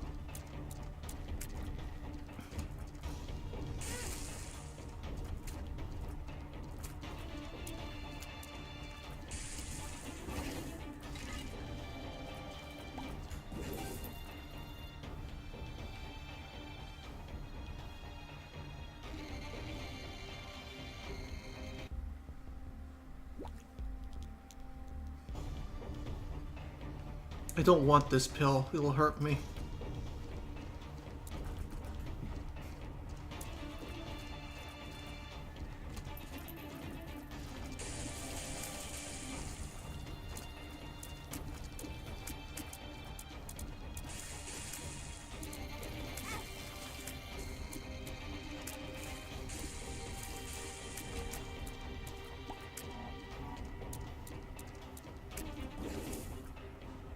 No, I don't have any keys.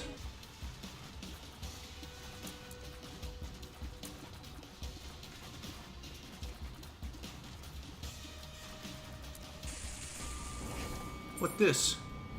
More health!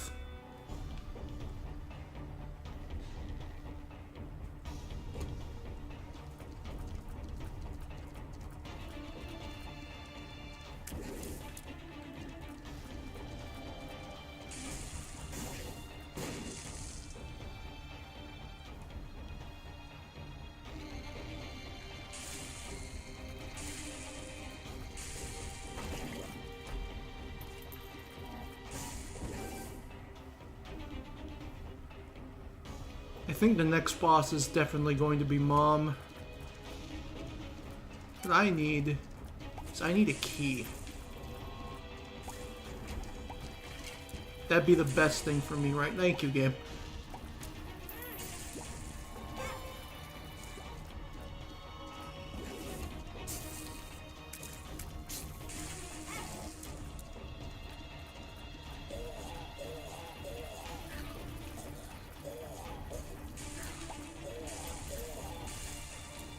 No, no, no, no, no, I hate that enemy. No, he's gonna explode.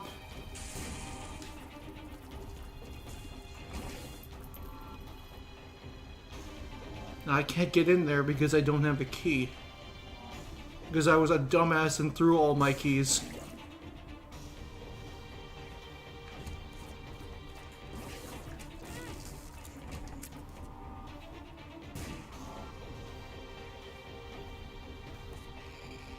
Maybe that's better than the item I have.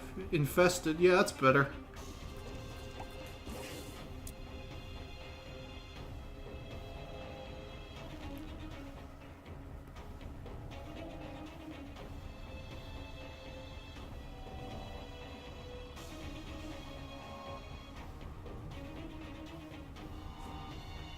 They want me to put in fucking keys. The one thing I don't have.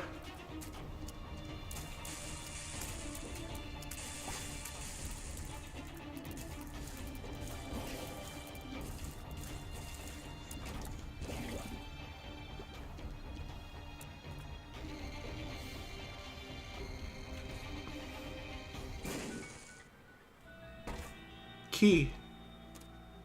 What the hell? Red rewards. I don't know what that means, but I'll take it.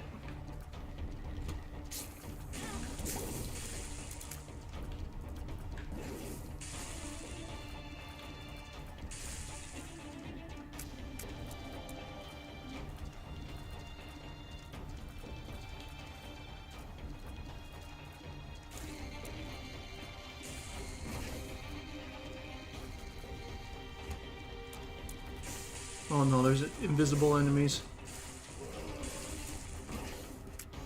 Still no key.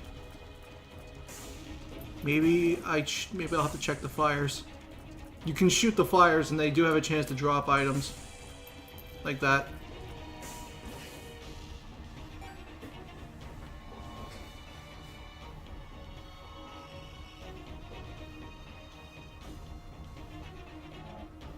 Maybe this shop was selling a key? No. What's this? Spin the Wheel of Destiny. Yeah, I'll take that. That's better than what I currently had.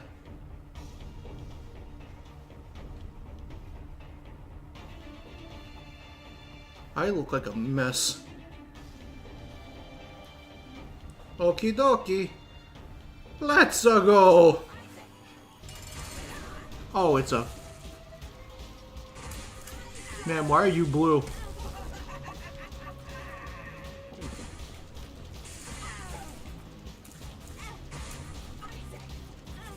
Spider, can you piss off, please?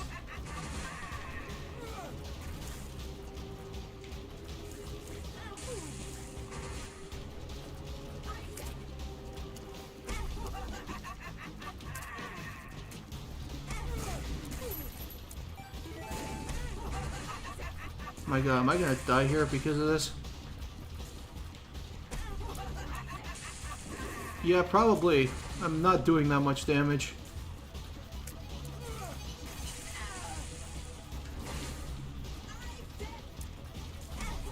Oh, fucking god damn it. Spider! No, damn it.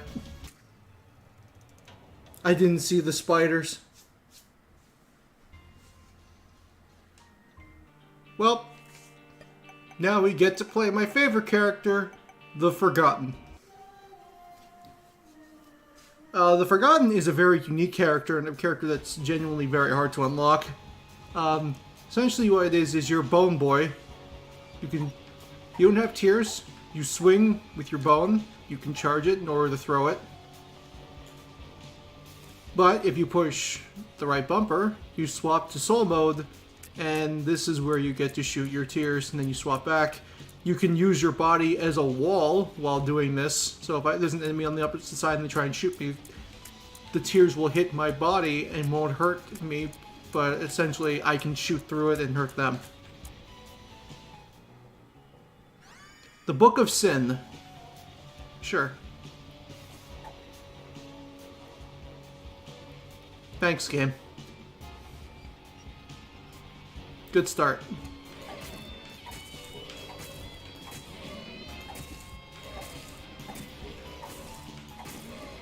One of the good things about the Forgotten's melee attacks is that they're very strong.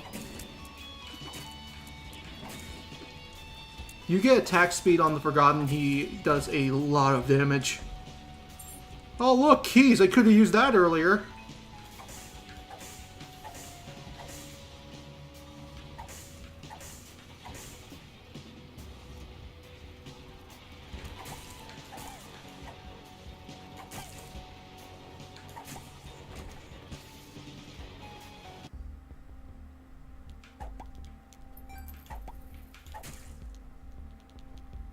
I can't buy any of that.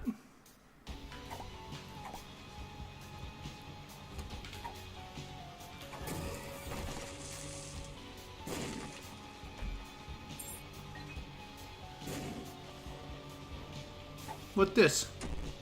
Shit.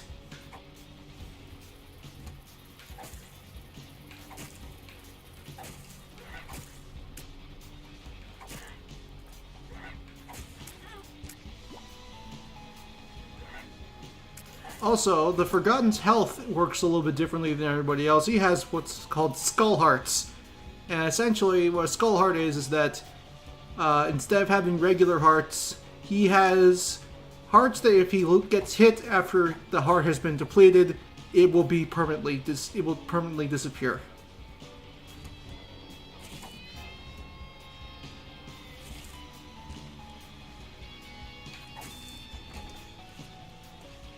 This character is generally pretty difficult to play a majority of the time.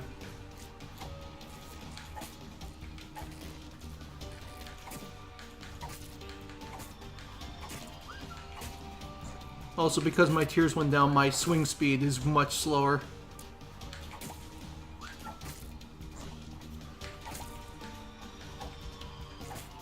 Oh, I hate it.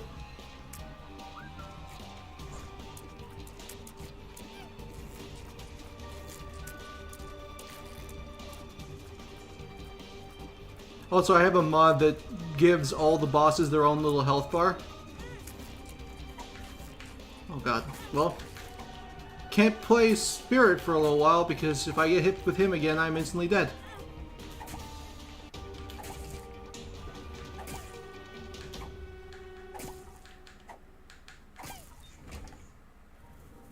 Tears up. Nice. How do you know when... Oh, sorry. Honestly, I would like to see Papyrus as a charge zoner. Could work.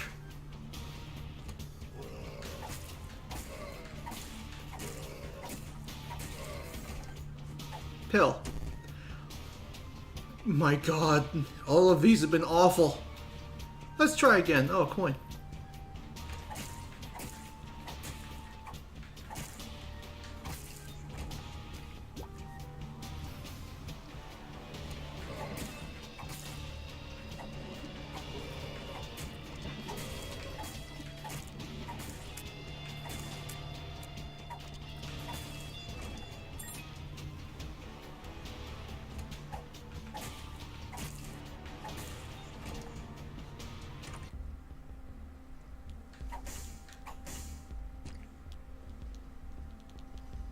Nothing I can do. I'll just donate.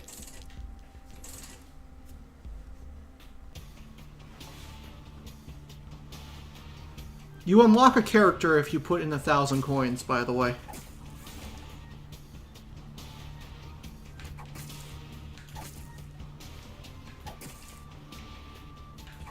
Oh, I fucking hate those guys.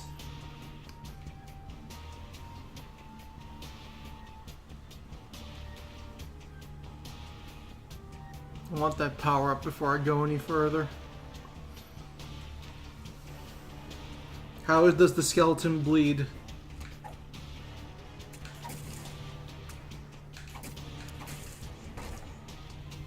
Also a nice bonus about playing the Forgotten. If something is stuck in a place that you can't normally reach, you spirit.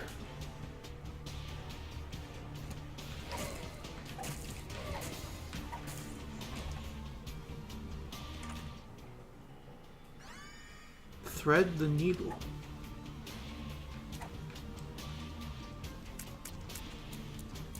What the fuck?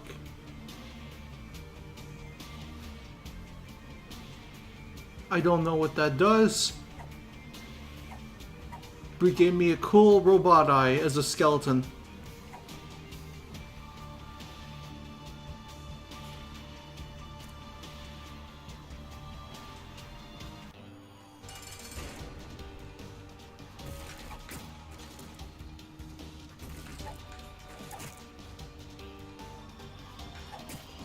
P, why are you black? You look very serious.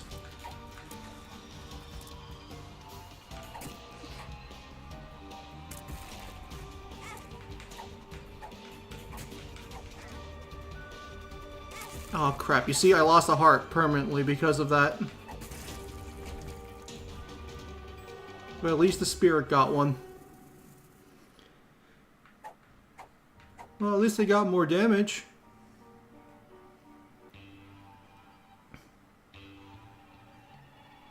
What did that pill do? It reduced my shot speed.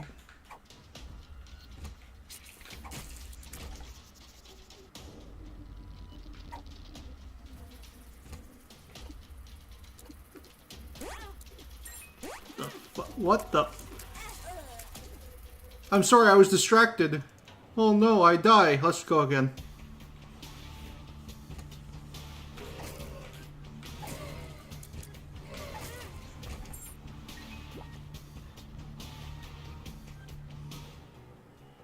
Health.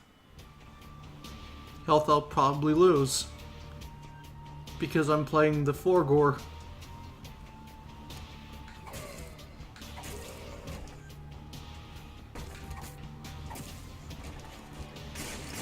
Jesus Christ.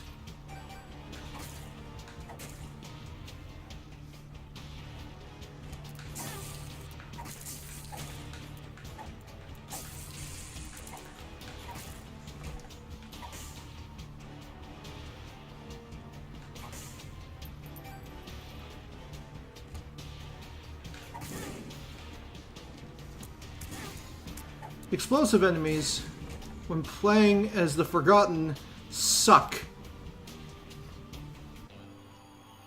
Hello, Pin.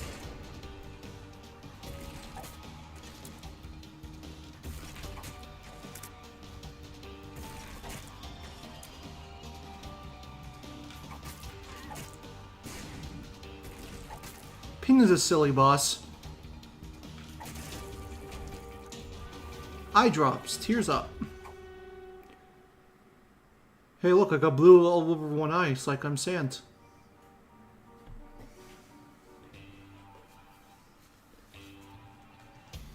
Oh, so of course I have to play the skeleton when it's almost Halloween. Anything else would be sacrilegious.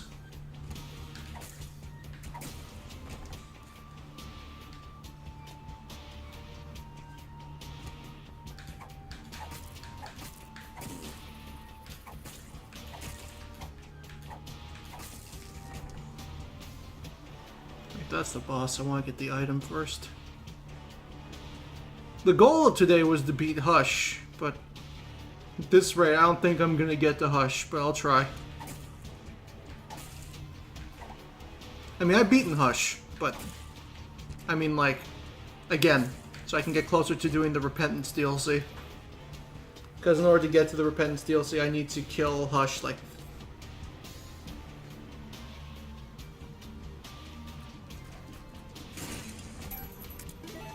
Well, that was neat. In order to get to Hush, I need to beat quote-unquote final boss in less than 30 minutes.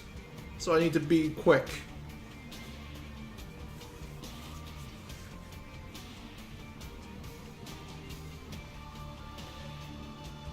I don't want that.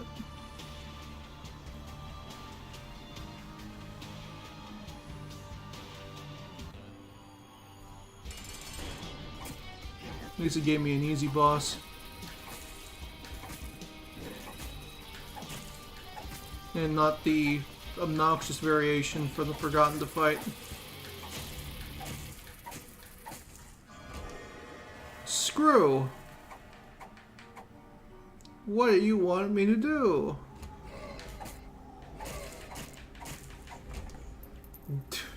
Yeah, sure, I'll take Brimstone and kill myself in the process. Sure, why not?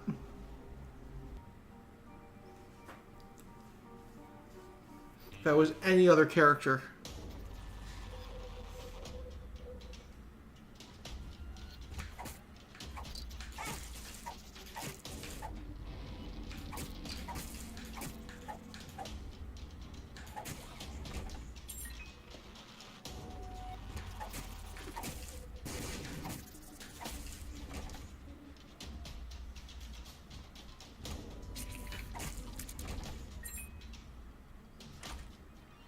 More of this. And I just knocked down my damage. But they gave me this. That's good. And this. That's also good. Thanks, game. I appreciate you.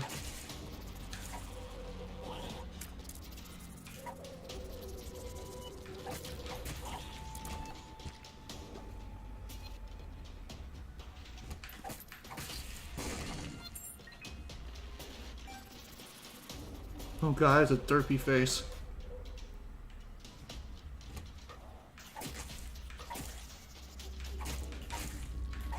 Oh, fucking spiders.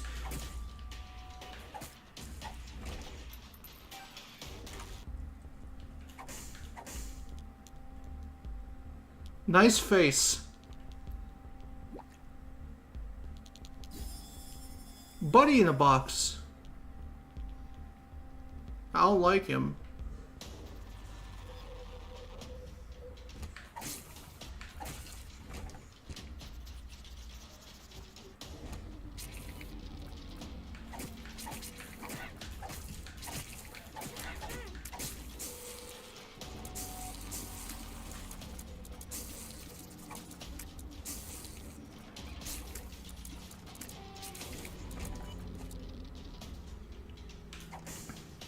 Okie dokie, let's kill Pestilence.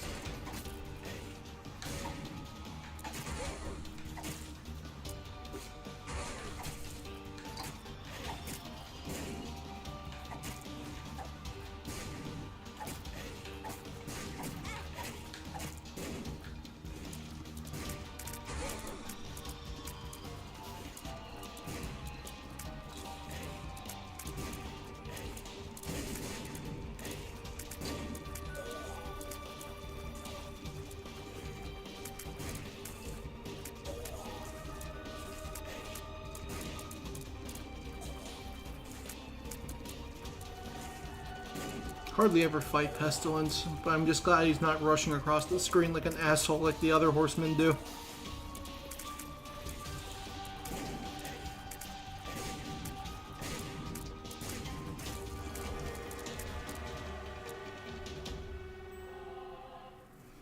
Gotta lick 'em all.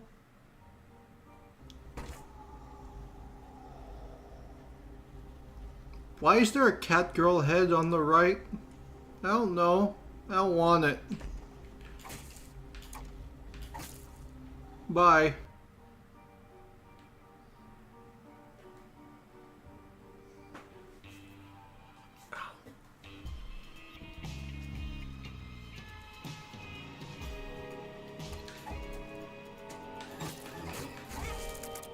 Shit, I just realized I had an empty fucking skeleton heart.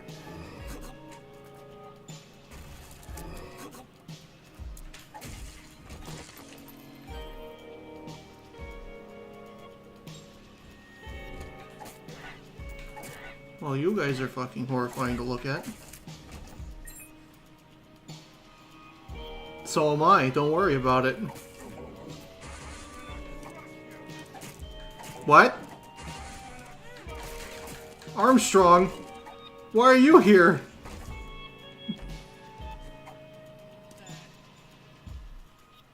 Oh no, what have I done to myself?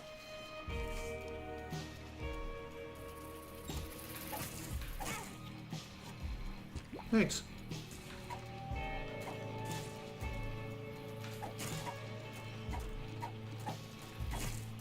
I just realized I got a different buddy every floor.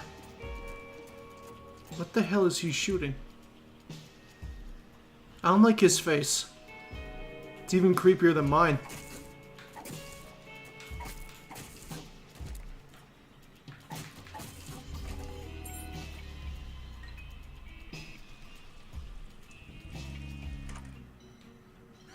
Lodestone, magnetizing tears. Well, that doesn't really do anything for me because I am a boner. Oh, the worst enemy to fight. Never mind, the best enemy to fight.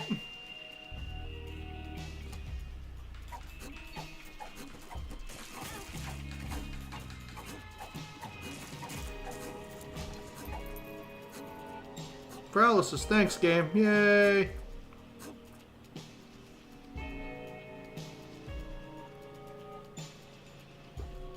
I'm gonna go back for that other heart because losing skeleton hearts is painful. Which sucks because being a Bone Lord is the most fun thing to do in this game.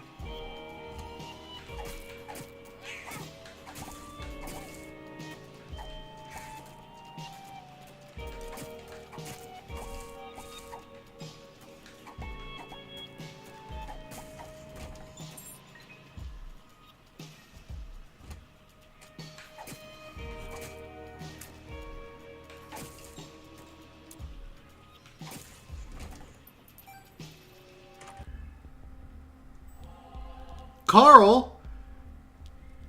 Carl! Carl, you're right, mate! What'd they do to you?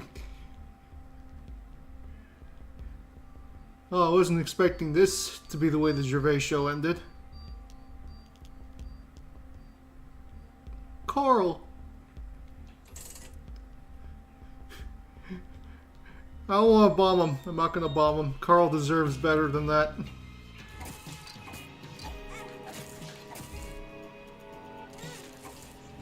What the fuck just hit me? I don't know.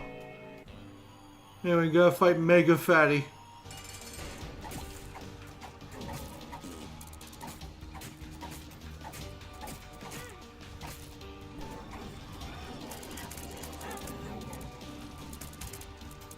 Anyway, I'm just gonna...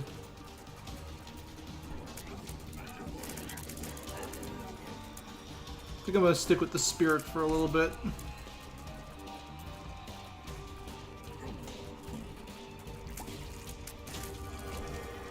Nice. Lipstick, range up. What is wrong with me? Oh no.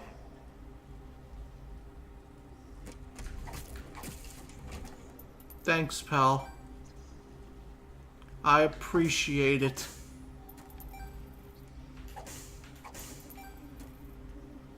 Taking my money and I'm leaving. Being a skeleton doesn't pay.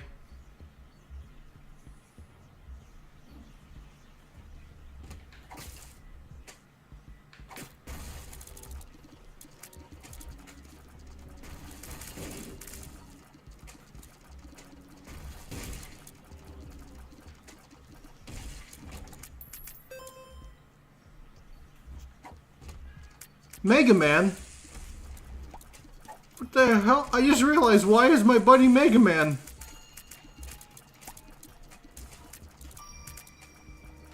Sad little Mega Man. What'd they do to you, buddy? Master of lockpicking. I'm a fucking idiot. What's this? Shot speed down. Oh, lovely.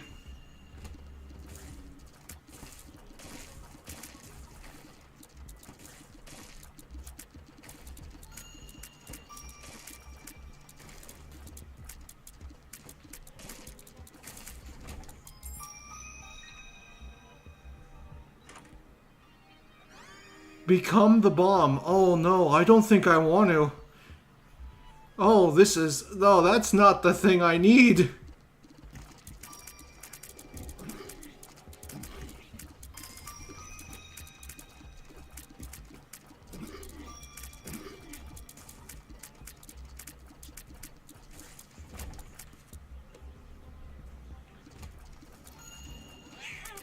No, stay away from me. If I stay off the cliff, they can't catch me with their very hard to catch dash attack.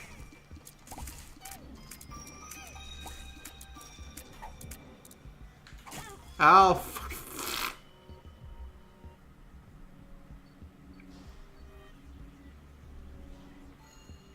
Thanks. I needed that. You know what? I'll take you instead. Oh, that wasn't a...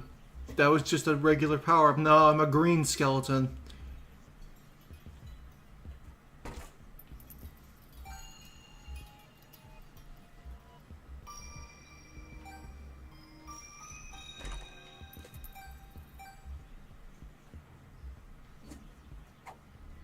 No. Glad I didn't waste a key on that. Okay.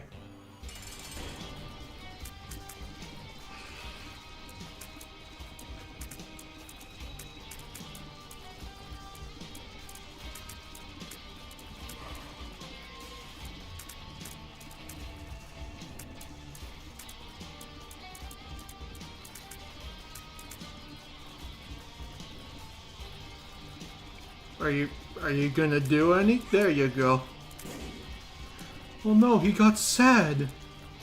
He's sad. I don't care. Oh no, oh no.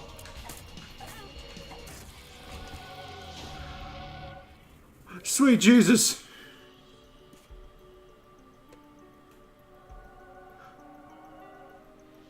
Thank you, God. Now I will fly. And now the roles have been switched, and now the soul is next to useless, and it's the... Why are they saying Senator Armstrong lines?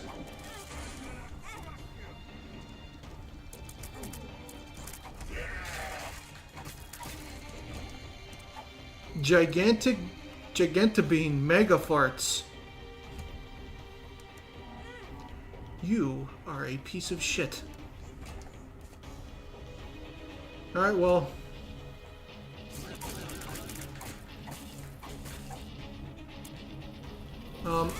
Yeah, I was gonna die. Okay, let's try a different character, since Forgotten's fun, but... You know what, let's try the goat. Look how sad he is. Face reveal.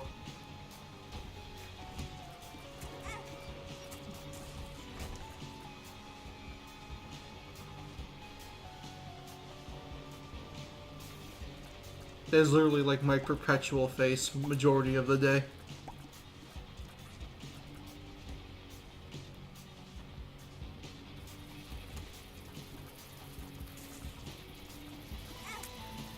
No, get away from me.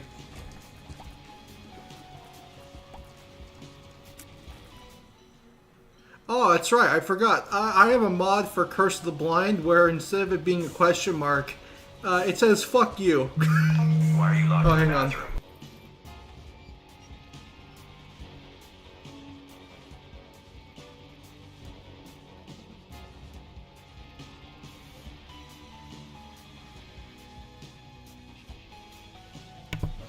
Alright, I think I'm gonna make this the last run. Been going for almost 5 hours. I think that's a healthy amount of time. But yeah, alright, let's see. What did the game give me? Oh yeah, I forgot this skin. It loses its goat features when you put items over the face. Hello, I can now shoot through walls. In the most uncomfortable way possible.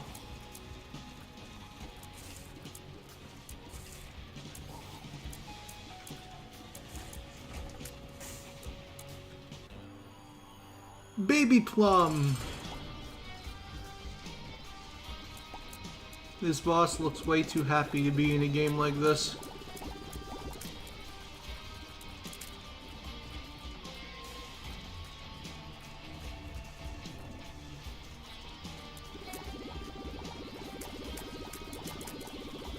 Look at how happy he is. He's happy to be alive. Why is he here? This is the most out of place boss in the entire game. He's just a big, happy, fat fly. Living his best life. And trying to end mine. At this rate, he might. Don't touch me, don't touch me, don't touch me, don't touch me, don't touch me, don't touch me. Oh, that's right, he explodes. No.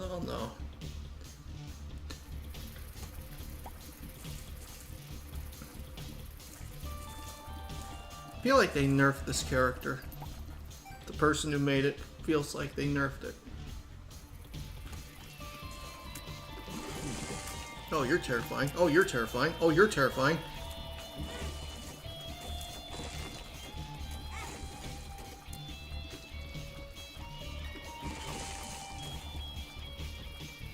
Well, I'm almost dead.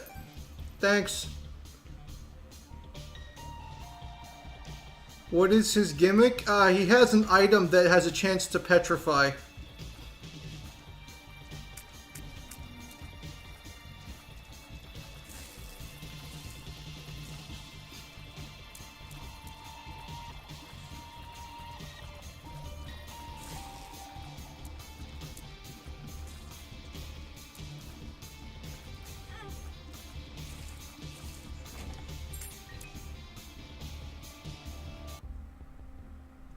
You know what? This fire looks really nice.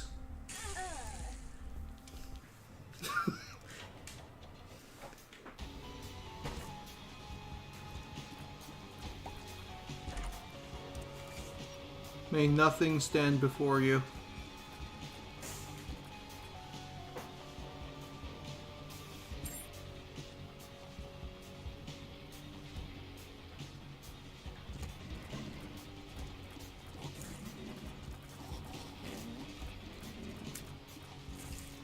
Like, you see that guy over there? He got stone. He turned to stone for a second. Yeah, that's because of my cracked crown.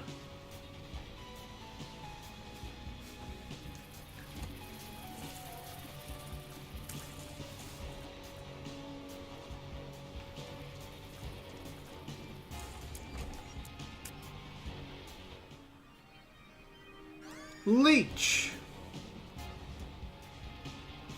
He's a friend. That will help with my low health. He will deal damage and return some of it to me.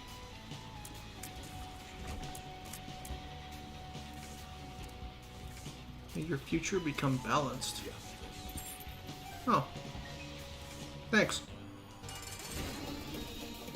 I am all powerful. Oh no. Baby mad. Baby's mad. Baby's mad.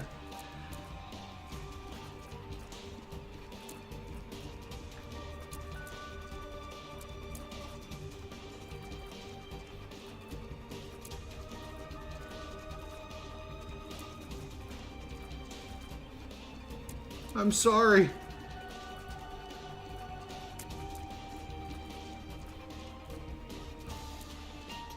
The leech is trying the hardest it can.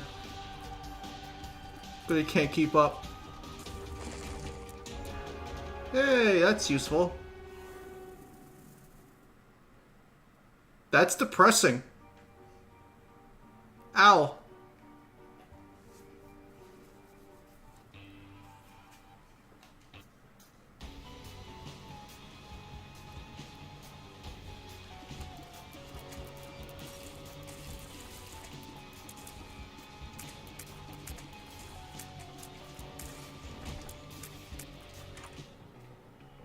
The poop.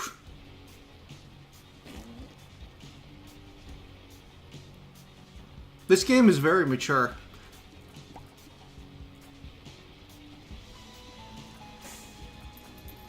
I assure you.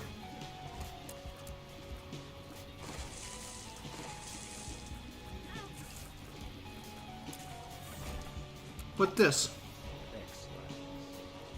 This game is very mature.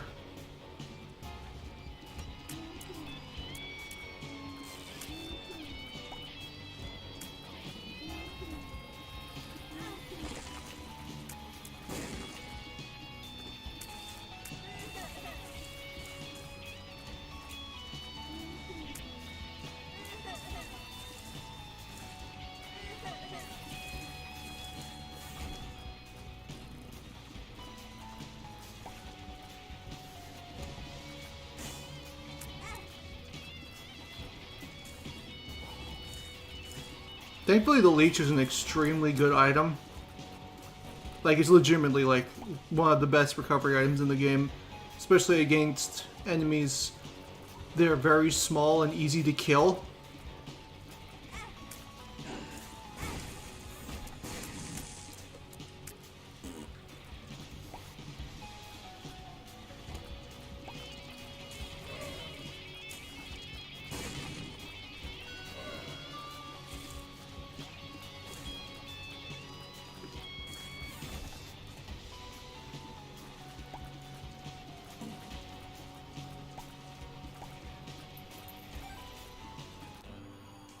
Oh, it's this thing again.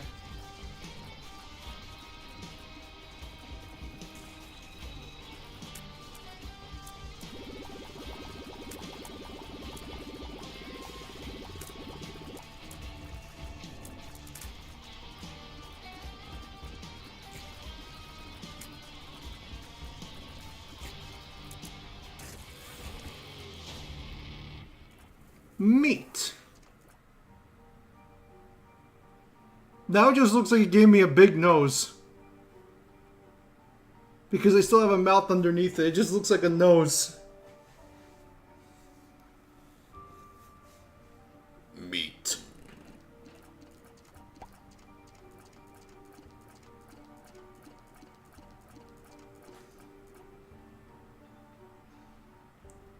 Will the Binding of Isaac movie would be even more depressing?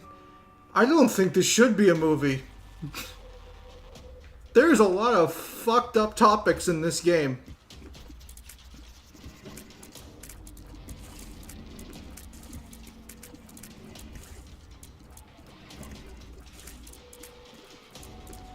Also, no anime cartoon either.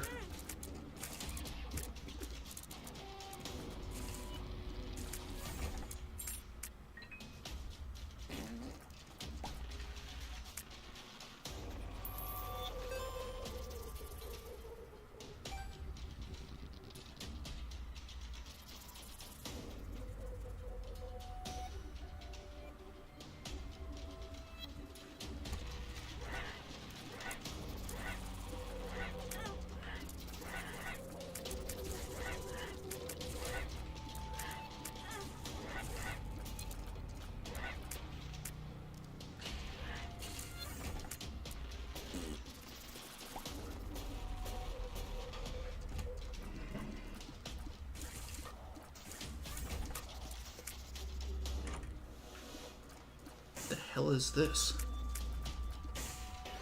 Rotten tomato. Oh, I'm not a goat anymore.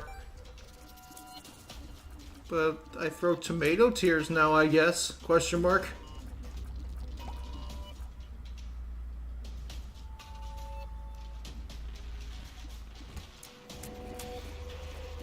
What did they even do?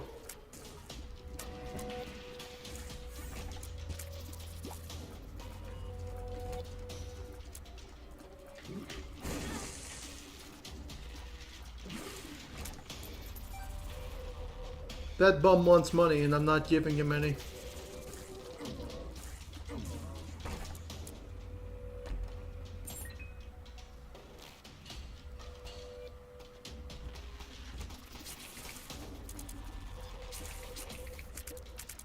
I think it's damage over time.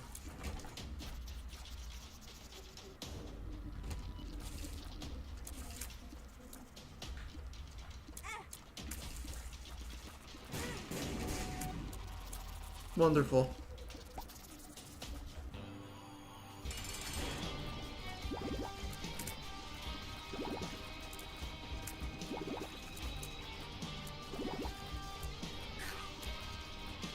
I think it makes them bleed.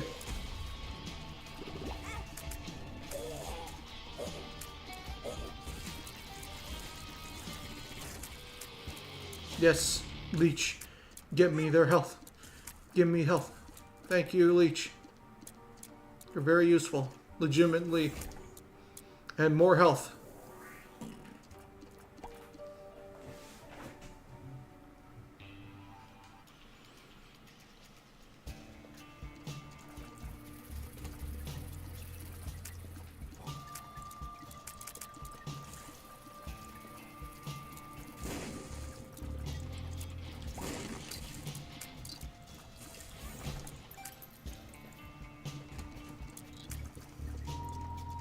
I mean, I've got a decent amount of health.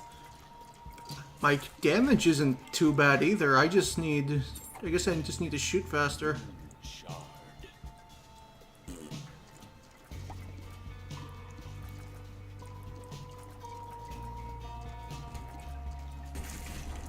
Whoa, whoa, whoa, whoa, what the fuck are you?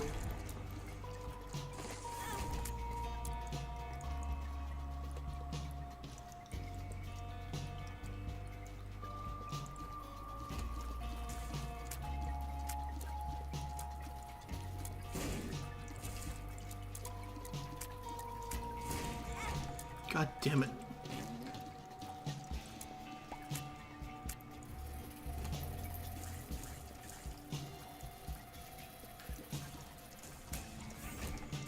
Thank you, Leech. I appreciate you. You're a friend.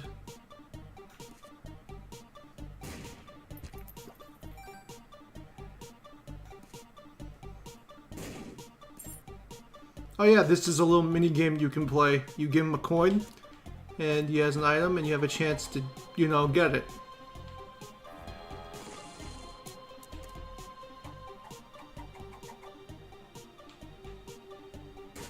You basically just have to guess.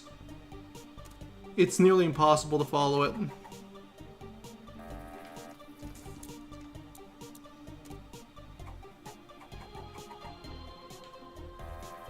Also, if he pisses you off, you can just kill him.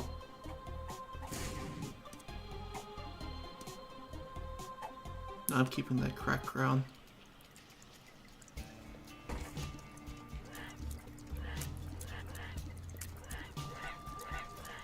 Leech is trying, but he can't get it.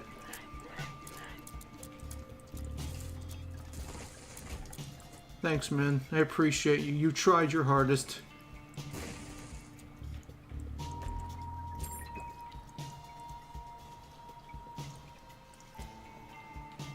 I'm sorry, bum.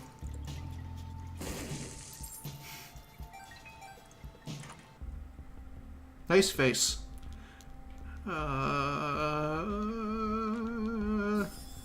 What's all this? Oh, pills.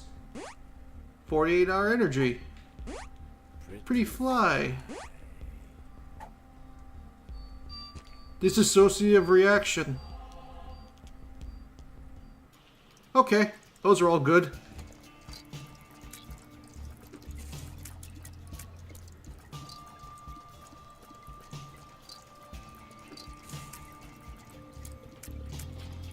Actually pretty loaded on damage and health.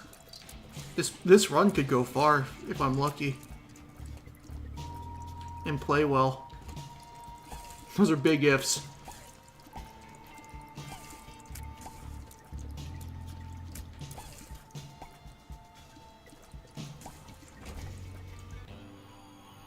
chub.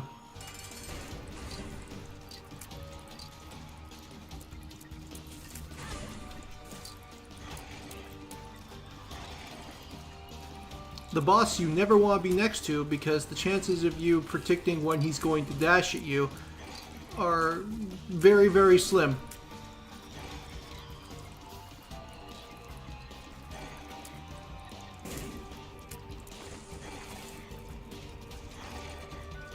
Oh yeah, you can feed him bombs and he takes big damage. Forgot about that part.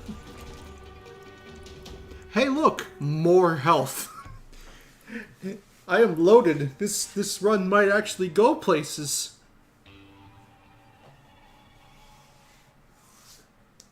What are your thoughts on the Mario movie? Jack Black sounds great as Bowser. I expect that he's going to be one of the highlights of the movie. Keegan-Michael Key as Toad sounds great.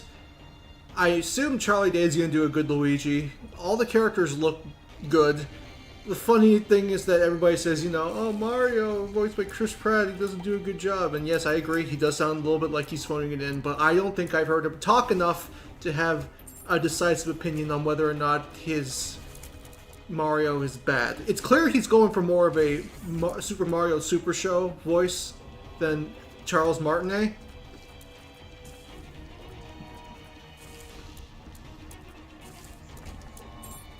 But, yeah, I think it's too early to say anything about Chris Pratt. Obviously, he's not trying nearly as hard as anybody else in the audience is. Sorry, anyone else in the cast is. Sorry, I was distracted by the fact that for some reason that fucker looked like Charlie Brown.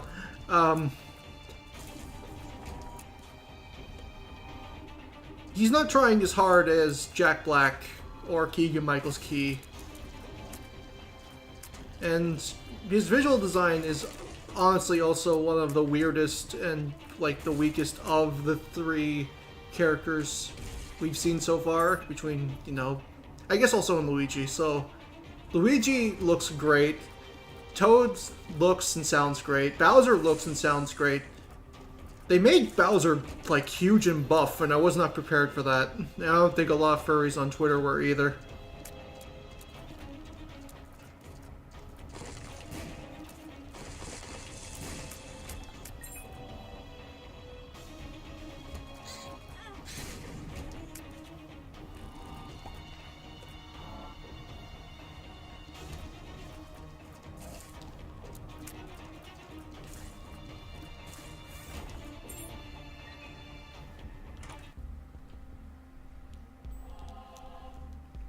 Yeah, honest thoughts, I think it's going to be a good movie. I think that the fact that it doesn't look like an Illumination movie should speak volumes to how much Nintendo is going to make sure that they don't fuck it up.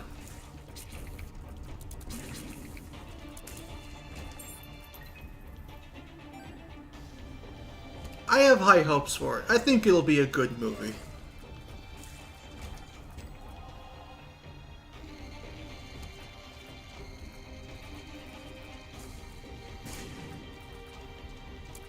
Will it be as good as the Sonic movies? I don't know. I can only hope. I think it'll be worth the ticket admission.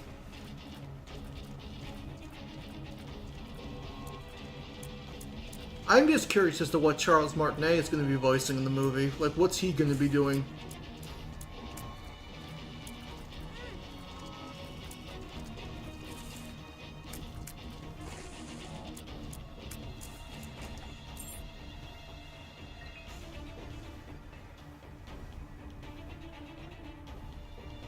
Did I get the item?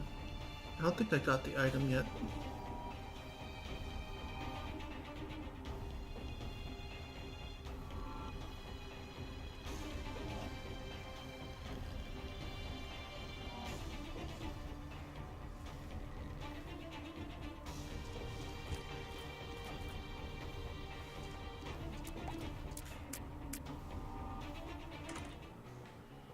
What's this? Sticky babies.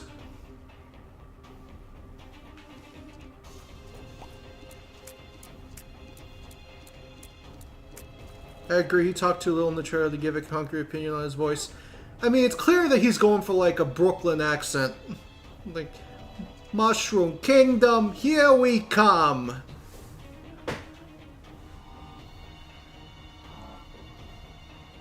And to be completely honest, that's the kind of voice I would rather hear talking for an hour and a half than Charles Martinet. Now, I know Charles Martinet is a fantastic voice actor with some incredible incredible range in his voice. And that should not be ever taken away from him. Like, the dude played... If you want to hear, for those of you that don't know, the dude plays Parthenax in Skyrim, you know. The dragon that you meet at the top of the mountain. Yeah, that's Charles Martinet's voice. So it's clear that the guy has some serious vocal range if he can go from that to Mario.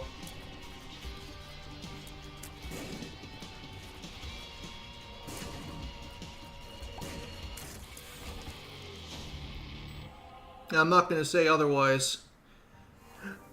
Bink! I'm small! Yes!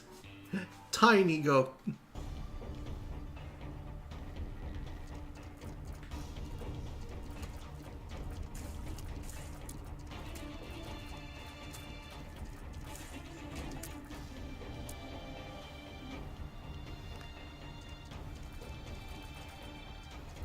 Also, Kevin Michael Richardson, the guy that does Kamek, is also really good.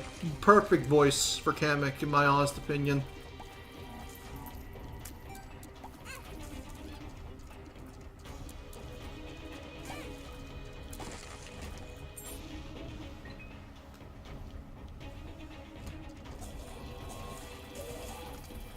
Oh no.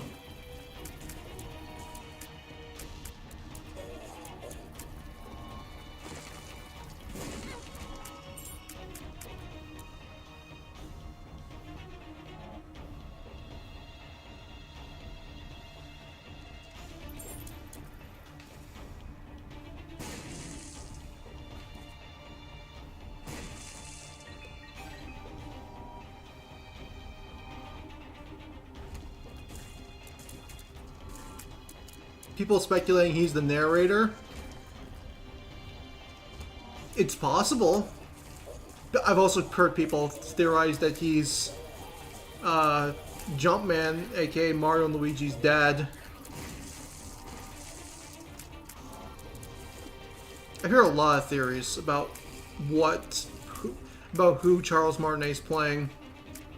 And I honestly hope that he's playing a role that nobody will guess immediately that it's Charles Martinet.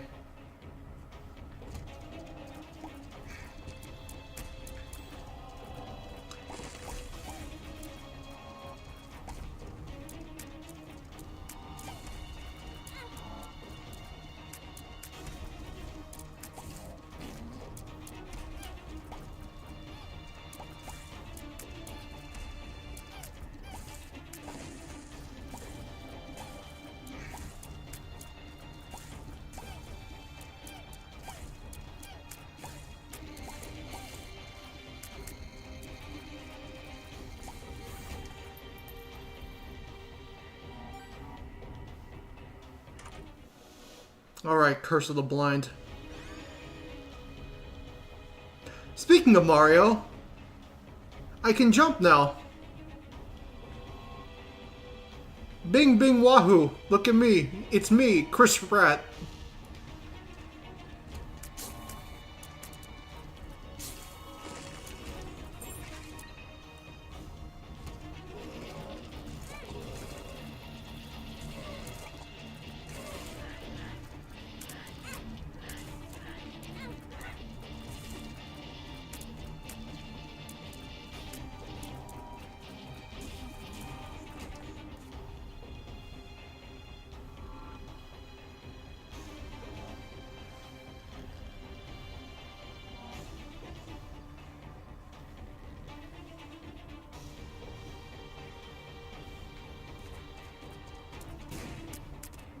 Now you see, that's how you use your brain.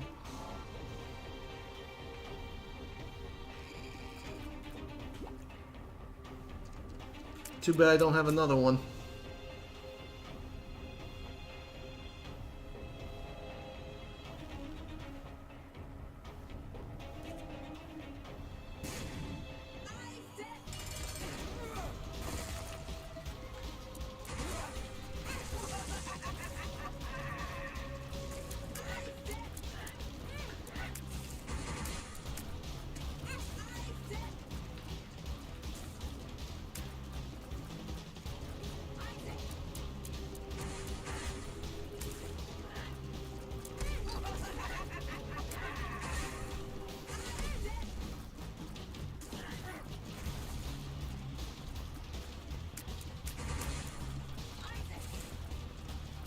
This is definitely the place where the leech gets to shine.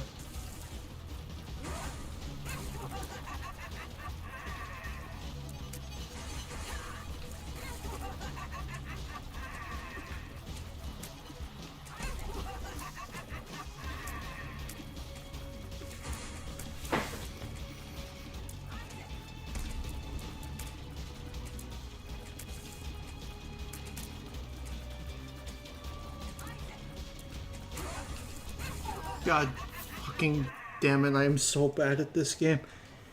But yeah, I think that's enough for now. I'm getting tired and we've been going for over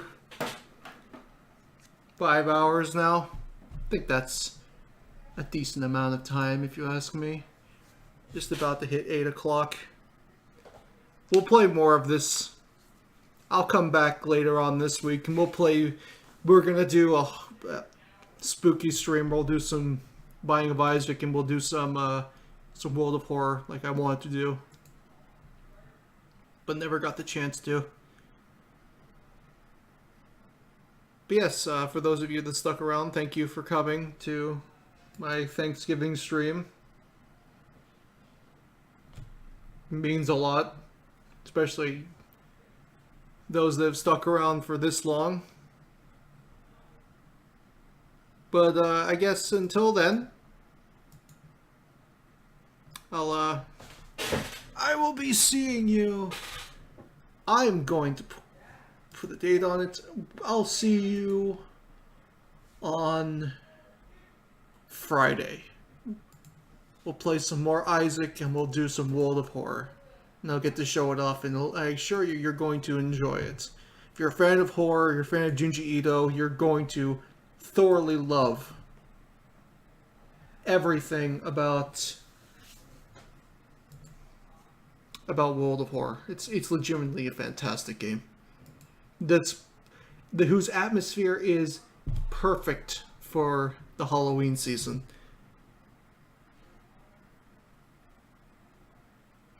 But until then, as we are about to hit 8 o'clock here on the East Coast, I guess happy Thanksgiving to those of you that are also in Canada like myself, and a happy Thanksgiving to the rest of you when it eventually comes around for you in the States. Okay, bye. See you on Friday. New video should be up this Wednesday. Hope you enjoy it. It's a big project, way bigger than I thought it was going to be. Now that I'm finally able to work again, maybe there'll be another video out by Sunday. That's the dream, but you know, sometimes, most of the time, that stuff doesn't always pan out the way you want it to.